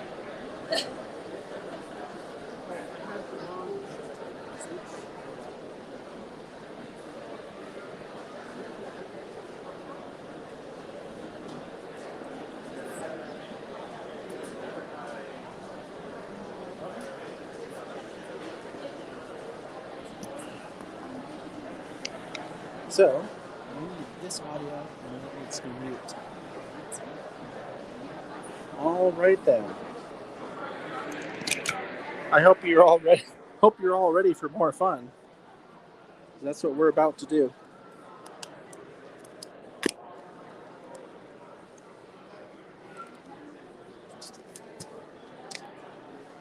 All right. And we're off again. So, in case you're just joining us or something, we're at the Rocky Mountain Train Show, as the thing says at the bottom. And yeah, we're going off. Going to talk to some more people here. We won't be talking to Derek right now because he's talking to people, but we will go talk to Jennifer. Where is she? Someone was asking earlier to see some of the vendors here, so we're going to do a slow move through the aisles. This should give you a very good idea of what's here. And also keep in mind that what you're seeing right now is a very, very small sampling of what's here. There are aisles and aisles and aisles of this. And probably, well, I'm sure our friend John Gardberg would be able to tell us exactly how many vendors were here today, but it's a lot. I think your phone is just buzzing, but it's a lot.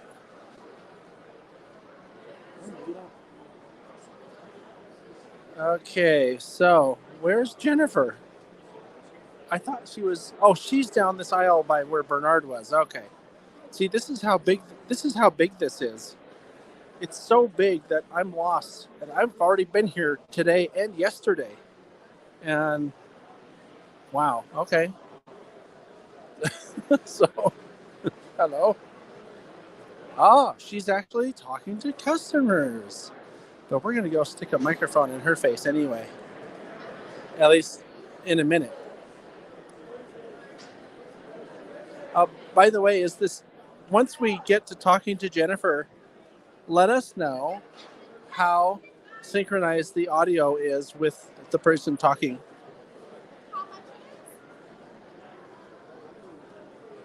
We'll have this. Oh, actually, since she's busy talking to someone, let's do a slow pan of her amazing photographs.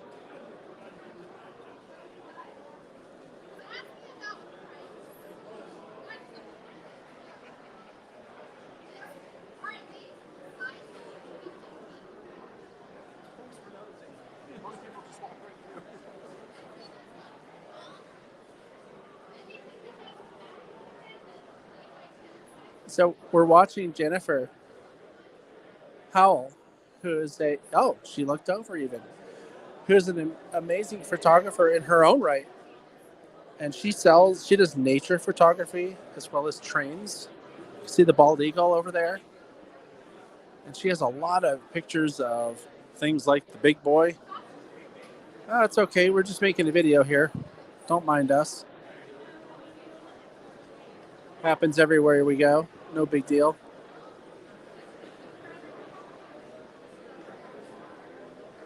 And Jennifer actually happens to be a member of the train crew. So we're going to talk to her here in a minute. As soon as she's done talking to these folks. Oh, there's that bald eagle I was talking about.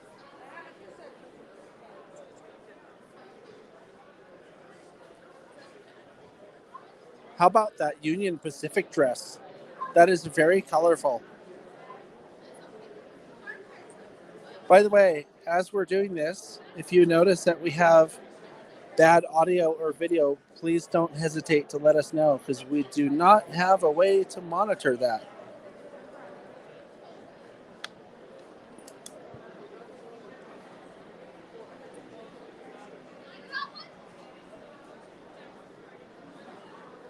Well, here, why don't we take a look around so you can get an idea of how huge this show is.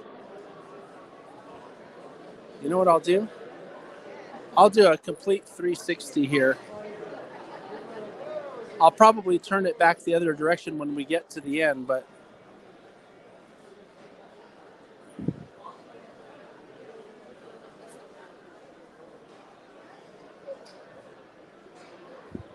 you probably can't really tell how deep it is, but it goes back there another I don't know, 100 yards or so.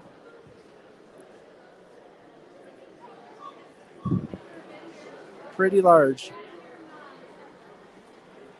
What on the floor? Oh. I'm being told to look at the thing on the floor. Oh, that's interesting. What is that thing? Oh, I think we're getting around to having a chance to talk to her. Oh, there she is. Let's talk to Jennifer.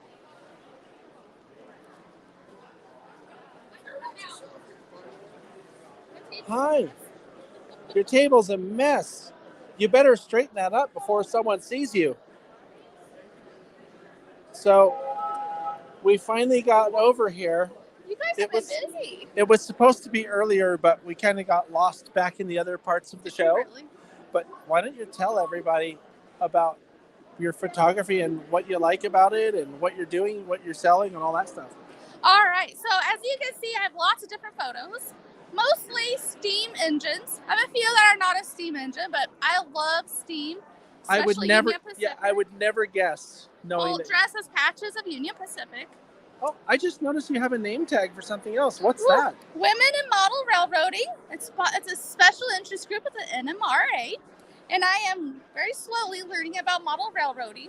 It's been really fun. Everyone has been welcoming and really good at explaining different things and how to do things. It's been a blast. Yeah. Especially with our top secret producer. Yeah, who's feverishly typing away on the computer, probably answering questions. She's crazy fast. I interrupted you and took you off track about the photography. Sorry. It's all good. I can't remember what we're talking about anyway. Steam trains and you'd never guess by the way you're dressed. Oh, that's right. Yeah. But I also noticed that there's some nature stuff here. I snuck in a little bit of nature and wildlife photography. Right. Shh, don't tell John Garberg. Oh, So, I have a little bit here. Yeah, look at So this. It's actually quite a bit. Look at this. That is taken from Rocky Mountain Arsenal National Wildlife Refuge in Commerce City, Colorado. And That's really cool. goes really close to DIA property, so it's really close to go to visit from the airport. Yeah. Tons of animals there, lots of Oh, songbirds, bison, deer, But all kinds of stuff. right, there's even more nature stuff, which More deer. yeah.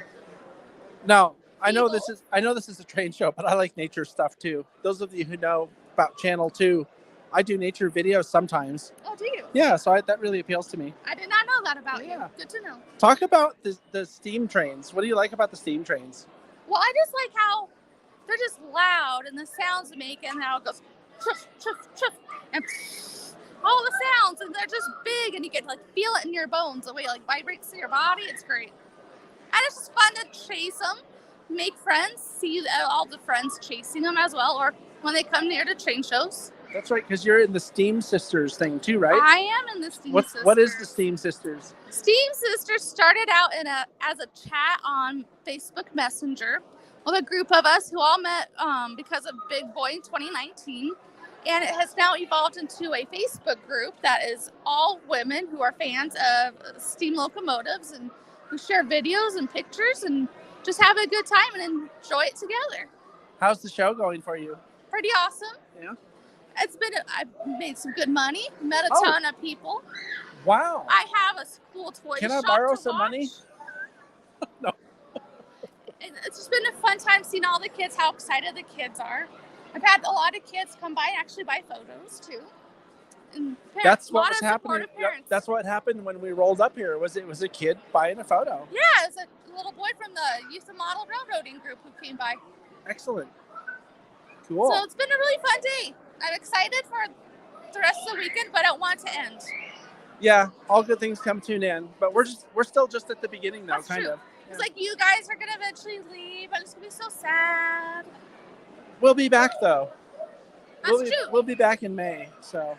And it'll be Ultimate Foam Fest. Yeah. Oh yeah, it's going to be major foam when we come back in May. YouTube meet and greet May. What is it? 19th through the 21st or something like that. I believe so. Yeah. Cool. Well, I've seen a few of those T-shirts today too. really? People are wearing them. Oh, we're gonna have to look. I saw two. We're gonna have to look for that. You weren't wearing one of them, were you? No. Okay. I haven't bought one. Oh. Well, That's okay. We don't expect anything. It's good. All right, that works. Thank you. Thanks, John. We'll check it. We'll check out the booth later, and Sounds good. we'll check everybody else out later too. Have fun, everyone. And that was Jen. Okay.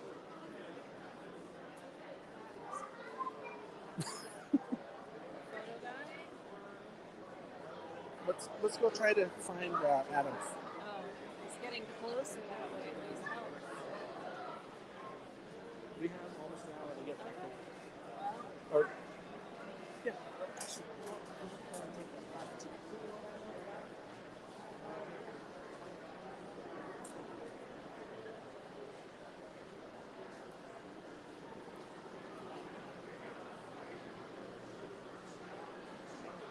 Oh, look in the distance there. There's another interesting booth with a bunch of lighting up stuff. I don't really know what that is, but that's interesting. Just to our right, off camera, we have a Boy Scouts table.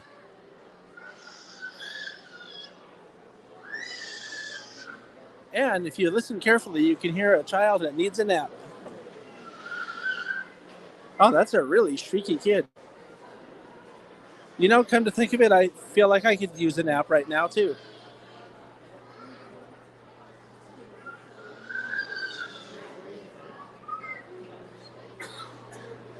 Oh, I see. These are little detail parts. Huh. Model Scenery World. Okay. We should probably avoid the screeching children. We need to go up to that smokehouse sign and hang a left. And while we're at it, let's just kind of look at what's over here. This looks like more Legos. This is cool. There's a lot of Legos at this show.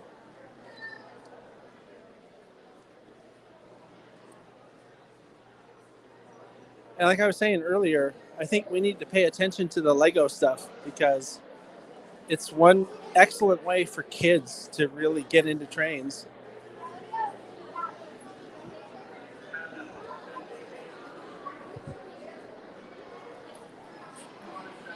So our plan right now is we're going to go try to talk to someone over here at a layout that we've arranged ahead of time.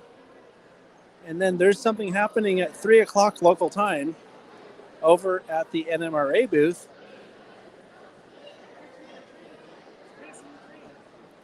At the NMRA booth, as I was saying, where some group is going to be giving away. Oops, hold on a second. Oh, more door prizes.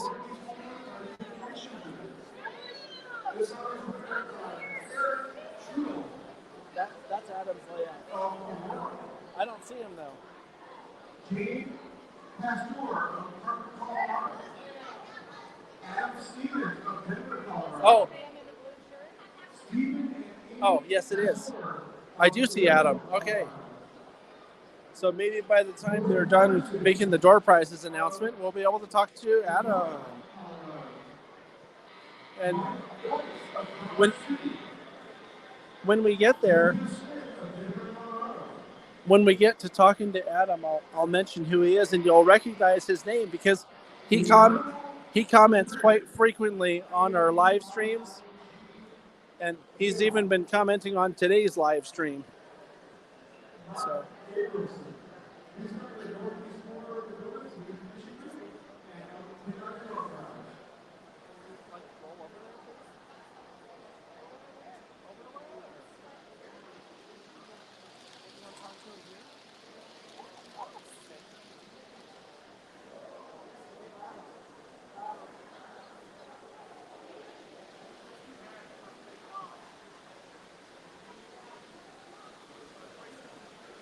So, this is Adam Cruz, and what I'm going to do, so we don't accidentally drop something on the layout, is I just want to hand this to you, and you can tell people who you are, and I'll talk about what you have here. Just talk into it like a microphone. Oh. I don't know. My name is Adam Cruz. You commented on here earlier. I know. I walked by your camera over there a couple times. Some weird magic. You comment all the time. So tell people about the layout. What you're doing here. I'm Adam Cruz. This is the National Model Railroad Association Sunrise Division out of Aurora, Colorado layout. It's HO scale. It's about 30 feet by 16 feet, 14 modules. DCC controlled with Azatrax. We also have Wi-Fi, so I can actually use my TCS throttle. But we also have all the duplex throttles for Azatrax as well. How many people are involved with your modular group? Here today we got about 6 all together in the group. There's probably about 200. Oh, really? But working on the modules, there's about 10 to 15 of us that run trains all the time when we're set up. The modules aren't actually. I'm looking at them trying to figure out if it's a standard I recognize, and I don't. There's no standard. One of the members that passed away in 2020, he actually built them in his garage. So it's whatever standard they wanted to make them as at the time. This is the second iteration of this setup. It used to be at the Aurora Mall in one of the retail spaces. And when they got kicked out of there, we decided to go modular. So we make 2 shows a year. We're trying to get a couple more. The Colorado Model Train Show during March, April, and then they have a winter show up after Thanksgiving that we set up for. Is that the one in Longmont? And, yeah, up in Longmont at the event center, the ranch complex. Did you do the Tico show at all, ever? We were talking to them. We weren't ready for this last February. We may do the February show next year. Oh, okay, cool. Is everybody having fun? Yeah, there's a lot of people here. Yeah, a lot more than there was last year. I was going to say that you've been to other shows here before. Yep. What is it compared to maybe pre-COVID? Is it about the same? Tico show's a lot smaller, but this is by far the largest group I've seen, even since 2018 when I started with the group. Oh, okay, cool. But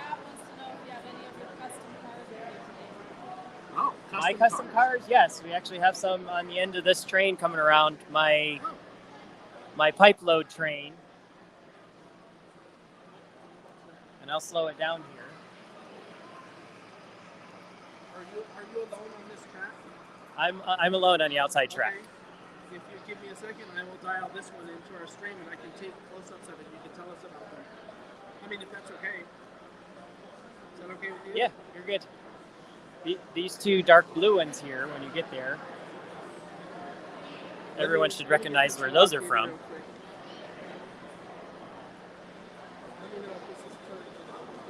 It's right here.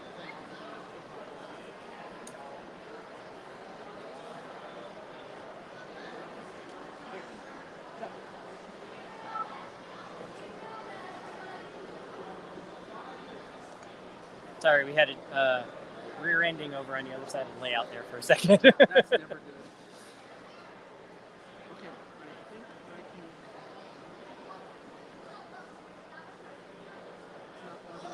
So everyone can see these 2. These 2 right? Oh, we should recognize those ones. Give me one.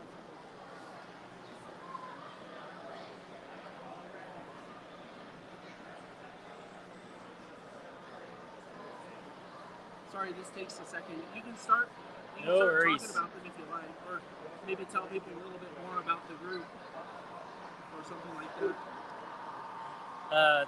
Well, the group, we meet first Thursdays of every month over in Aurora at the Holy Love Lutheran Church off of Chambers and Quincy. I don't know, what else? Modules are actually stored down in Parker. We've been working on them all of last year after a few of them fell apart. Again, they're almost 15 or 20 years old. I think we're about to have. Okay, so do you want to talk about these first? Yep, these 2 blue ones here, if everyone recognizes them, they are from the Colorado Model Railroad Museum. So definitely was happy to add them to my consist here. And if we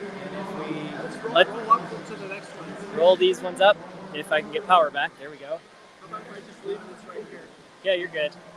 This is just my mixed manifest train. I just random ones that I've bought. I don't have a home layout yet. But here's another custom car coming up. Anyone can recognize that one once it shows I up. recognize it already.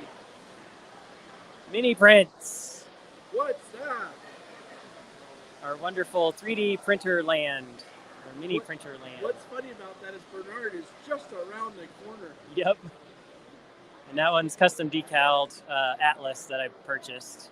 And here are my custom pipe load trains that I've been working on, if everyone follows on Discord. So these are just Anthern or Tyco flat cars or bulkhead flats with, of all things, Chick-fil-A straws painted blue. Those are my custom ones that I'm running right now. I don't have anything else out on the layout. So, at least I don't think I do. Nope, that's it of my stuff. Cool. So, that's my mixed manifest freight that we watched. Cool. Is there anything else you want to mention while we're still standing here? Nope. Loud noise yelling in our ears? Yeah, our wonderful door prizes. At least it's not the bell from the Trolley Museum. All right. Well, thank you, everyone. Thanks. Thank you for sharing. Thanks, Adam. Adam Cruz. All right. Thanks, man.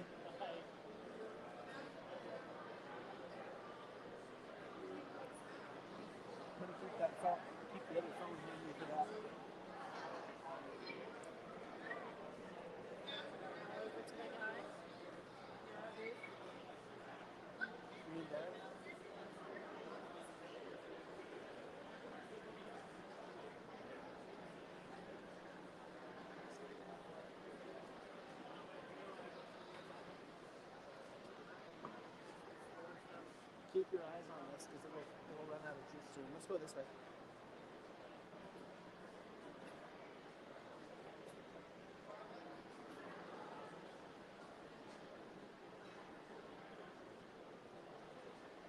But keep your eyes on that because that battery is going to run out before too long. There you go. There's that one.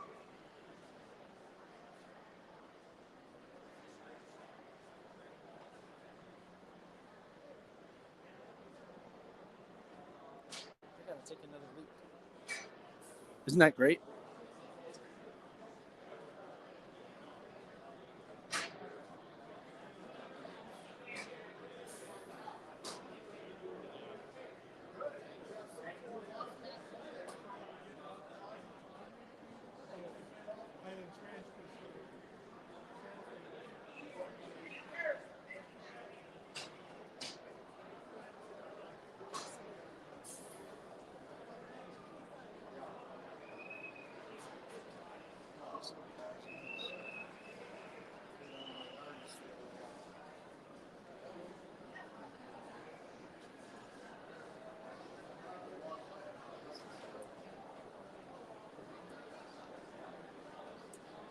Hi, Derek. It looks like you have a quick moment. Do you have a quick moment to chat?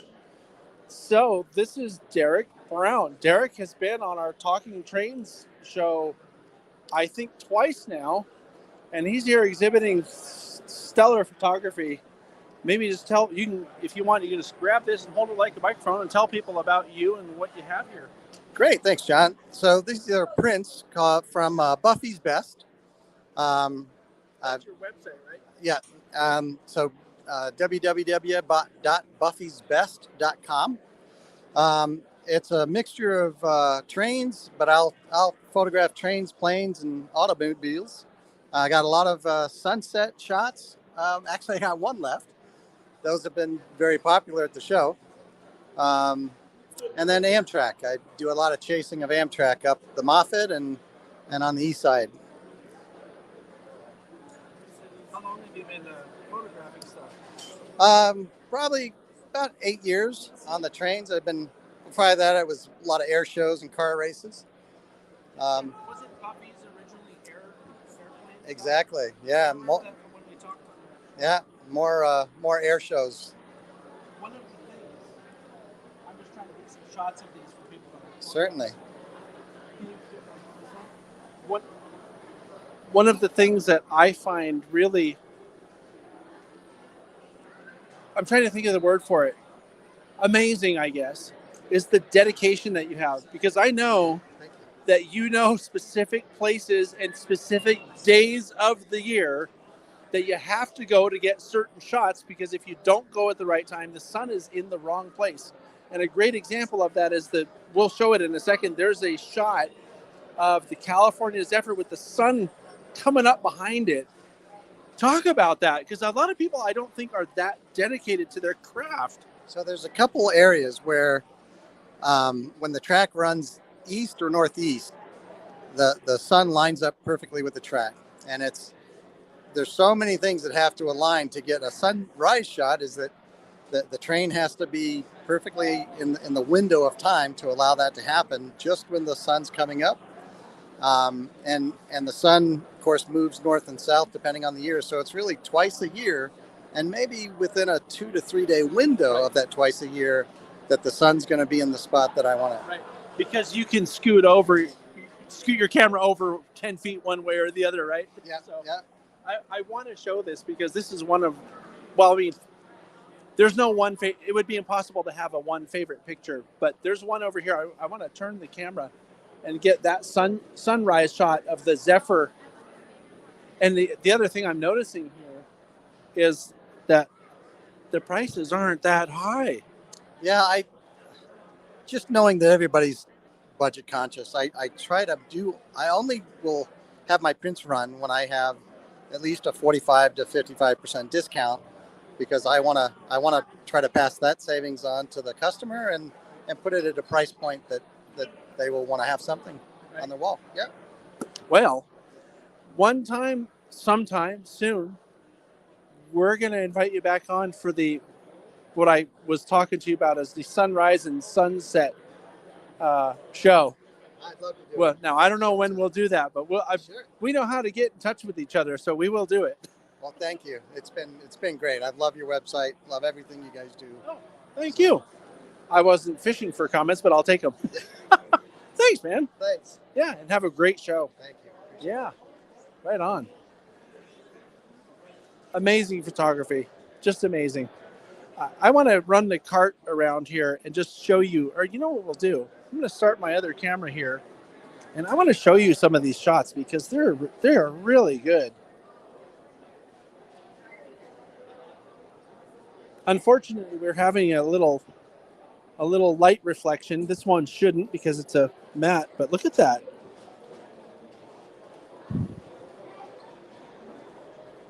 I really just can't get over this. I mean, how many times in a year can you even get this shot? Well, we know because Derek just told us. Interesting equipment. That could go anywhere, you know? Buffy'sBest.com is how people can look up Yeah. this story. Yeah. Why don't we show people, if you're interested in getting one of these and you can't come to the show,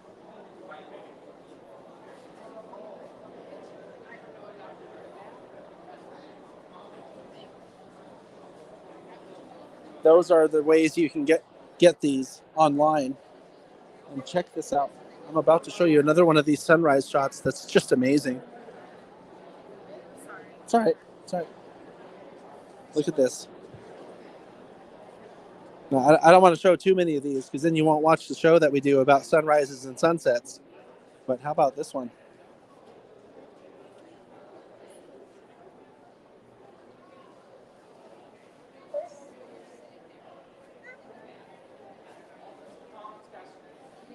And I recognize this because I've been to this place.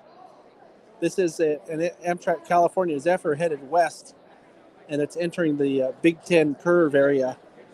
It's just an amazing telephoto, or telesmash as people call them. It's just really cool. And if you look at that, that's where our little booth is. We have the show streaming live here. All right. And here's our top secret person. Oh, she didn't want to be on the camera, apparently. All right, then. So, it's time for you to take some little panning shots or something, and I'll be right back. Oh. Let's see. How about I go over to this shop here? You could start moseying over that direction.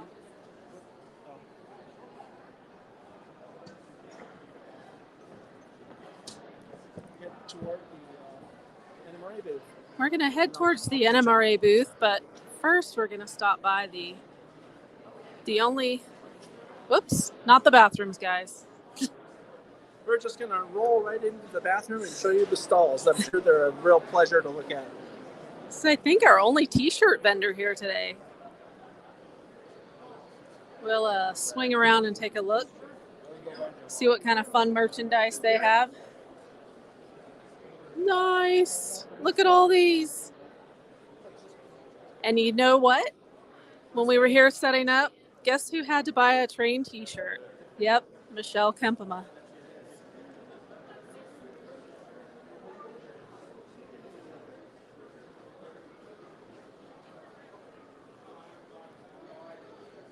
Okay.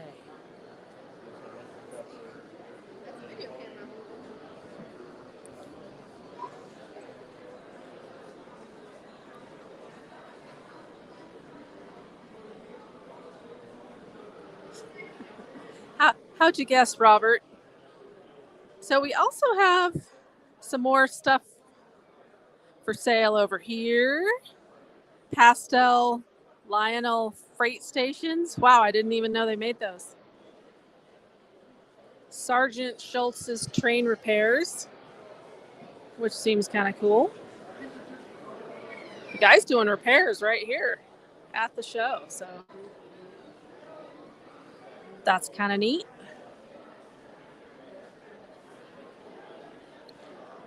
I'd say this show is a really nice mix of more like shop merchant type booths as well as manufacturers versus layouts, and then kind of destination activity type rail related stuff. So it's a nice.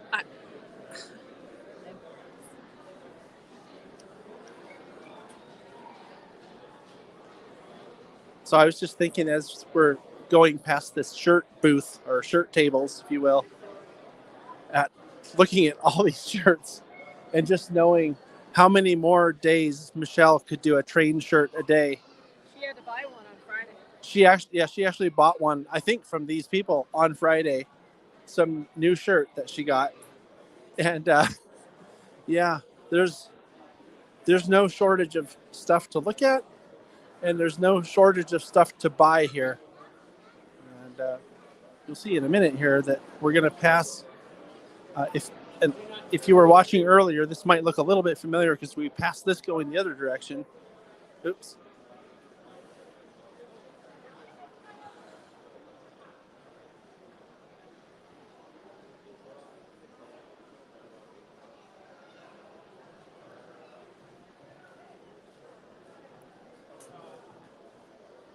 So in the part of the building that we're entering now is pretty much where all the most of the manufacturers are exhibiting. And what's also in this area is the NMRA exhibit, or table, or booth, the national NMRA booth. And we're going to look at that shortly.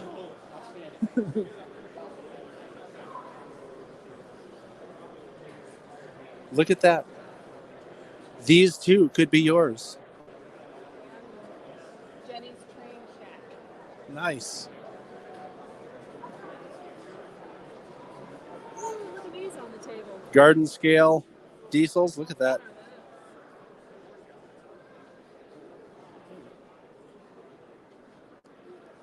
Wow, that booth. Look, that's huge. Look at all the stuff in that booth. Yeah. It's like a little train shop, isn't it? Look at that. I've been in train shops that don't have that much stuff. Model Train Solutions is what this is called. Looks like they're from Southern California. That's a lot of stuff.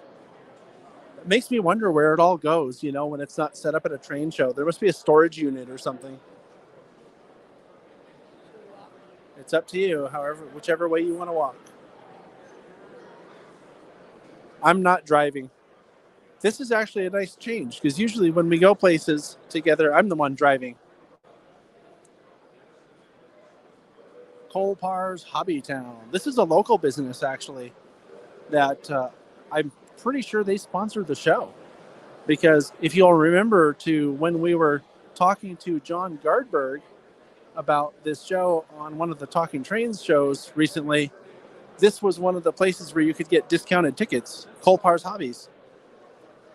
So.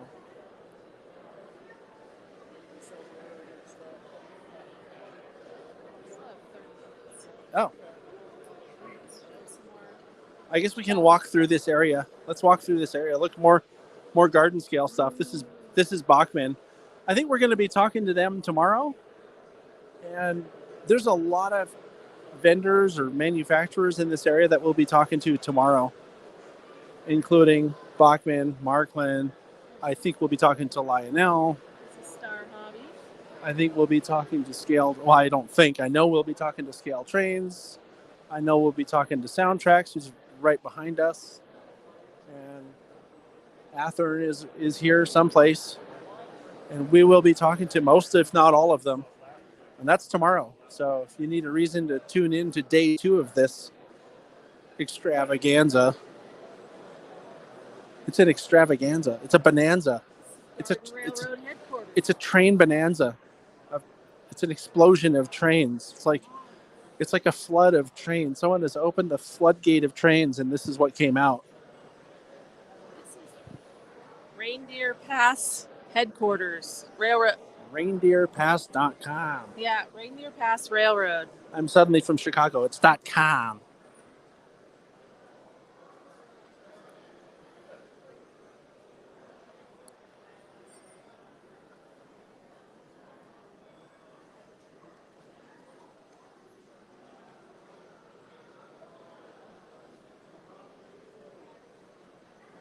There's another display right in front of us. She's going to pan over to that now. Brad's Trains. That's a lot of stuff. And what you're looking at is just the outside of it. Behind there, here, I'll walk back there. You'll see my hand come up behind the sign. Watch this.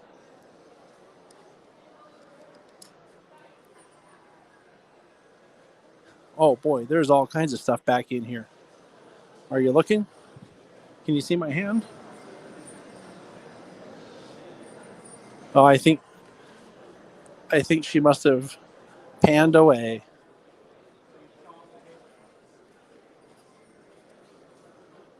Yeah. I just walked through there and there is a lot of stuff. Oh, I know what I'll do. I didn't even think of that. I'm going to turn on the other camera here and I'll give you an idea of what's back in here.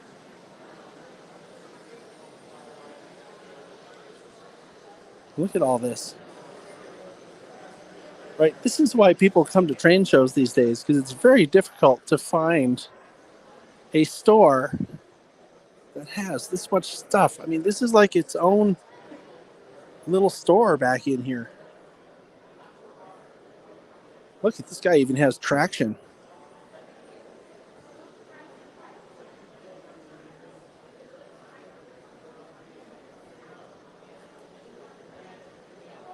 That's a lot of models. Jeez. All right. Well, we'll go back out the way we came in, just because that end is blocked up.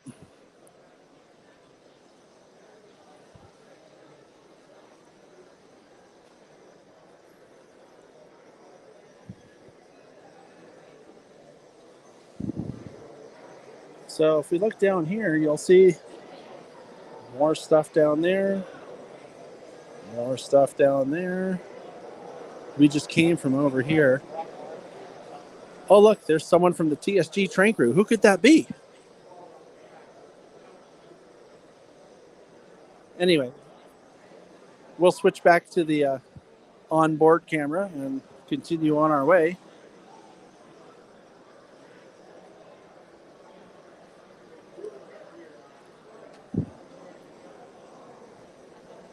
I'm not Greg Gilbert. I'm not sure what Lowell Smith is, or where to find such. Robert, I need a set of train crew suspenders too. Maybe that's something. I'm gonna work on that. Yeah, maybe that's something we'll have available for train crew members. In case anybody's wondering what this train crew talk is, here, let's do this, and we'll leave that on for a few minutes. As a matter of fact, I want to thank the train crew, because the train crew is a group of people that like what we do enough to pitch in a couple bucks a month or a few bucks a month, and we end up doing really cool stuff with the train crew. As a matter of fact, all of our adventures this week, while we're here in the Denver area, we're staying with the train crew members, we're driving places with train crew members, we're going to the train show with train crew members, we're meeting train crew members here. It's really cool, especially to get to meet people that we don't know already. That's especially cool. And I really enjoy that part of all this, because one of the things, trains are cool, and I think everybody agrees on that. But what's cooler than trains is that it's a great excuse to meet new friends and to hang out with old friends. Tutwiler Fine Art. Wow. This is really good art. I don't think I've seen this before.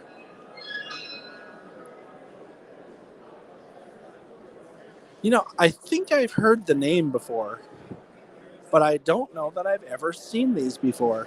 These are amazing paintings. Wow.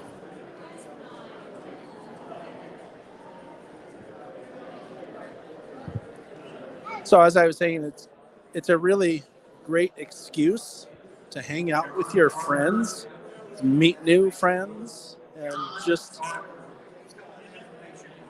it's just great. The Galloping Goose Society. I haven't heard of you guys before. Here, let's turn the camera back around. We're doing a live stream on YouTube. It's going out to the world right now. Will it be available for viewing later tonight after it streams? It will. It'll be on a replay all forever. Oh, unless like live streams on YouTube, it's out there to watch live. Exactly. So hi there, everybody. I haven't heard of the Galloping Goose Historical Society. So which one of you would like to talk about it? Why don't you hold this like a microphone and tell people who you are and talk about what you do? Okay, I'm Rodney Guggenheim with the Galloping Goose Historical Society in Dolores, Colorado, the home of Goose number 5. And we do run on railroads. We run on the Durango and Silverton now until about just before the narrow gauge convention. And then we go to Chama at the end of the September, first part of October, and do the fall color runs on the Cumbres and Toltec Scenic Railroad. We've been in existence for approximately 20 plus years. In about 1990, we restored the Goose back to running condition, and we've been running it ever since between Durango, Chama, and I think we did one trip up to Glenwood. No, not Golden? Glenwood. Yeah, we did Golden on the Goose reunion, yeah. And we're a nonprofit, and we do the best we can. How can people learn more about it?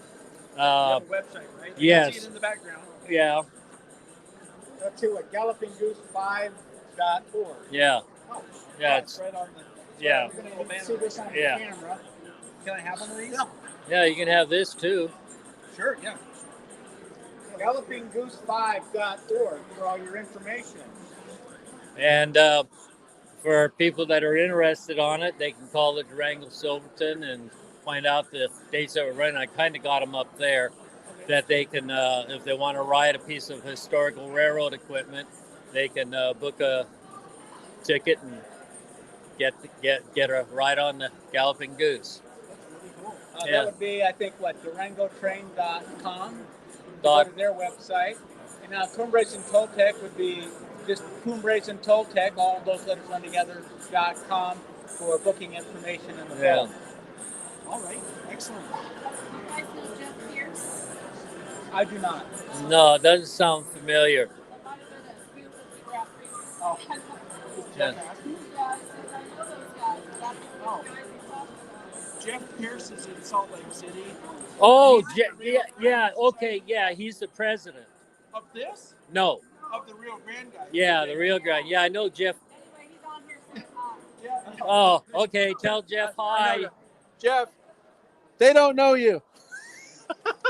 And Jeff, at your thing before the convention, the narrow gauge convention, I was just asked to do a presentation for the Rio Grande Railroad Historical Society, and I'm going to do it on the Maxwell collection of narrow gauge steam, or not narrow gauge, correction, standard gauge steam on the Rio Grande, the Denver and Rio Grande Western Railroad. Cool. So, are all the people involved with the Galloping Goose 5 generally part of the Rio Grande Historical Society too? No, I think I'm probably the only one because So you're the only one who knows. You don't know Jeff? I know do Jeff. not know. Okay. I'm a life member, but I have not worked with him. So. Yeah, I didn't catch the last name, but yeah, when we're in Utah, we usually Go hang out with Jeff? really try to. But yeah, We have friends in Utah too, so. yeah. Very good. No, I don't know. There's something about Jeff, he's very helpful. And when I did decals for the Rio Grande locomotives, he told me about, the Jeep 3085. And I always kid around and say, well, people must have, when that went in to get painted and renumbered or stuff like that, the guy that put the numbers on was either hung over or something because he put the 8 on backwards. Oh. So I got pictures of that because I, get decals made so people that want to load up on Rio Grande locomotives, they can renumber their locomotives because you only get certain numbers, and I try to get them color coordinated to the company that makes the locomotive. Is there anything else you want to mention about the Galloping Goose 5 organization before we go? I think I said everything. Okay. Okay, well, thank you. Okay. I'll say something then. GallopingGoose5.com. Oh, the battery just went out. Oh, boy. We lost our battery. That's okay. We have an all.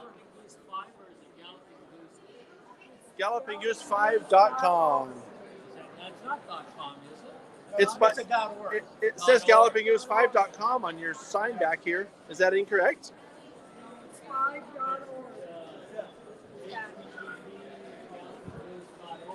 Oh, they printed it wrong on the banner down there. Will it get to? Oh, so it's Galloping Goose. One's the old site, one's the new site. I think the old site does have a point with the new site. Oh, okay. So we left the old site alone, so the historic stuff that's been out there doesn't go away. Got it. Okay. So GallopingGoose5.org is more current. Okay, very good. Thank you for your time. That's great. Thanks for putting this on. And I'm John Rodney. Nice to meet Rodney. you. I'm We the have- treasurer of the Galloping Nice- Goose. Sam, nice to meet you. We have here. I don't have a lot of these left, but I want to give one to you. Can you share it? Or Yeah. there you go. I don't need one. This is where this is going to be on. If you go on YouTube and search for this name, TSG Multimedia, you'll find us. And you can I'm find. going to check it too. Yeah, you can find that Then later. I'm going to post it on our website. Yes, you can do that. As a matter of fact, what you can do, if you want to advance it to the part where you were being. Well, this is actually. Okay, guys. We are going to head over to the NMRA booth now. I have some cookies to give away with the women's sake, so.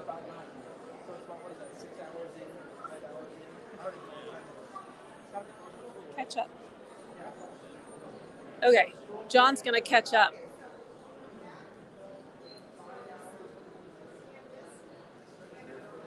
All right. go up the middle.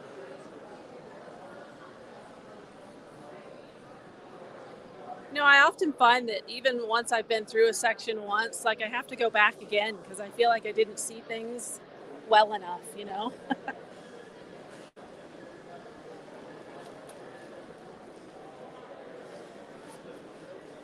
Scale trains. Woohoo!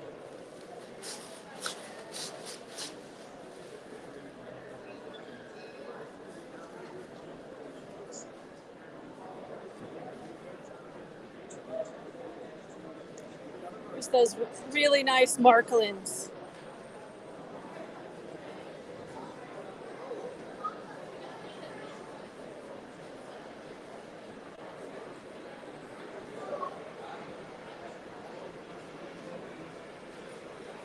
Yeah, John gets sidetracked because he kind of has to do the wrap-up conversation with people, like, where can you find the video that you just were talking on? So he kind of has to do that, and then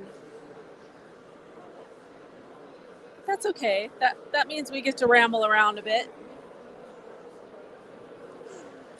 Oh. Some ladies of the SIG right here.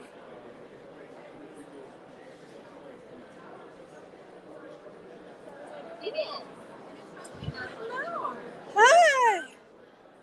Who do we have? Yay! Oh, that looks like broken. We gotta go this direction. Huh? We gotta go this direction. So we it's one of the big Roka sign there. Oh, We're actually right. NMRA. Yeah, I know. We need to do. Since we don't have a backdrop. Like, come this way. Let's reframe this, guys, because Roka is not us. There we go. All focusing on Cynthia. This is Cynthia Priest, if people don't know. She's the boss woman of the NMRA magazine. She's the editor. Yeah. In chief. Senior editor. Yeah. She's Like the I said, senior editor. boss woman of And the she's magazine. an amazing person. Yes, awesome. So we're getting Okay, geared up to give so- cookies out, yeah, right? We can probably get the cookies out. Yeah.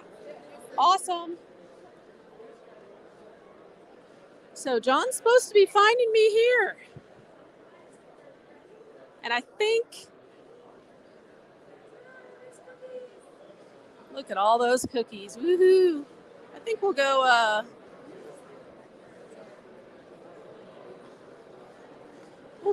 be over here.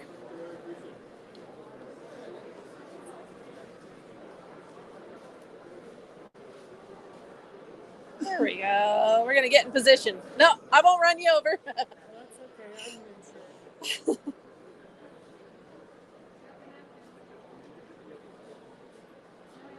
All right. We got all kinds of stuff being highlighted here. We've got, of course, the national convention that's coming up in Texas. Hold on a second, people.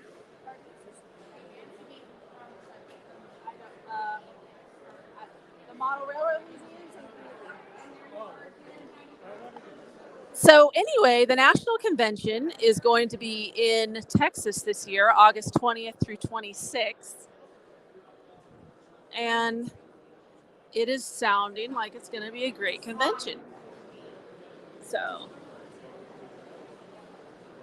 we also have, I believe, an O-Scale convention coming up, which, yeah, O-Scale National Convention in Denver in June. So if that's your interest, you can Google that because I can't read the website right now, but hey, and it's Jennifer again. Yay.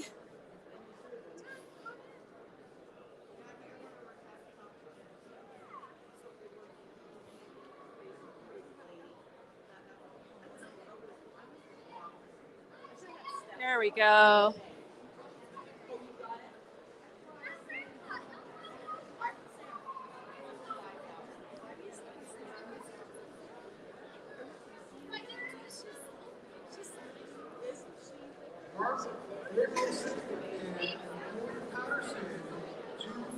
Your prizes for the 2 o'clock hour will be from the place out there, contractors here.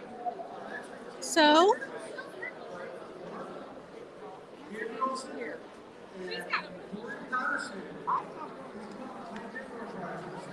So, folks, this is the women's SIG that I'm here at the booth for, and we have a bunch of men that have joined that as well because they like to support women in the hobby. So, if you know anyone that's interested, we have a Facebook page, and if you just Google "Women in Model Railroading," you'll get to our special interest group page on the NMRA website, and you can join there. So.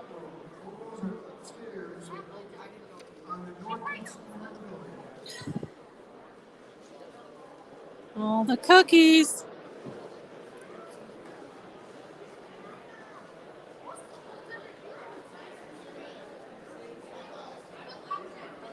Do you have questions right now? No, I've just been talking about the conventions and O-Scale convention, right? The Texas convention. What else are we We're promoting promoting? the O-Scale National, the Texas convention. Those are pretty much the two. Yeah. Just being an NMRA member and women in Yeah. So yeah, besides all those things, we've just, we like to promote being a member of the NMRA because you get things like this in the mail. Cool magazines. This is the magazine that Cynthia Priest is the editor.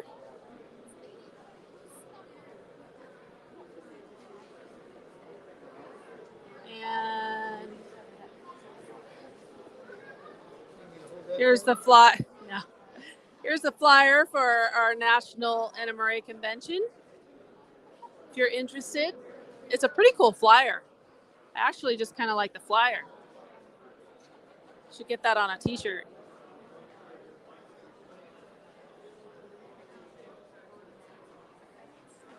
Awesome. So also, we happen to be right across the way here is the new manufacturer, class1modelworks.com.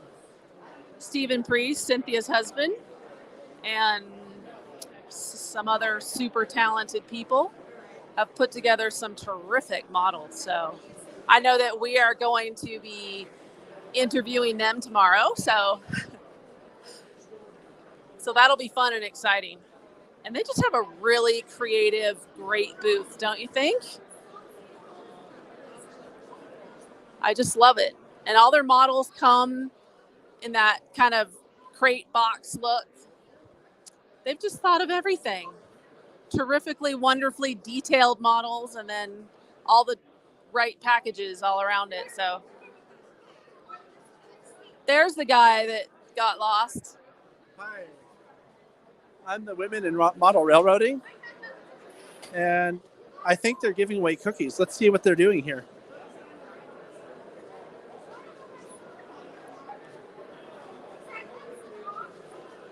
Oh, am I supposed to eat? Well, she's offering you a cookie. Here, since you can't eat it, I'll enjoy this for you. This is the cookie that you're supposed to have since you're here. Oh, oh, that's good. I wish you were here. You would really enjoy this.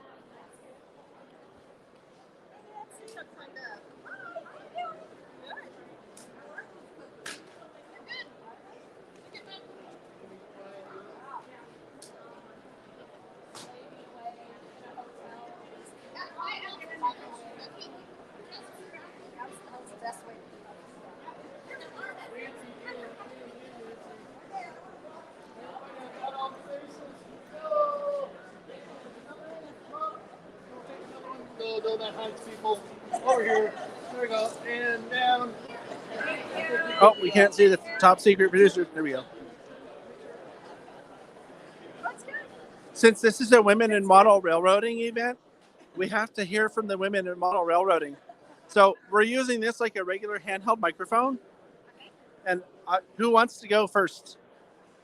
Oh, of course, Michelle. I've been on Hold all on. day. Let me turn this. I'll go this way. Okay. So you have to hear from me again today. Okay, I'm Michelle Kempema with Colorado Model Railroad Museum, and I love modeling, and I need to learn to model a little better, more. I'm using the microphone wrong. Now I know how to use the microphone. I was really excited to be a part of the founding of this group because I think it's awesome to show off the modeling that women do. So gathered some amazing friends and put this together, and here we all are. So I'm going to hand it to Cynthia next. All right. You're kind of famous too, aren't you, Cynthia? I guess. Small world. We know who you are. Okay, well, thank you. My name is Cynthia Priest. I am the editor of the National NMRA magazine. We have a magazine that comes out every single month that's free digitally for all of our members. It comes also in paper if you prefer that, so we give you options. And I got involved in the Women in Model Railroading Special Interest Group because there's a lot of us that just wanted a space where we can hang out and talk to each other about the things that we're working on or things that we're aspiring to do.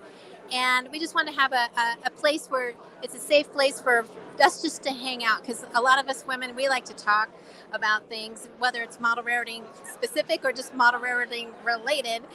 We like to talk about things because we get so many ideas from each other, and it's great to bounce those ideas off each other. We learned so much at our Zoom meetings. I tell you what, the Zoom meetings are the place to be every month with Women in Model Railroading, because we have so much information exchange.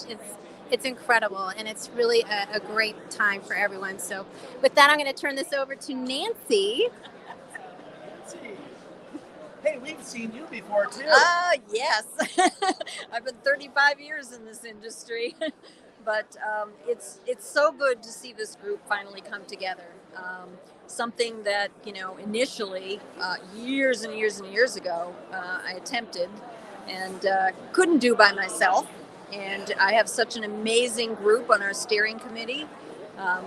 These guys are wonderful, and we all have something different to bring to the table, which is great.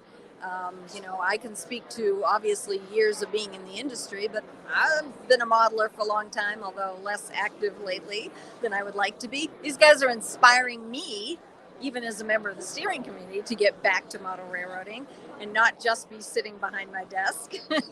So it's really exciting. And you know what else is really nice is, we've had a lot of men being very, very supportive of the group and kind of saying, it's about time, because there are a lot of women out there who are interested, but it's pretty easy in this industry. You look around at a show like this, it's easy to be intimidated and to be afraid to speak up, even if it's just perceived.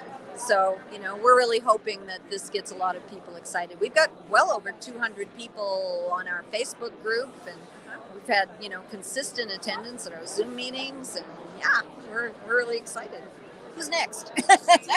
Maybe pass it back. One of you talk to why you love modeling.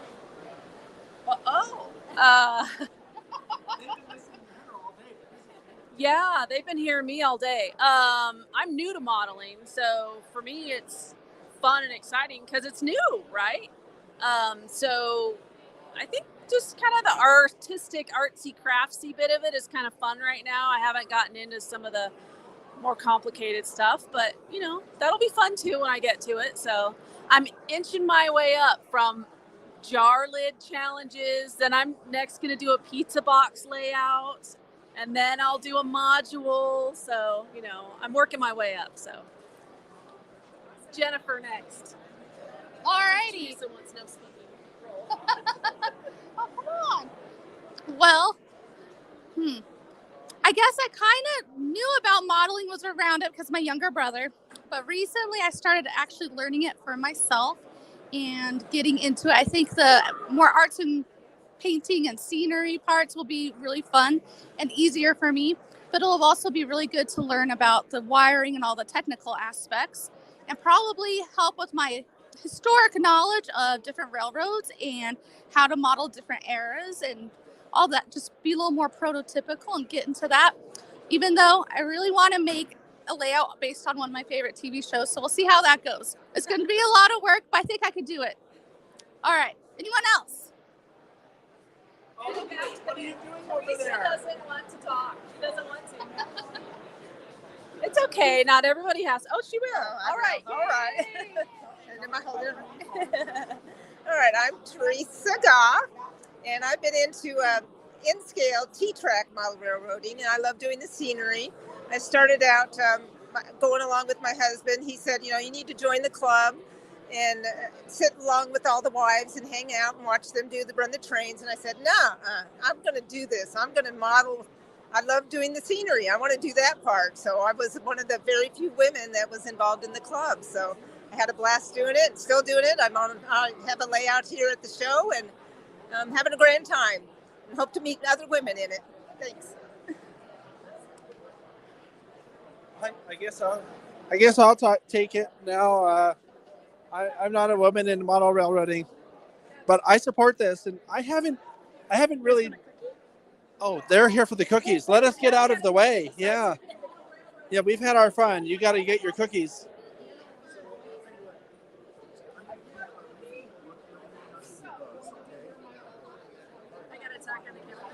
Oh, this is our microphone. Okay, just so you guys know, the layout that I operate on, the A&O, is owned by this wonderful gentleman right here, Dave Stewart, who lets me operate on his layout as a woman in model railroading. Yes, I do. And always supportive. And she does. That makes you a hero. It does. He trusts me. He entrusts me with his beautiful A&O railroad. So thank you, Dave. You're most welcome. and who are we recording for? This is live streaming for TSG Multimedia, who's going to come and do your layout tour. We'd like to do a video at your layout sometime. So Get ready for a lot of red rosin paper. That's okay. it's okay. It's an amazing operational layout. He has an O-scale 2-rail working hump yard. And does it have retarders too? yes, it has retarders. It is the most amazing thing to watch. I could just stand there and watch it all day. And then I got to operate a tower, and I found out that I really enjoy that. Like, I think I'm a yard person, tower person, dispatching person more than I am take a train out and switch out cars.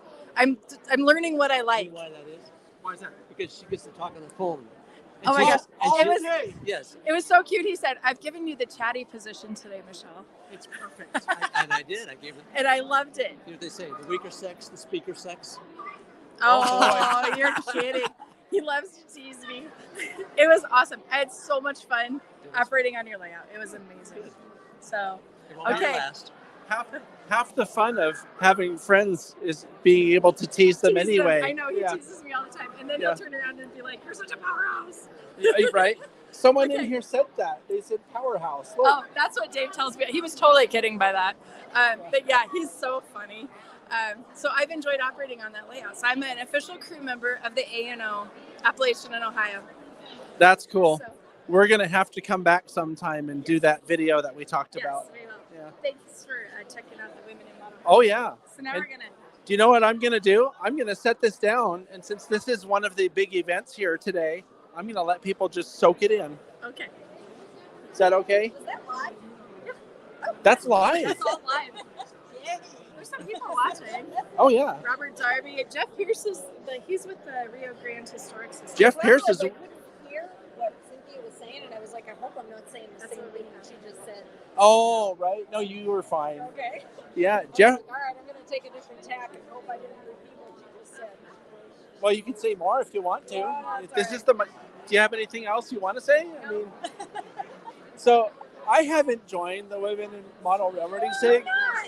What? Because I'm supported from the background. I'm still supportive. I have something for you and Cynthia here. You do? Yeah. Oh. It's not Women in Model Railroading, but Oh. I'm going to... do you want to do it live? Yeah, let's do Oh. Okay.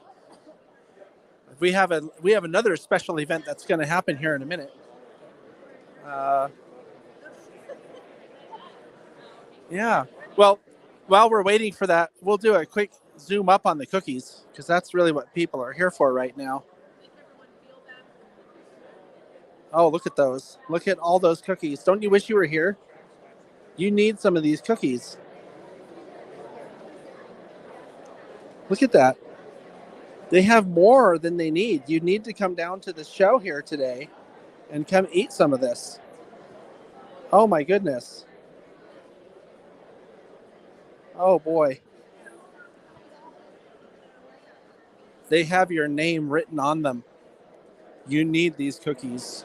You need to come to the Rocky Mountain Train Show. I had to think about that for a second. Oh, watch, someone's going to take one. This is a model hand taking a cookie. Look at this. Oh, they even get napkins. How cool is that? I learned at Amherst that you should have napkins. Oh yeah. It makes it much easier. So I rocked the napkins this year.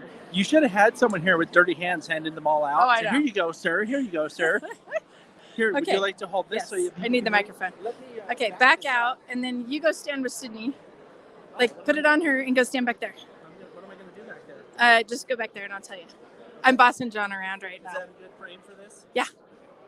Okay, this isn't a women in model railroading thing, but there's another group that we're all involved with, all three of us, and it's called TRAX. It's Teaching Resources and Curriculum for Kids in STEAM. Wow. I've got it down. And I made them both a name tag because they do so much work. So they get official TRAX name tags now because we're an official group now. So this is our working group for youth in the hobby.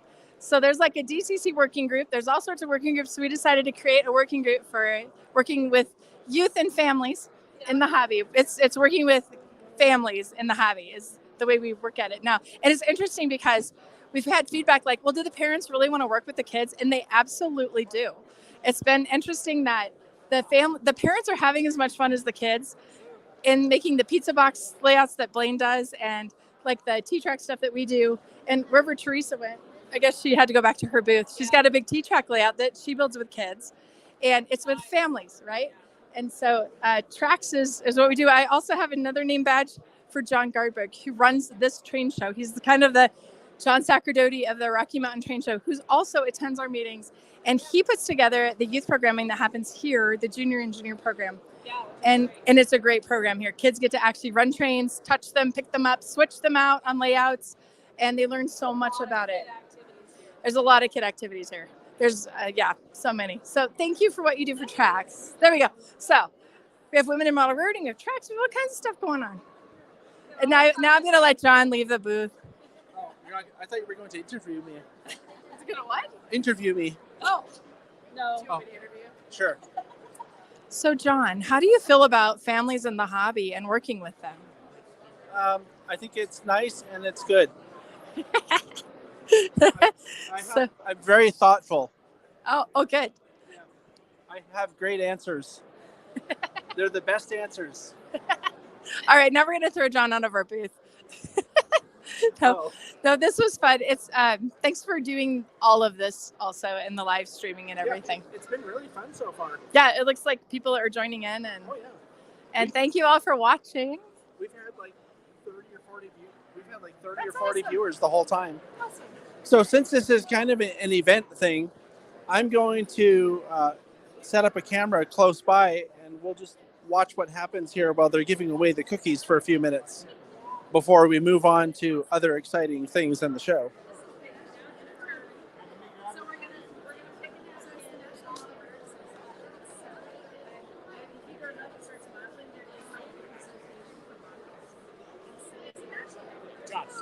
John Burke. Oh, hey, nice love your work on your YouTube channel. You bought a book from me. I did. Did you know it was me? Not until I got it. I said, why is John Medical at something to something? I saw that, like, hey, I know who this is. We need to come out here. I have heard nothing but the most amazing things about your layout from everybody. Michelle, George, Azatrax. I walk many times something nice. I'd love to come do it. Well, usually I have like a mouse on Saturday. I gotta be somewhere. Would we be able to come do it?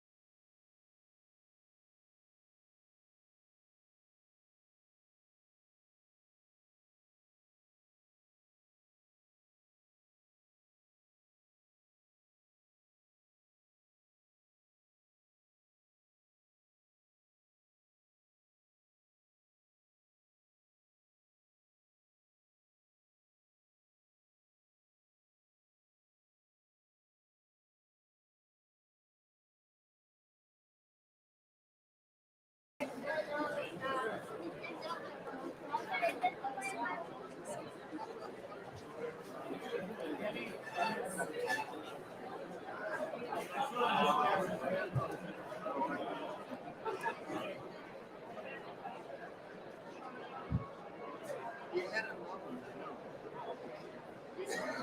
one really wants that stage. But it's yeah.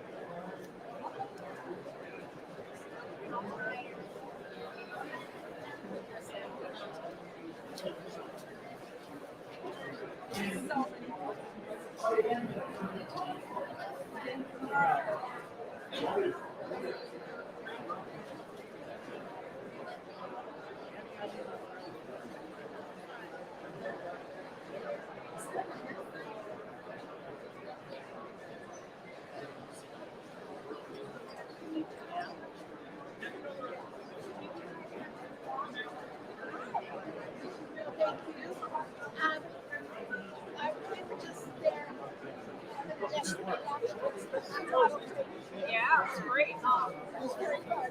Nice. I was wondering if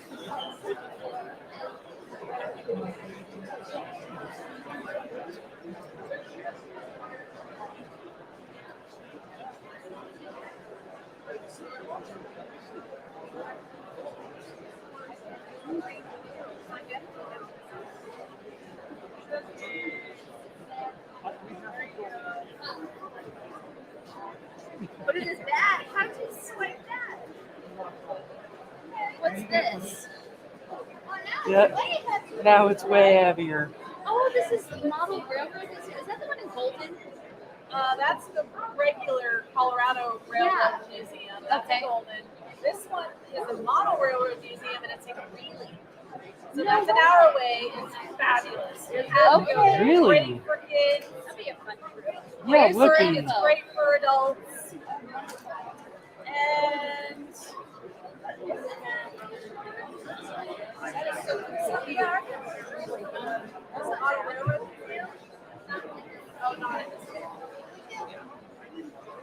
yeah, I don't have any brochures for this for the Model Railroad Museum, but it's super easy to find. Okay, I'll look it up. So you take them out to the Railroad Museum. There you go. Okay. We'll Google it. Yeah, they have Cool. You great want to check out the Yep. model railroad? Nice. So no, thank you. Wow. He just got this. He's ready to go home. Yeah. I'm surprised we're not running. Actually, does it actually? Oh, how to do it? Yes. Come over here, guys. Oh, I suppose. Feed them sugar, send them home. They're with you. Should we get some Pepsi and Coke for them too? They prefer coffee. How about Mountain Dew with coffee? That way you get carbonated coffee that tastes like water. Coca-Cola came out with a coffee and Coke mix years ago, and it bombed horribly, much like New Coke. What do you guys say? Yeah, never good. Either you want coffee or you want Coke, but you can't. Are they good? Would you like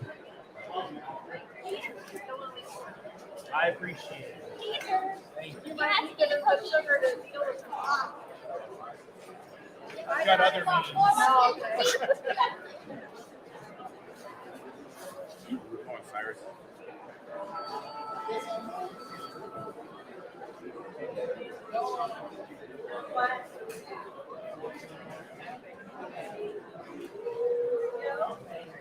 One more look.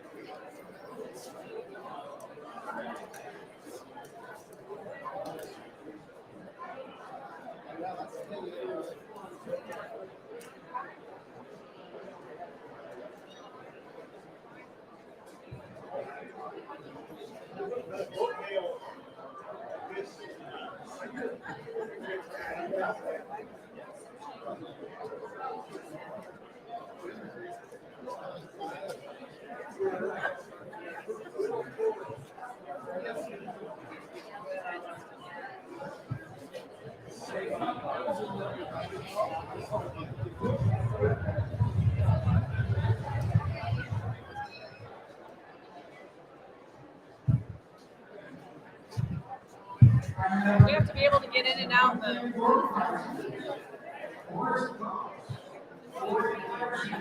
John, there's a backpack on the ground.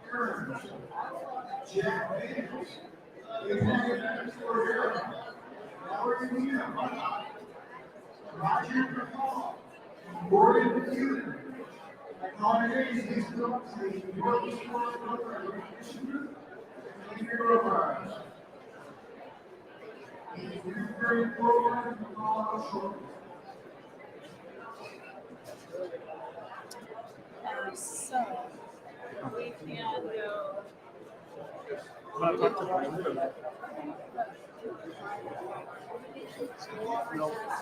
How are you doing? I can help you. Just get me to sit down for a minute. I'm good. What time are you stop? Stop what? Well, I was surprised you're way down here too, but I guess this is pretty relaxing. Yeah, actually, I had to pay for last year because I think Christina was going to come, so she didn't. So I got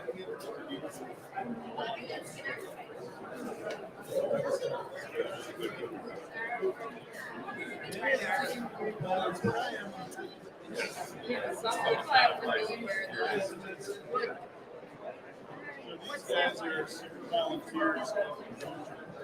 They do everything. They do Operation Lifesavers, they do Boy Scouts. She's got to be. Okay. Yes, I have heard about this. Yes. Well, I've emailed all Right now.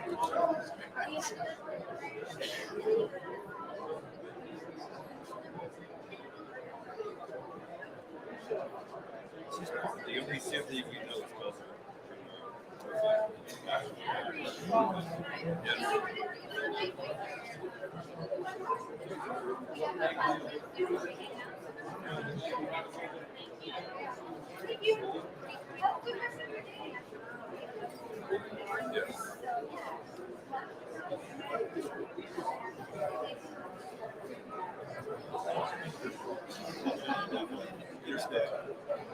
Your spare time. She works probably as close to Michelle as anything else.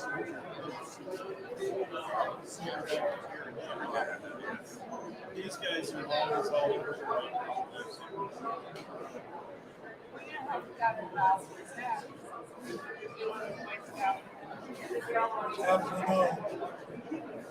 I was asked.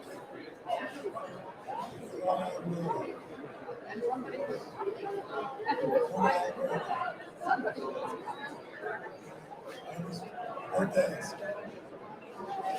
going to have to take this.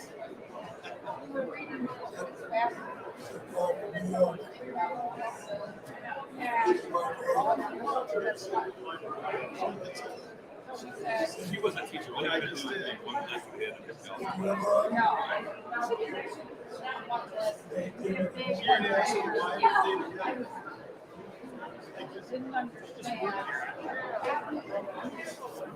Well, you got to find.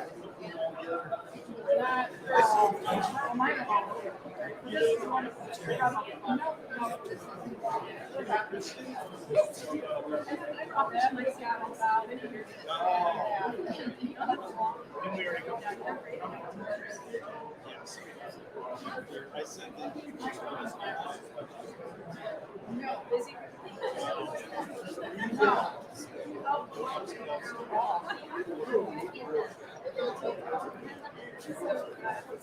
Look at those patches.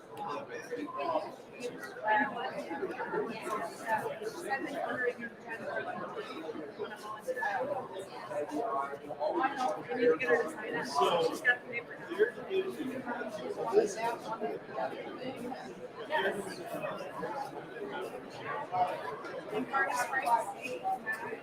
Really?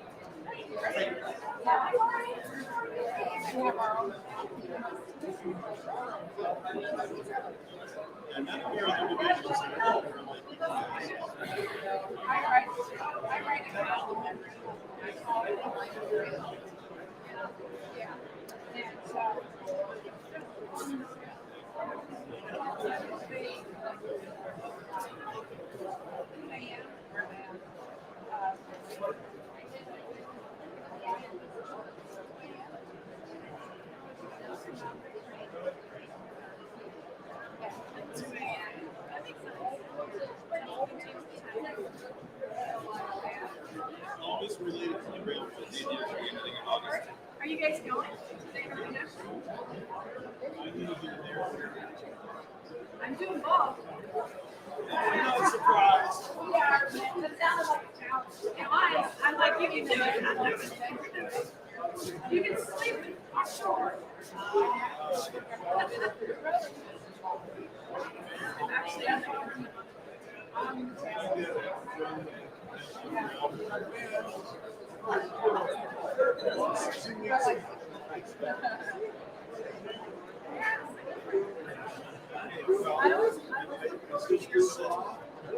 Yep. As much as we can. But one, you know what the one here is?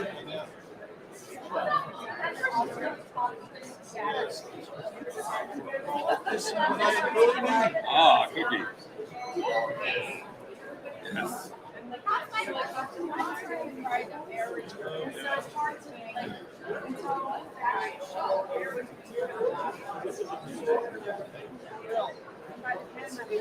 Grab a cookie. That's good. That's good.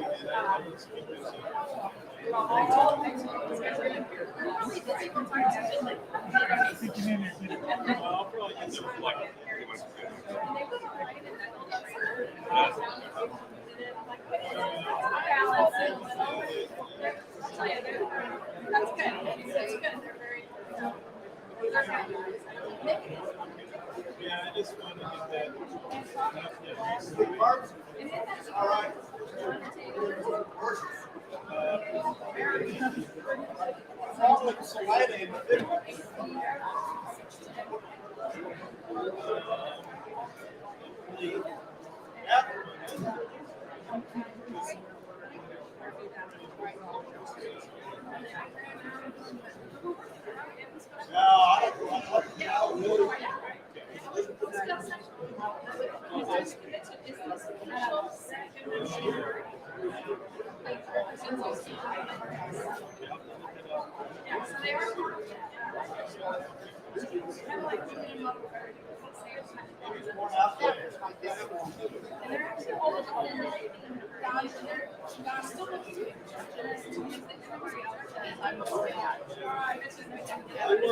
They wanted me to do this.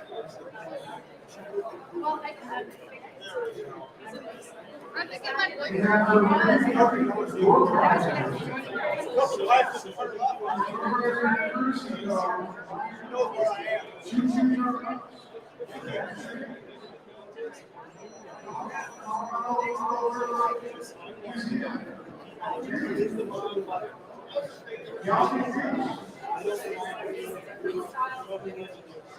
Sure, there's some guys out there.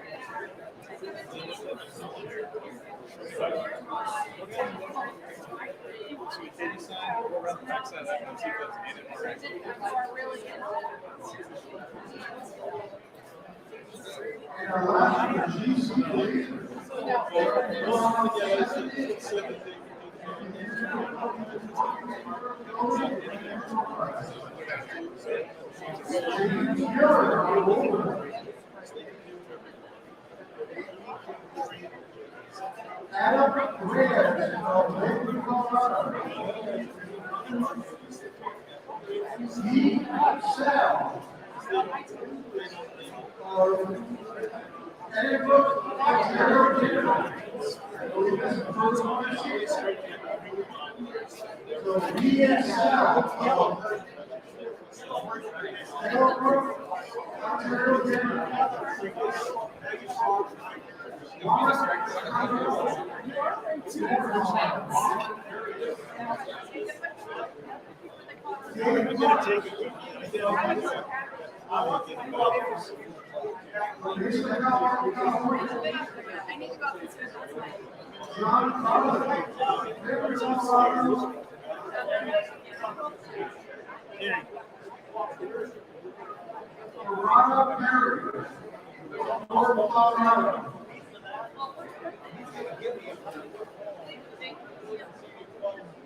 the parents, yeah, the table.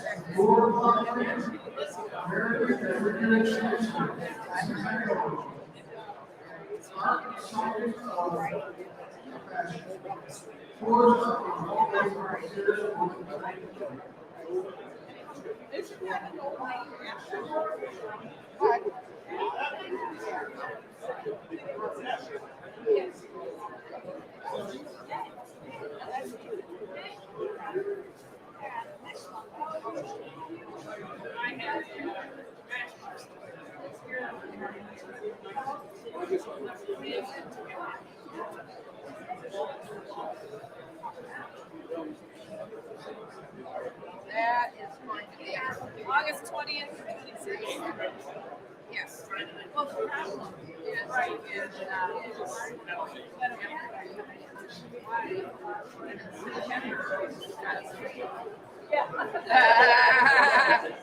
I suppose.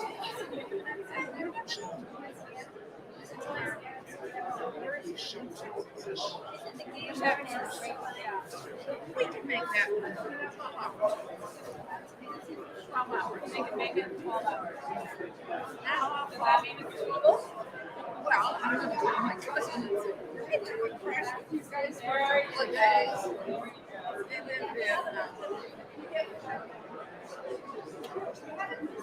They live in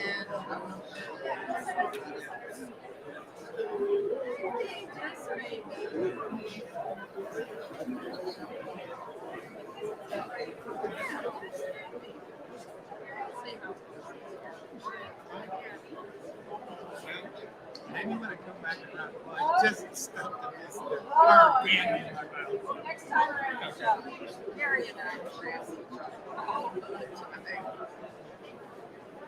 Oh, it's fun. Yes.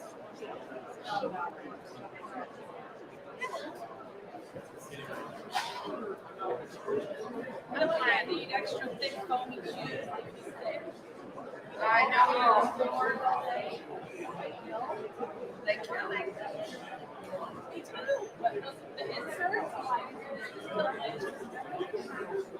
I know. They're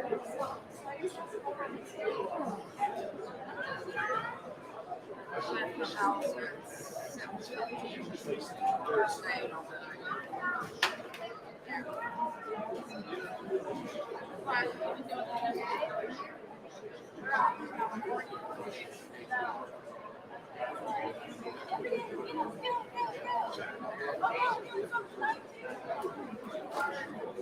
Gosh, I wanted to follow you. Well, you know.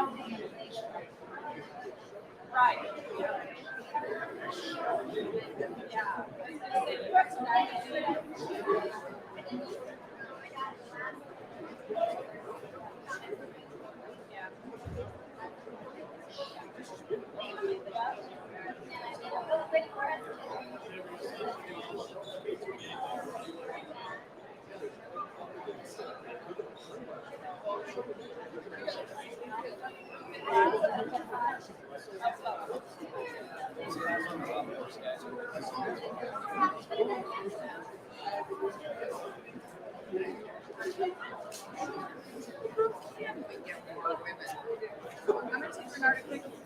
I haven't done it yet. Maybe 2 months. Probably.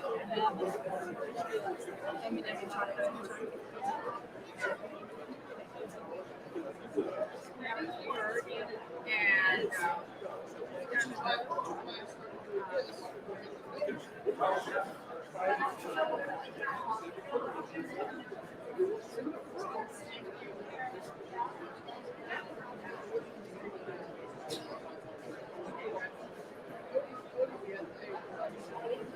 you know, I think I feel like I think we're the same. I'm sure deserves something. There you go.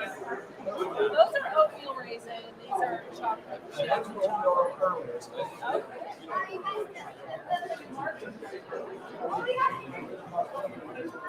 Yeah.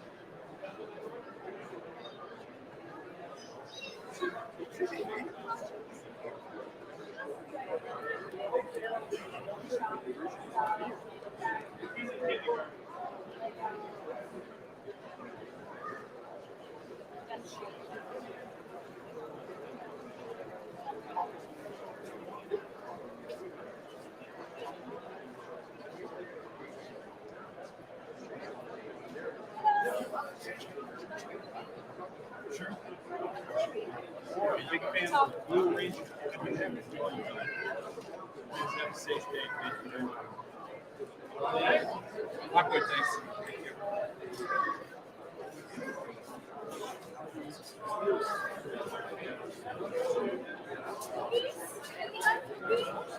Okay.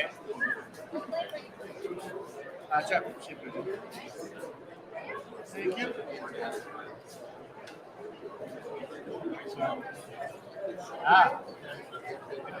And conventions. She has a couple different conventions.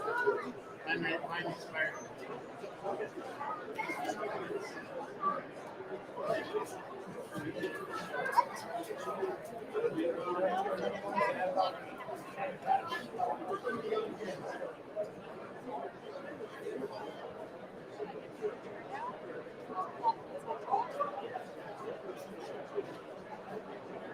Or try and force people to take it.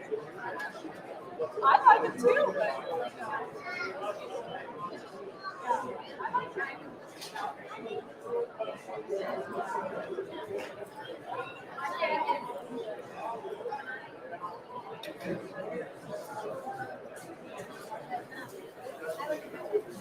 Yeah.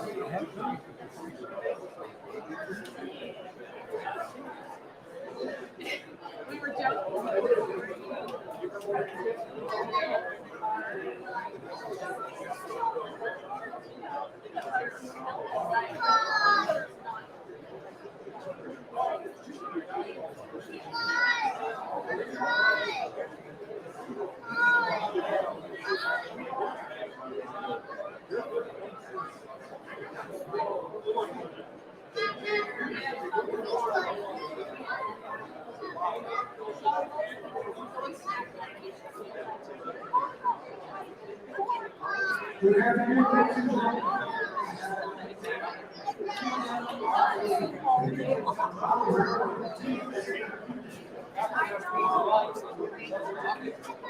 Roger Miley used to do that.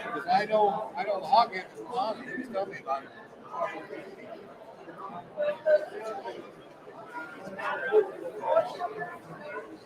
Yeah.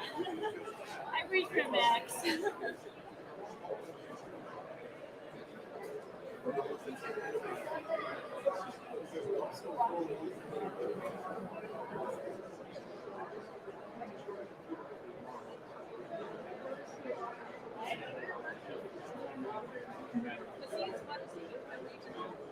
I wonder why.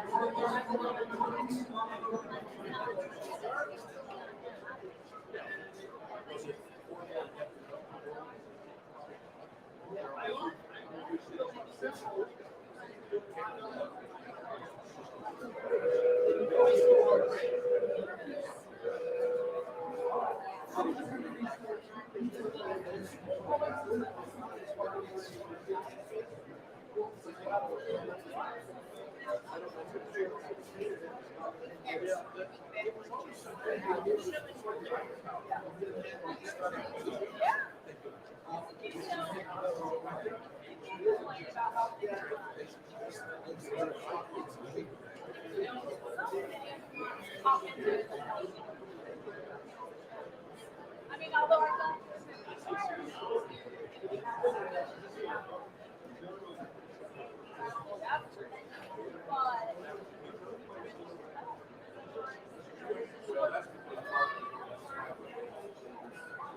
We have NMRA National Booth and the Women Special Interest Group. What did you go? I'm pretty good. This World Cup from my models. Just gotta go outside and off the car. Put that down the asphalt.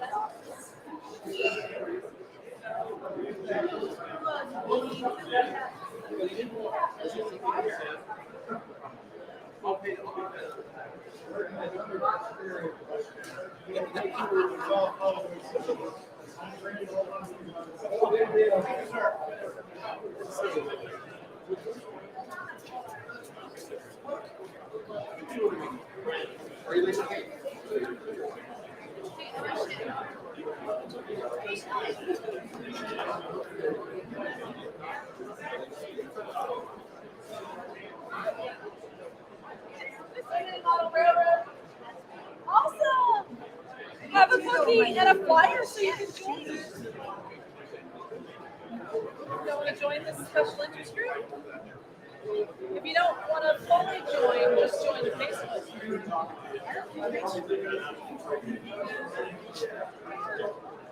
See, you're gonna make us all sad.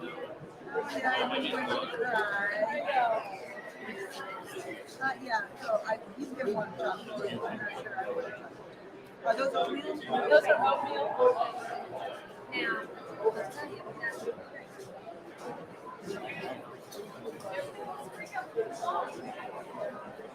Especially if it means you might sign up.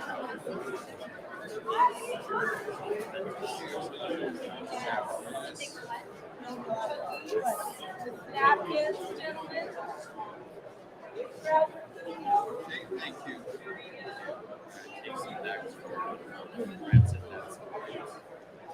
I will allow you if you take at least one oatmeal. I think I'll go with you. This guy. Yeah. This guy. I saw you last night. They said they can take some back to their booth, only if they take oatmeal. At least one.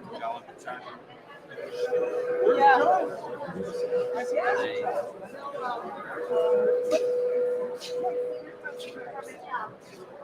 Did you say? Did you say pumpkin or broken?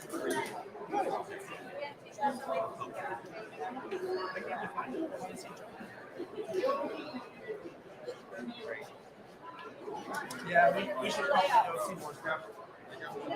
Or at least maybe back to our Thank you.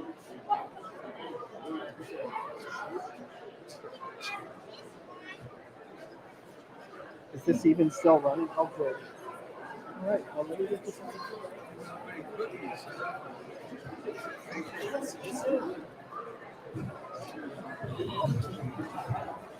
There we go.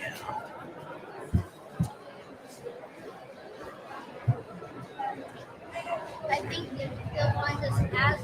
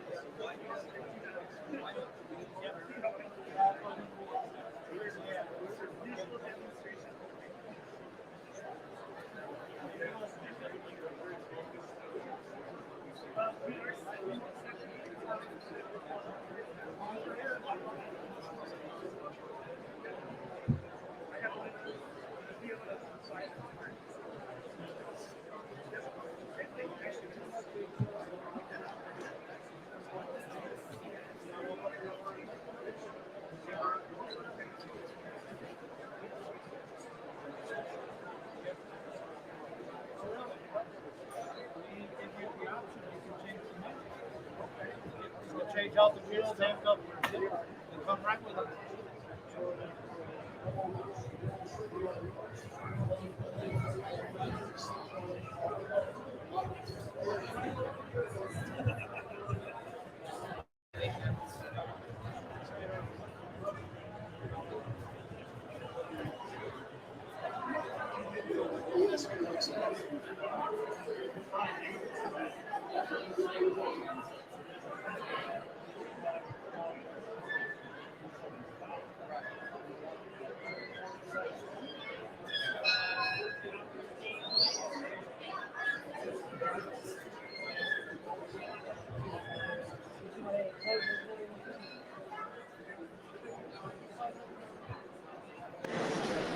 No, that's good.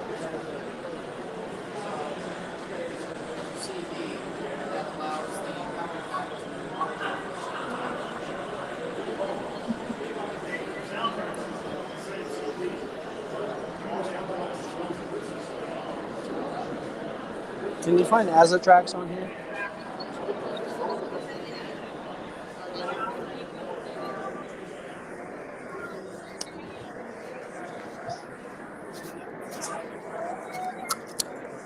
When you see him, you'll remember. I know.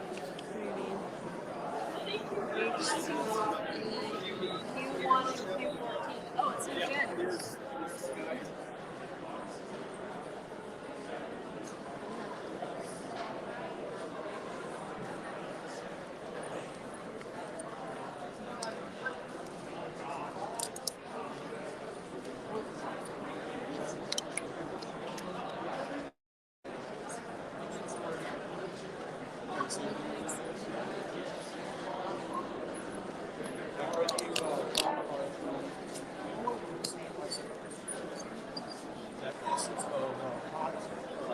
Okay, I think we're back. I think we're back again.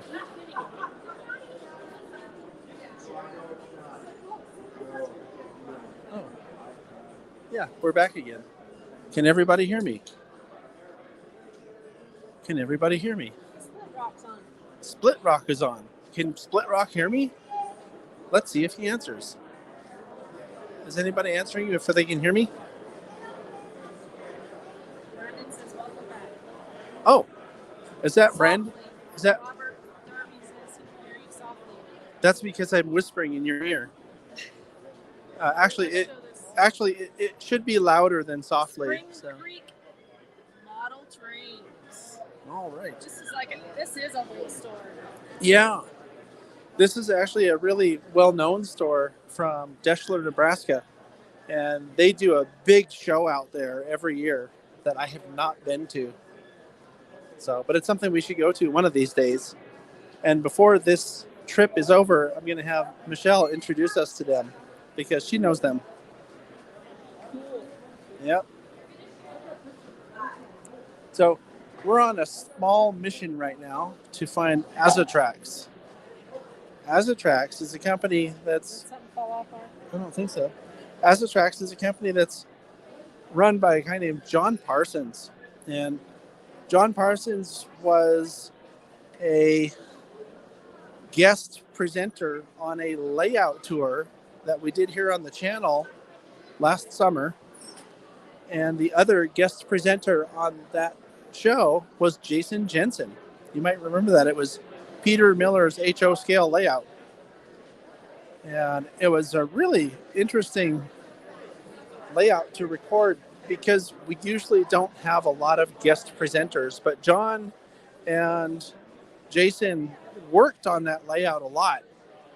And the guy who owned the layout wanted them to talk about it because of the work they had done on it. So I wanted to find John Parsons and say hello to him. So that's our mission right now. And since we'll be talking to him anyway, I think I'll ask him to explain to you what Azatrax is and what he sells, because I think you'll find it interesting. So, I don't see him. Let me ask. Oh, I do see him. I see him now.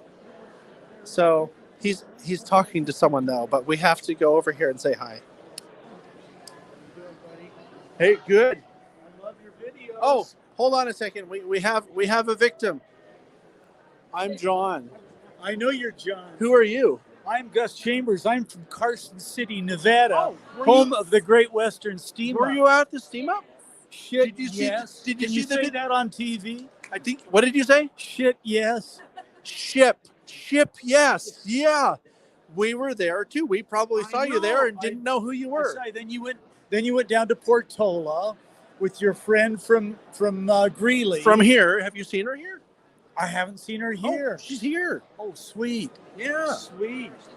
You guys Yeah. had a ball doing that down the Feather River Canyon, down to Oroville. How much fun is that? It was a lot of fun. Just had a ball at the Great Western Steam Up. Oh, the man. great here. I'm a native. Talk about the Great Western Steam Up. Yeah, I was born in Carson City in 1948. My buddy Ron Allen was the guy whose father, Pat Allen, was the yard master in Carson City. Mm-hmm. Ron, Carson High School, class of 66, was born in Reno, as I was, because we didn't have a hospital in town. Okay. I came to Carson in my dad's old Chrysler. He came to Carson on the V&T. Oh. And so wow. that's how he got there. And so we spent an hour and a half leaning up against the Reno talking about all of this stuff. Yeah. Ron Allen, and he's just a sweet guy.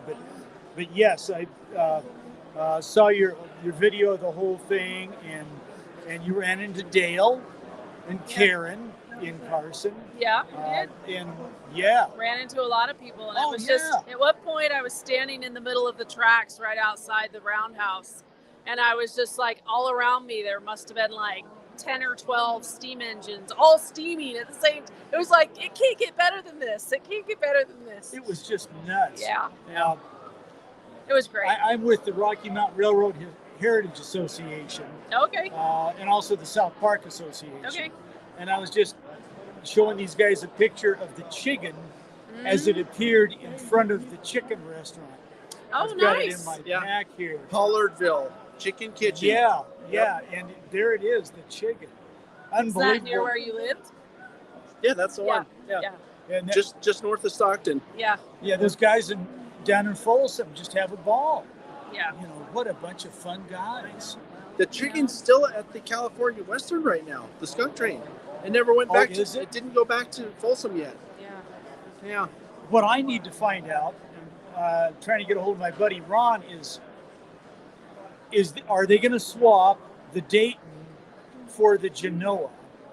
And is the Bowker staying in Carson?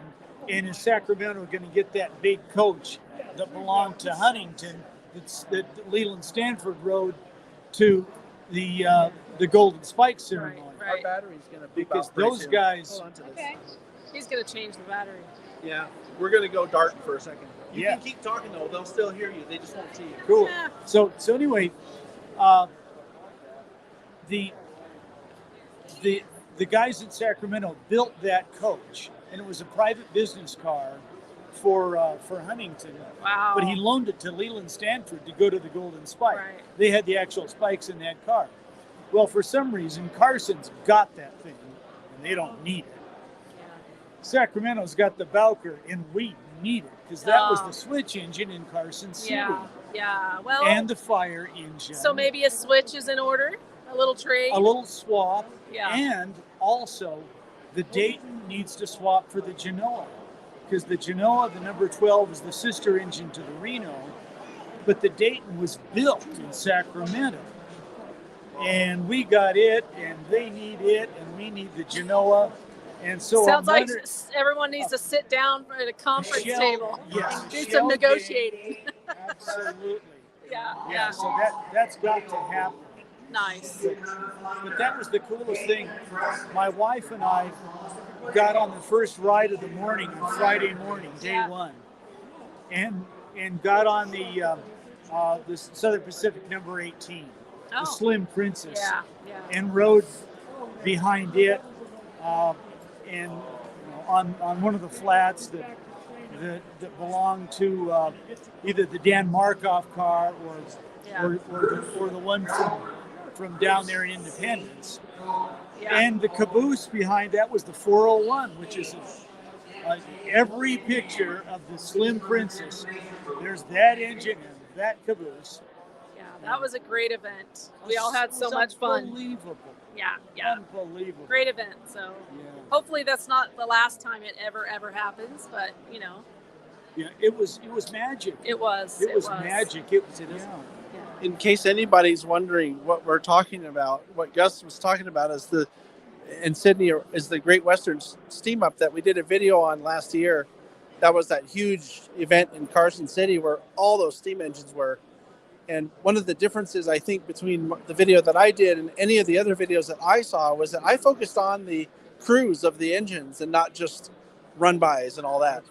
Roger that. Which I thought would be a more interesting story to tell. I don't know if it actually was, but people seem to like the video. So I really got a kick out of that. Yeah. I love that bunch from Nevada City. They're just a riot. And how they've got the Tahoe, the narrow gauge, the sister to the Glenbrook, down there safely in Nevada City. That is just sweet. When I was a kid, the Glenbrook was sitting in front of the State History Museum in Carson City, kind of catty corner from the Nugget. And we'd go to the movies, and then afterwards we go climb around on the Glenbrook. We never heard it. We loved it. So we just grew up with that engine. Yeah. And to see these guys in Nevada City have the sister to it. Yep.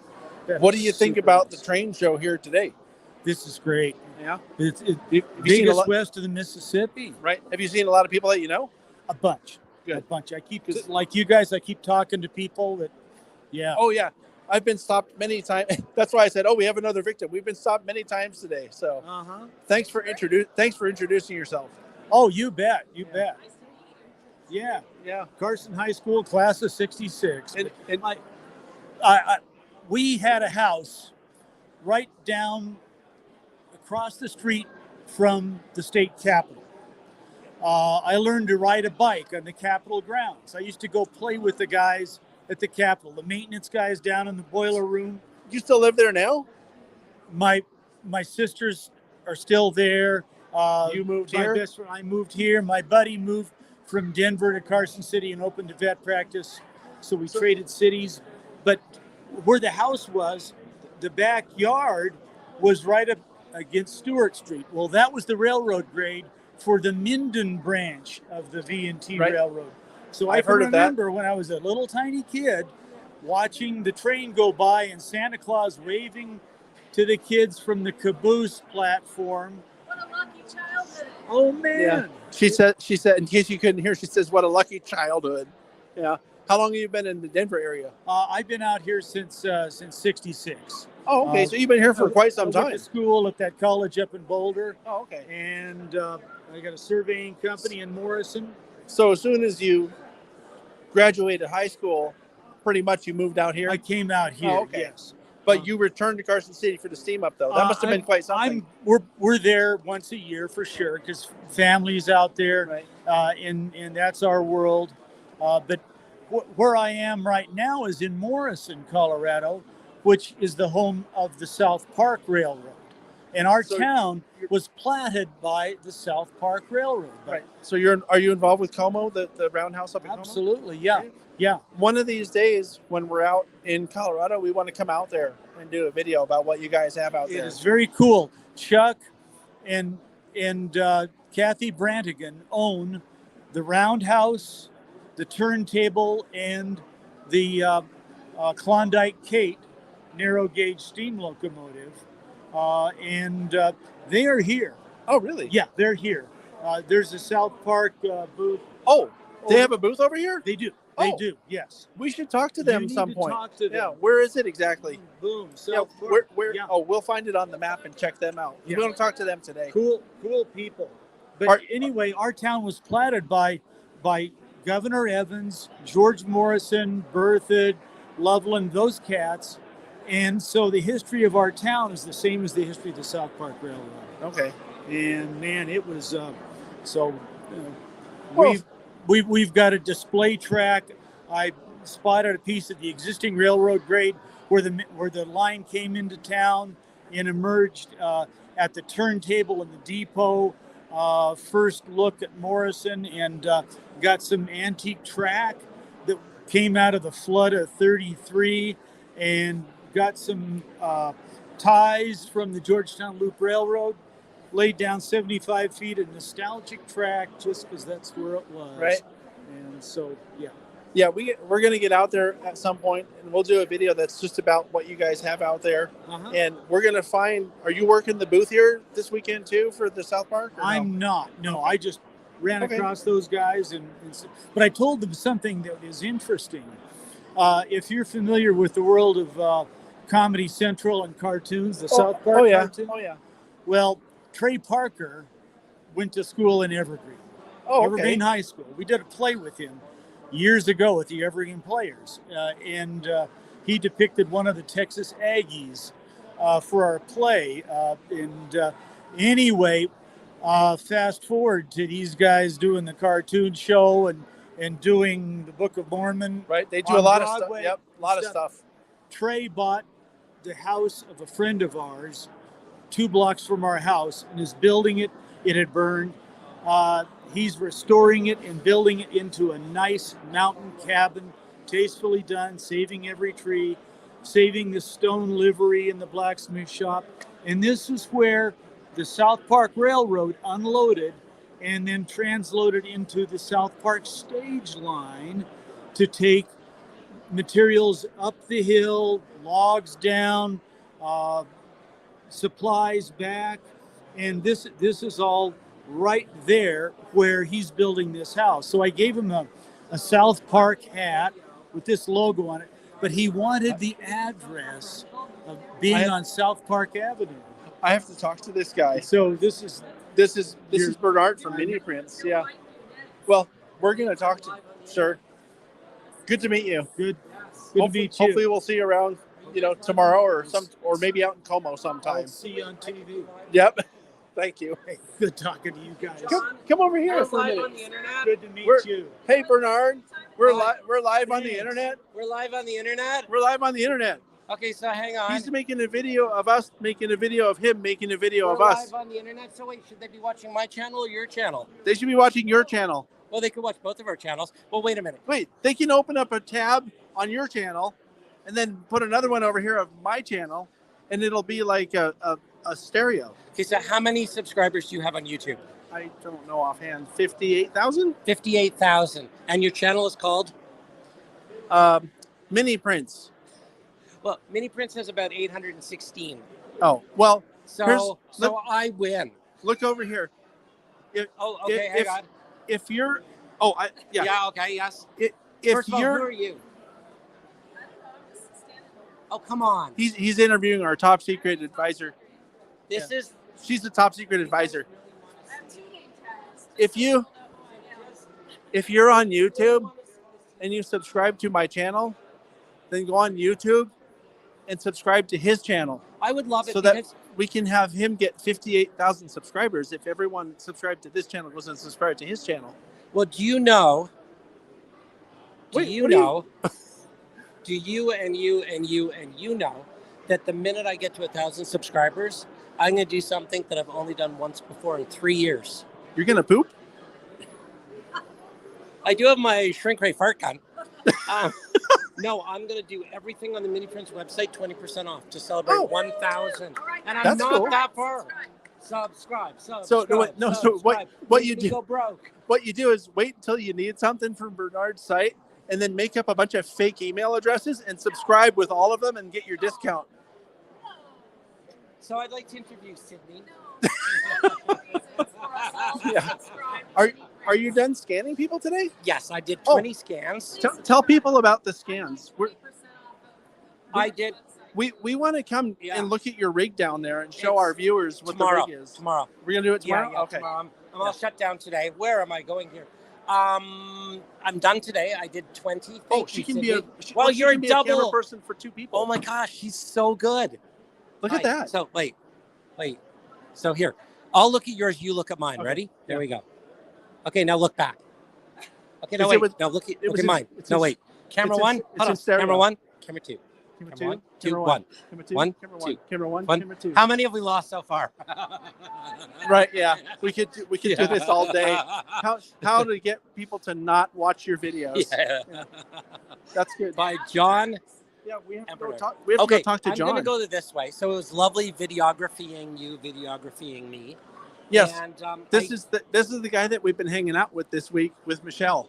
This is the guy who I taught how to use his iPhone. He's really good at using iPhones. Yeah. Thank you. Thank you for all the tips. No, you're very welcome. All right, everyone. John Azatrax and the brains behind the operation, Sydney of TSG Multimedia. They only have 816 subscribers, so join them at Mini Prince on YouTube. All right. So we're gonna roll up on John here. He's taking a quiet break. And we're gonna surprise him. We're gonna ambush him. We're gonna ask all kinds of questions. Wow, these are really neat crossing gates. It must have taken a real genius to invent all this. Oh, hi. You look like a familiar face, John. How are you doing? Well, I'm doing fine. How are you doing? Good to see you again. Thanks. But we found you this time with your bow tie. Yes, It's not Casual Friday today. no. So this is John. He was on the layout video we shot last summer with John, and Jason Jensen was on that one as well, of Peter Miller's layout. Now we get to see you in your native environment showing Azatrax stuff. Would you like to tell people what it's all about? What it's all about? Well, we like action on our train layouts. It's something besides just the train going around. So if you want to trigger some action when the train shows up, infrared is a really easy way to do that. And so we've incorporated that into several different circuits. Some are just generic train detectors. You can turn something on or off when the train comes by. And others are specialized in the different signal types, throwing turnouts, back and forth type animation. So, I mean, if something shows up, if a train shows up somewhere on the railroad, and if you can activate something with a push button, you can do it automatically with the train detector. And that's what this is. So do you have here? I can turn on the other phone camera. Oh, if you want to. I can turn on the other phone camera here and get a close-up shot of this if we like. Are you able to select that camera? Here, why don't you hold this? Just don't wander too far away because it's still tethered to me. And that's what we're talking about, isn't it? This is our microphone, so if you want to narrate any of this, you're welcome to. Oh, okay. Well, you just saw the train go by and signals activated. Now the train's left and now the signals go off. We got the far side over there. Train comes back on the other side. And you'll see we can light up brake lights on a car, for instance. Adds a little interest and shows people that, yes, you're supposed to stop when the train is coming. Yes, we talked to Operation Lifesaver earlier. Yeah, they're a good group. I mean, you really shouldn't need them. We talk about stating the obvious. Don't get in front of a train, but... Yeah, well, you know, that's the world we live in. Human beings being what we are. Now let's watch those brake lights come on again. I didn't notice that the first time. Oh yeah, that's cool.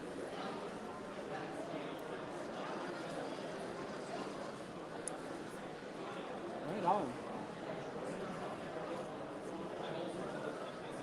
You want to go back to the other camera? Okay. Right on. Here. Thank you. Here you go. So that's it. John Parsons. Thank you. Thank you. Good to see you again. Yeah. It was funny. We came over here earlier, and we're talking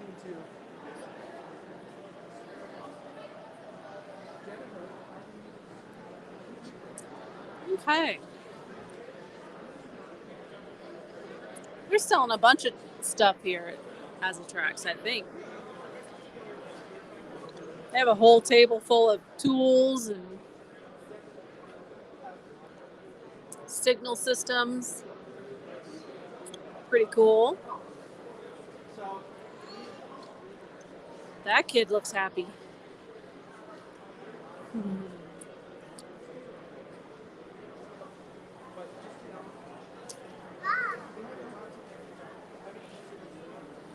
We're going to walk down this way a little.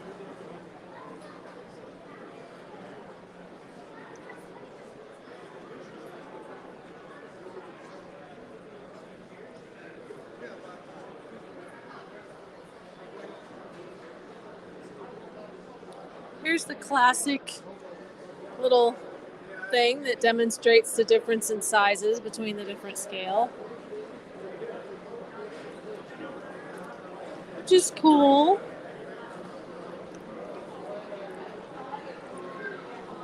Just in case any of you folks don't know what the difference is between the scales. Ha ha ha.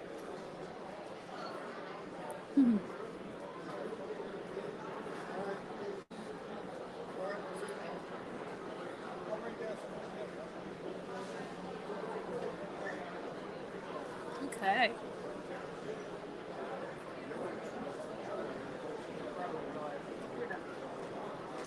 Well, there's some layouts over here that are layouts that people have built inside those storage tubs that you buy to kind of like slip under your bed.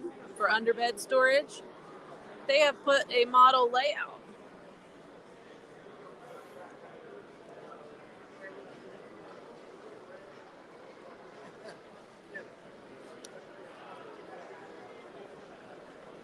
So let's see if we can come take a look at these right here. Okay. They even have fireworks going on their little layout here. Holy moly, people. Can you see the colors change on the fireworks? That is cool. Who wants one now?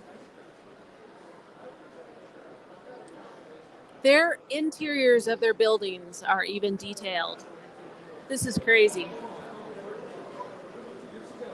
Wow.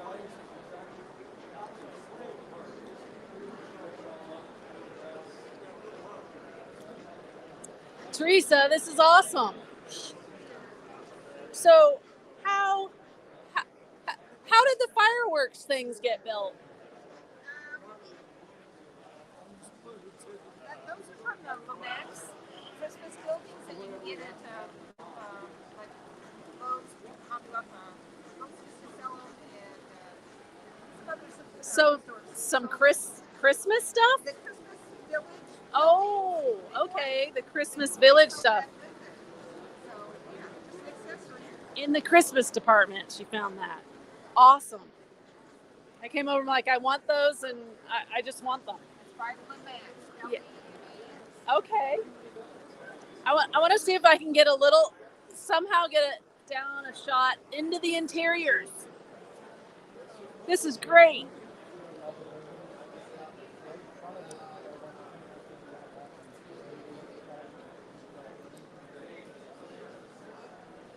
I don't think I can get that close for you guys, but Teresa and her husband, Teresa and Steve Goff,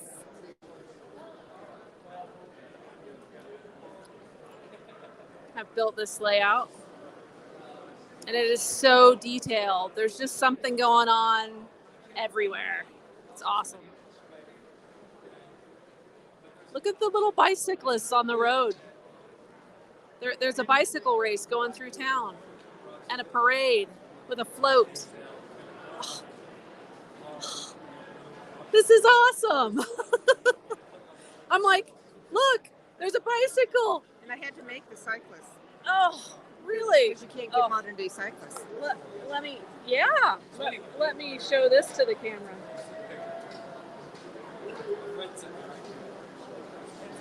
Oh, does that show it better? Yeah, this shows. Oh, okay. Okay, guys. She has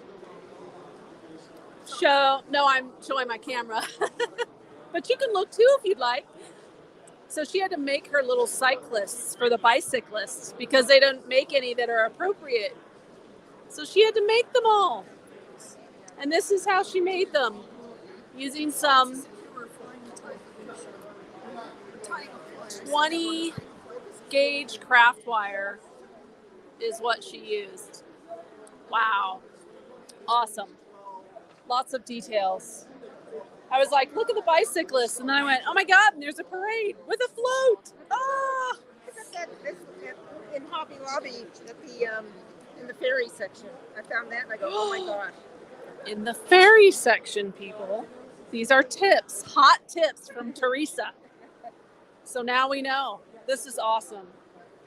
And even better, this probably takes up very little space in a vehicle to bring it here, right? Right, we'll put it all in plastic tubs. Oh, wow. And then that's awesome.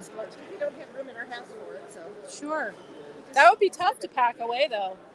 It's so fun. We go to so many shows. Yeah, that's true. You get 2 days with it, and then you're like, okay, ready to put it away. So that's great. That's just wonderful. 3D printing nowadays is really helping out a lot because, like the spaceship and the aliens, those right. were 3D printed. I got those last year. And so you know mini prints I'm doing because you're getting a scan. tomorrow. Awesome. I'll be wearing a garden hat and holding a garden can. Nice. Something just that you really need, right? That you're looking for. Nice. Nice. Very cool. Thanks for sharing. Wow. a little more as we go along here. Look at Teresa's. You did this? Did you talk to her Now, already? yeah. Now John's mind is going to be blown. Well, you're the right person to be in the Women in Model Railroading. I like the fireworks. I have never seen that done before. So I don't know if you guys can see, but at the base of the wind turbines is a flying saucer with a green light and some little aliens. Because who doesn't need that on their layout, right? And then we have look, a lit downtown scene. We're going to get a little closer because this looks just like one of those little food truck event nights with lights strung up across the trees. Sorry for the bumps, guys. Okay. All right. Now let's get a look at that.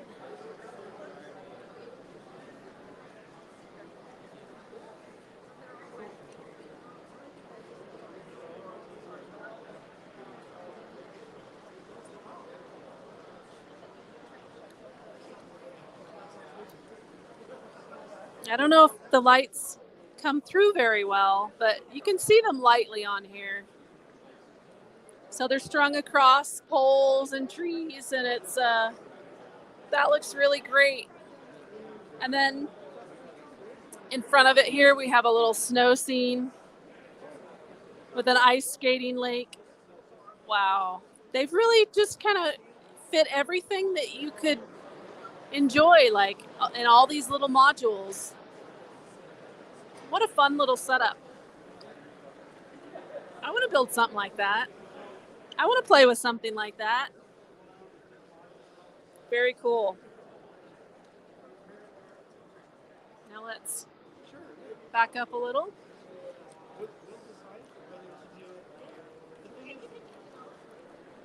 Great layout. And little train. There's 3 trains running around on this separately. So 3 separate tracks, 3 loops. Gives a lot of action for a show. It's great.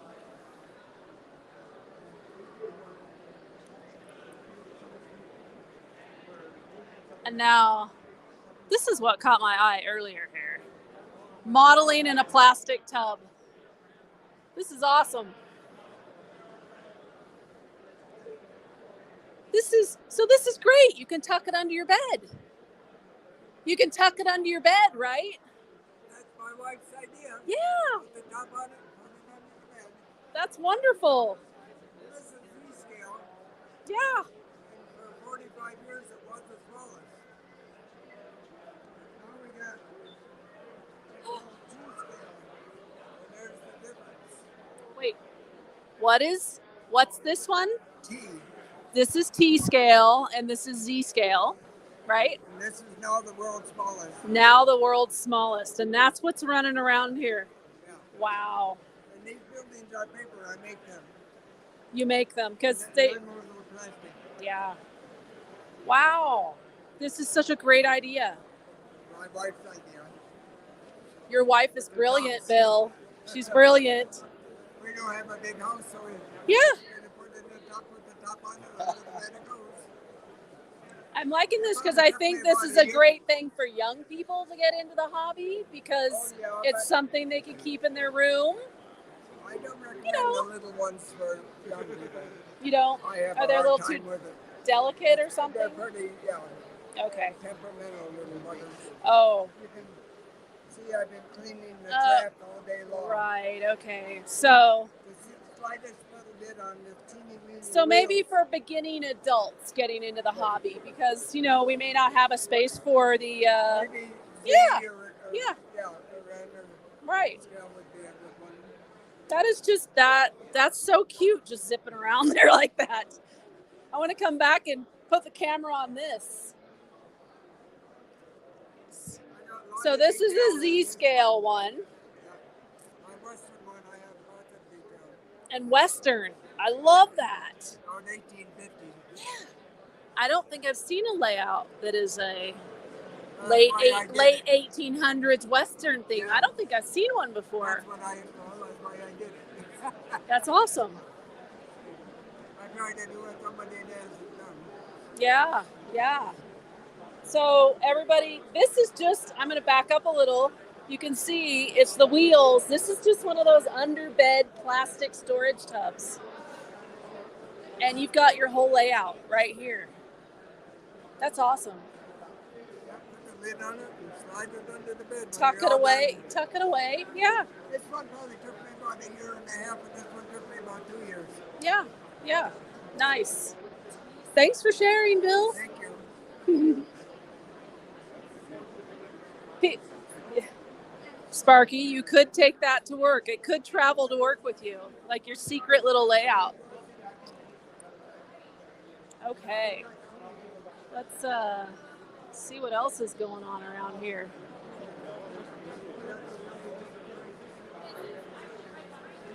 I think we might head back this way.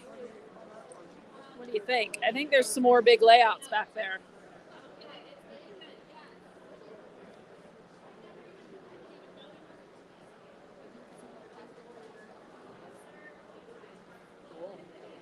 All right. Don't you just love? I love that right there. I just finished that one. That's so. I'm like, I want to Because they eat in have that these- food court. They have those cute little I know the truck food trucks. trucks. I gotta do something with these. These are just the cutest. The corners are hard to decorate. Yeah. I'm going to mosey over here for a minute Yeah. because I see someone that I need to go talk to. Okay. Also, that's Mike McCarville over there. I want to go talk to him too. But first, I'll catch back up with you. We're going to walk over here for a moment. And I realize that this booth that we're approaching is actually a manufacturer. But this is a special manufacturer. And if Sparky is watching right now, he knows exactly where I'm going. Oh, I've been spotted. I've been spotted. Wait a minute. I need to tilt this up because you're so tall. Let me come over here. I'm going to do this just so that I can make sure we're in the picture because I can't see this at the same time. Are we in the here? Let me go on this side, Lauren. Oh, there we are. There we are. This is Lauren J. You're too tall. Hold on. No. Oh, that's better. Just stay like that. Yeah. That's good for your quad. For your, what is this one on the front? The quads, right? The concrete all day. It's good. Oh, it's especially even good. better. Anyway, this is Lauren James of Otter Valley Railroad. And Otter Valley is actually a retail shop in Canada, somewhere near Toronto or in Toronto area, right? Southwest of Toronto, about 2 hours between Detroit and Buffalo. Oh, I thought it was in Toronto. Well, you know, Canada, it's all the same, eh? I live in an igloo. It's cool. Yeah. And drink Molson all day, eh? In Stubbies. It's all good, hoser, eh? Get off, eh? Yep. Take off. Anyway, we're here for a couple of reasons. Well, one, because Lauren's here. And you're going to see on the channel pretty soon because he shipped them to me. These gondolas that he's brought to the show here today. You want to talk a little bit about that? So 2 weeks ago, we received our 20-foot container of 6,400 HO scale gondolas. 128 SKUs, John. That's a huge amount of SKUs for the first production. 12 paint schemes. We offer 2 versions of data only. We're almost 60% sold through in 2 weeks. As I told my girls, we haven't even gotten into the eye of the storm with YouTube guys, the print ads. So the storm's still coming. But that's good, though. That's You amazing. want to have successful runs like that. And then today we announced the N-scale cars of the 64s and the 6. We showed off our first. Oh, yeah. Bring those up here. Pre-production You sample. can bring it right up there and show people. Now, you're going to see the, well, I don't know if this is one that you sent me or not, but you're going to see these in better detail when I get them, when I get back home and do the product spotlights on them. But the detail on these things is pretty astounding. So this is the 6000. This is our first car with KD 158s. All cars going forward will have this 58-1 scales. Oh, cool. So this goes into production this week coming up in Wednesday. So that's how quick it is. Right. So there's no need to replace the couplers. That's a great idea. And the other one that just completed production, these just completed production this week, is the 52-foot NSC. Oh, bring it closer. Yeah, let type people car. see. Look at that. By Freight Car America. It hauls drill pipe for tar sands, oil wells, water wells, and for geological drilling. And this is available in the CN and the XCN CWLX. As you see, it has the patch out CN. I needed 60 on my layout for this car, John. Oh, did you? Yeah. I have a photo etched crossover too? It is photo Cool. etched. It has a steel frame underneath. Do the end caps rotate, or are they? Yes, they do. Oh, All look our at this cars guy. rotate. Look at this guy. And there's the underbody detail.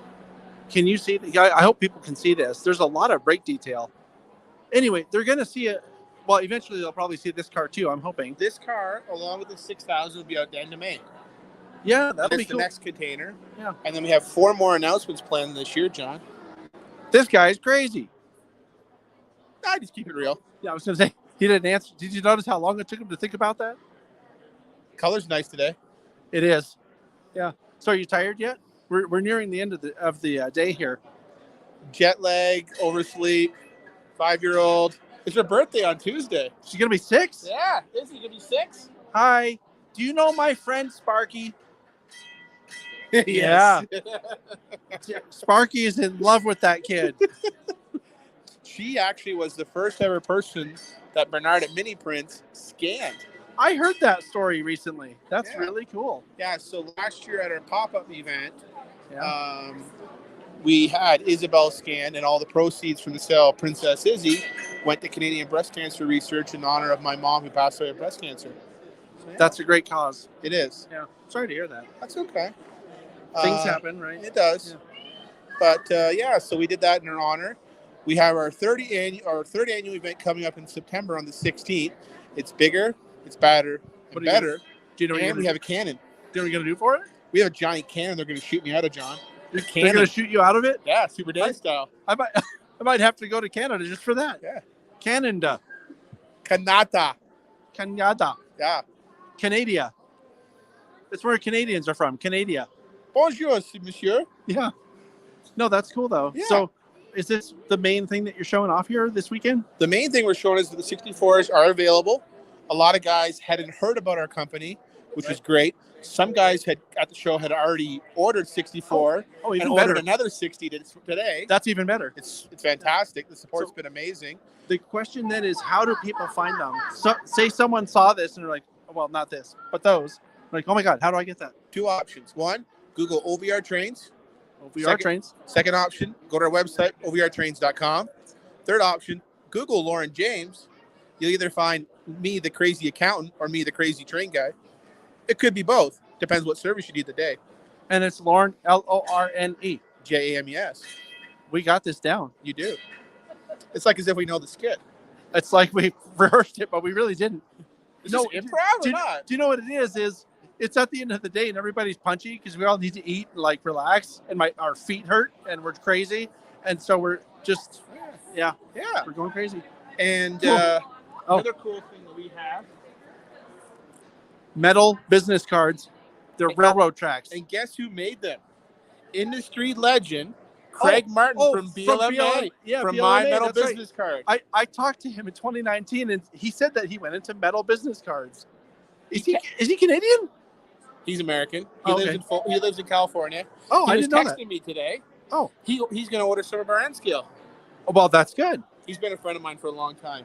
Cool. So it's good to have friends in the hobby, in the industry. Yep. Got to see some of my longtime suppliers. I got to meet up with Frank from Intermountain. Cool. Soundtracks, George and Nancy. Right. All the guys from Intermountain. The guys from Adler. I talked with Jim today. He's kind of annoyed that we got our cars up before they even got a sample. It happens. That's oops. Oh, well. Oh, that's an end scale today, too. Yeah, that's okay. It's okay. Little fish in the big pond, right? Well, for or now. Am I going to be a bigger fish in the big pond? For now, it's a little fish in the big pond. But, I mean, after seeing, though, the quality and the fidelity and the details. The first car out of the chute. Right? It's actually, I mean, all kidding aside, I know we're having fun and joking here, but all kidding aside, these models are really good looking. And like I said, you'll see them when I get the spotlight done on them. I got an email from Canada Post that they were delivered. Canadian, eh? That is Canadian.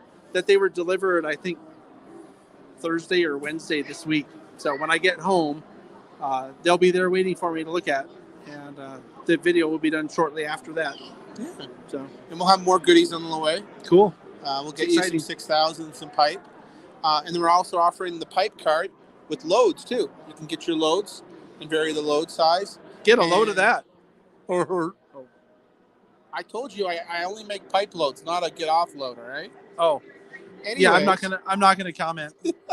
The other thing, it's too late because I already did. On the 6400s and on the 6000s, our fine artist Hilda, who, if you watch some of our Facebook and our YouTube, she does the comedy jokes on our Facebook page. Oh, okay. The latest one is my wife pulling her hair out as the container backs up and me going, "We need more trash." True story. Well, it's only funny because it's true, basically, right? Well, while we were unloading the container, she was texting the girls, "Am I a rich woman yet? Has my husband died in the container?" Right. She was, it was 50-50 odds. She's planning ahead. It was 50-50 odds, really, John. And, so Hilda, our fine artist who also does sales, and a lot of you have talked to Hilda on the phone or an email, she's actually finished up the rubber molds for the trash. So we're going to have custom trash loads that every load is different, John. So every train is unique. Every car is unique. That's pretty cool. Yeah, it's called prototype modeling, I think. That's pretty cool. Yeah. And to have it mass produced is even cooler. Well, she's coming out with a curing age where she's using hydrocal epoxy in her oven. Cooking it. We're cooking trains. We're really It's cooking. like an episode of Breaking Bad, right? You're really cooking now. Oh. Well, you know what they say, a good accountant knows how to cook the books. Cook the books. Now we just know how to cook trash. Wow. This guy has a saying for everything. Wow. I'm not regretting having walked over here, even though my feet are killing me. I can't feel my feet. Can I get my socks off now? Yeah. Yeah. That's next. Yeah. I think they're not telling us we're leaving yet. We still have 15 minutes of this madness. We have to go try to find Mike McCarville over there because I saw him. All right. Well, no, she left now. She's with Mama Bear. Yeah, I thought you wanted to have a video talking about the family. Yeah, Mama Bear might not say. We can do it tomorrow if We'll she do it says tomorrow. yeah. We'll do it tomorrow. If she says it's okay, we'll do it tomorrow. Yeah, we'll have time. Izzy was very generous with stickers. Oh. I think my wife's saying was as much not to go home in the airplane as possible. Oh, that makes sense though because these are for publicity. So yeah, right on. All right, repping it hard. All right, so that's Lauren James and Otter Valley Railroad, OVRtrains.com, eh? Yeah, and you can sometimes see me on YouTube. I sometimes come on Sparky's Wednesday night chat. I'm sometimes with Trackside Mike. Cool. I'm occasionally on the Mother's Life podcast with Lionel. Cool. Or with Ray on Around the Layout, or randomly doing a live while in the middle of a ditch measuring cars. Right. If you ever want to come on to the show that we do with Michelle, you're welcome to also. Absolutely. We could talk about accountant stuff or train stuff, whatever you think is more important. It's been a long time since I did U.S. tax code, but I could refresh my book up. All right. That's it then. Live from where are we? I'm so tired. Denver, Colorado. And it's just too sweet meeting John today. Just too sweet. I'd been looking forward to this.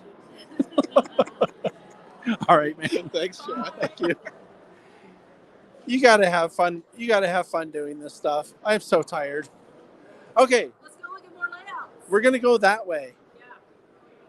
Yeah. I don't know if he's still there. I would think he had a booth here, but I don't know if he does. We're going to go and take a look and see if he's still there. I'm following you.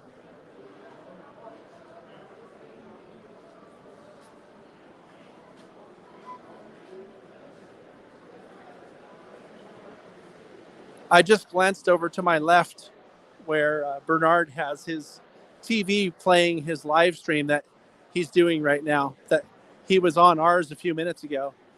We have to go that way.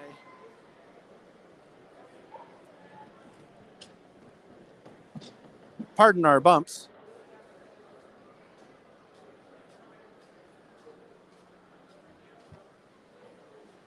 Okay, stop. Yeah, he's not over here anymore. So we're going to go talk to the Rio Grande Modeling and Historical Society. I don't know if Jeff Pierce is still. I don't know if Jeff Pierce is still watching, but Jeff, if you're here, We're about to see the people you know. And I'm thinking since we're only a few minutes away from closing, this might be our last talk here. And we're going to go back to our little corner of the world after this. At least that's what I'm expecting. Whoa! That's what I'm expecting to do. Yeah, that was the effect of going over bumps. And the tripod gets loose. Well, it's a good idea, but we might not get in here. Here, keep going. Yep.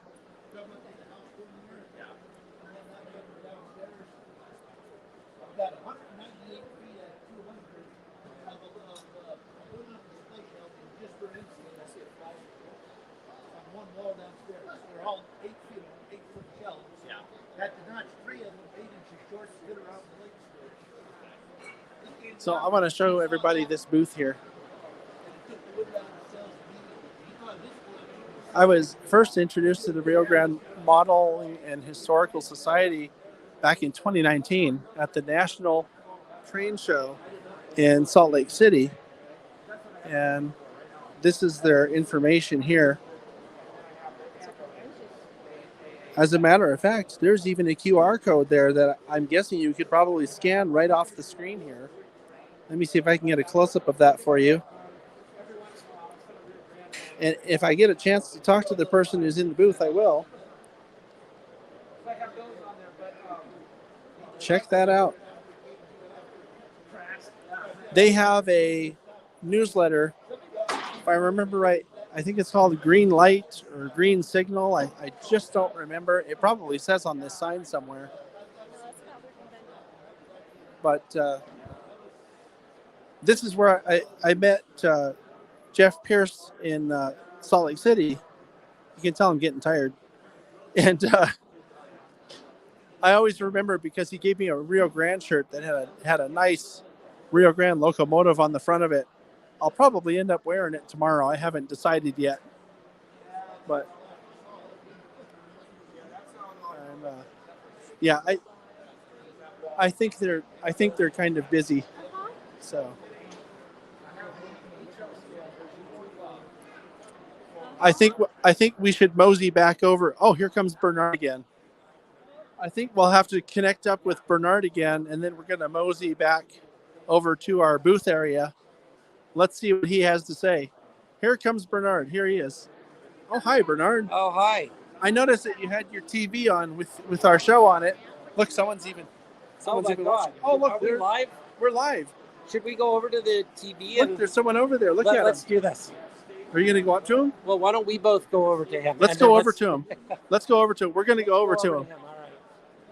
Hi, Lauren. Hi, Lauren. Follow us.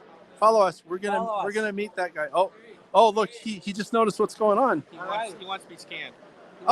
He wants to be scanned. Is he around tomorrow? No. Well, let's find out. Oh. Hello. How are you? Are you here tomorrow? Uh-oh. We're not doing any more scanning today. I'm sorry. I didn't think you were. Yeah. No, everything's shut down for now. Yeah. But you can be live on the internet right now if you want. Oh, that's me. That is you, and that's me. And there's, oh my goodness, there's. Oh, we have our own rig coming up behind us. Do.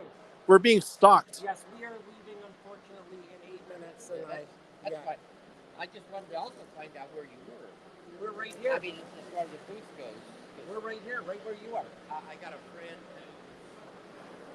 Bummer. The show's almost over, and Bernard won't be able to scan this person who wanted to be scanned.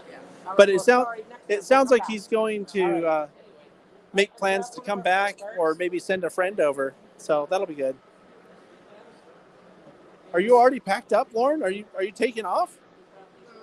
You look like you're you're just carrying around your stuff. Can you hold this for a second? Okay, good. You gonna put it on my forehead or? Oh. I could. I was just gonna do this. I am now going into the sacred place.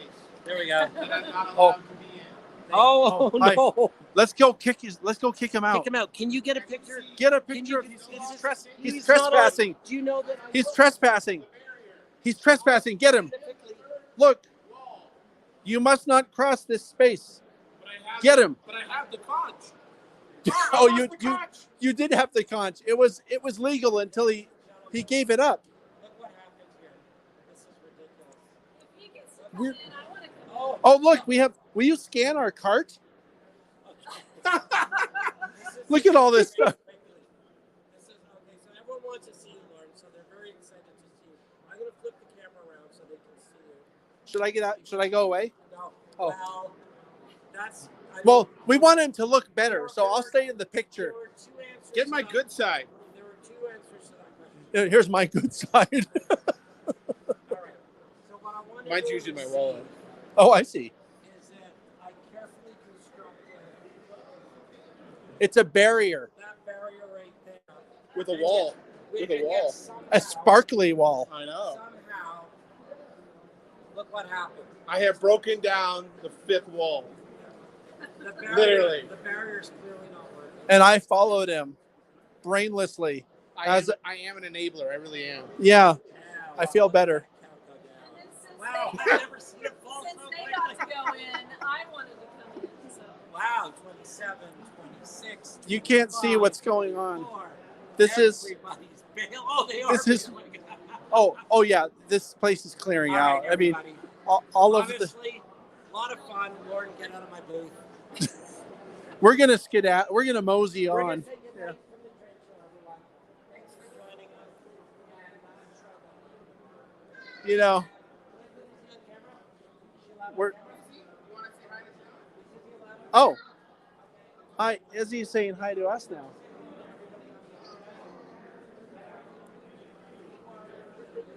Yes. The real star of the show. Yeah. Yeah. We have the permission from the parent. We have authorized it. It's authorized. You should definitely introduce. You could put her on here. She's very comfortable with this.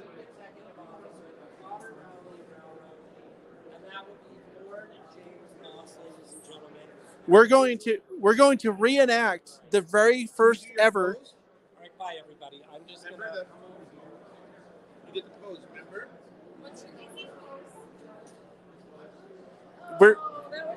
We're reenacting the first ever scan of mini prints. This is historic. So John wants to interview. How did your scan go with Bernard back How in did September? How did your scan go with Bernard? I spin and then I feast on my frozen. Was it fun? Yes. Did you get to see the little you? Yes. Was that also fun? Yes. Does your teacher have a little Izzy? Yes. Oh, you gave one to your teacher? Yes. What's your teacher's name? Mrs. Reed and Mrs. Toby. Wow, they sound like they're very nice, are they? Yes. All right. Are you very good at school? Yes. Oh. Are you very nice at home? Yes. Do you pack orders in the train store? No. Do you pack HO or N scale only? And still. Or is it N scale because it's smaller? Yes. Oh. Do you help mom and dad all day? Yes. Are they breaking any child labor laws? No. Oh, I thought you would say yes again. No. Okay. Do you get paid in dollies? Yes. Dollies or dollars? Dollies. Dollies. Wow. So dad's nice and pays you with dollies? Yes. That's about the nicest thing I've heard all day today. Thank you. Thank you. All right. What is it? I can't. Oh, did you bring toys with you? Is this how your dad paid you? Mr. Cuddles. Mr. Cuddles. Okay. Oh, they're closing the show in 3 minutes. Oh, let's look at Mr. Cuddles first. Here, come over here. We're going to look at Mr. Cuddles and then we're going to rush back to our... So you want to tell John about Mr. Cuddles? Mrs. Cuddles is fluffy and he sleeps with me every night. And if he's wet, my mom cleans him up. Oh, well, your mom sounds like she's very nice to you. Yes. And it sounds like your dad's nice to you, too. Yes. What's his name? You got him today, didn't you? Yes. What's his name? Is this a kitty? This is my Christmas. A Christmas kitty? What's his name? Or her name? Christmas. Christmas Kitty? Yeah, Or Chrissy? Chrissy. Oh, Chrissy. Okay. Chrissy the kitty. That's really nice. So what do you think of the Kids Zone they had at the show today? Good. What do you think about the face painting you got? Good. You look like a superhero or a princess. Princess Izzy, right? Yes. Yeah. What was your favorite part of the train show, Izzy? Was it the Disney layout? Face paint and Lego and the Kids Zone. The Kids Zone. That sounds really You nice. know who was involved in the Kids Zone? It was Michelle. You remember Michelle? She giggles a lot, doesn't she? Yes. Oh, our Michelle. Yeah. When you said she giggles a lot, I knew who you were talking about. You giggle a lot too, don't you? My mom. Are you done? Oh, we have to talk to your mom? What are we doing? I don't know. She might be insisting. You want to interview your mom like she sells trains? Do you want to here? Hold it like this. Ask your mom. Ask What do your you que- do now? You sell Yeah. trains, You right? ask her a question and you hold it to her. Hi. Gotta ask the question. You gotta ask the question first, Izzy. You have to ask the question here. Ask your mom a question. You bought parcels every day. Do I pack parcels every day? Yep. Yes. Where do we ship our parcels to? Everywhere. Everywhere. What's she your knew the answer. ask Mama what her favorite train is? What's your favorite train? Blue ones. Oh, Conrail. And purple ones. There are no purple trains. You like purple. There should be purple trains. What did Daddy do with this though? Make him crazy with you. Buying too much stuff. Especially trains. Sir. That's not a good answer. I'm putting it everywhere. That's not good answer. Thank you. Thanks for being such a great host on the show. Oh, You were on the camera, but you. I could be. Yeah. There you are. Look. Yes, let's sign everybody off. Say bye. Yeah, we're gonna sign this off because let me look at my glasses. Oh yeah, it's 5:00 local time, which means we have to go. But don't forget, you can also join us tomorrow. As a matter of fact, we'll be starting live here. The plan is to start live at 9:00 local time tomorrow, and we're going to be talking mostly to the larger manufacturers tomorrow, and we're also going to come over here and talk to Bernard about what he's been doing at the show. We've been messing around and having a good time, but he's actually working here too. So I know it's not supposed to feel like work, but it is. And I think we're going to come over here and witness history when he scans certain specific people. So, but you'll have to wait and tune in tomorrow for that. And yes, and yes, and we'll talk to you then. So thanks for joining us here today on day one of the Rocky Mountain Train Show, and we'll see you tomorrow.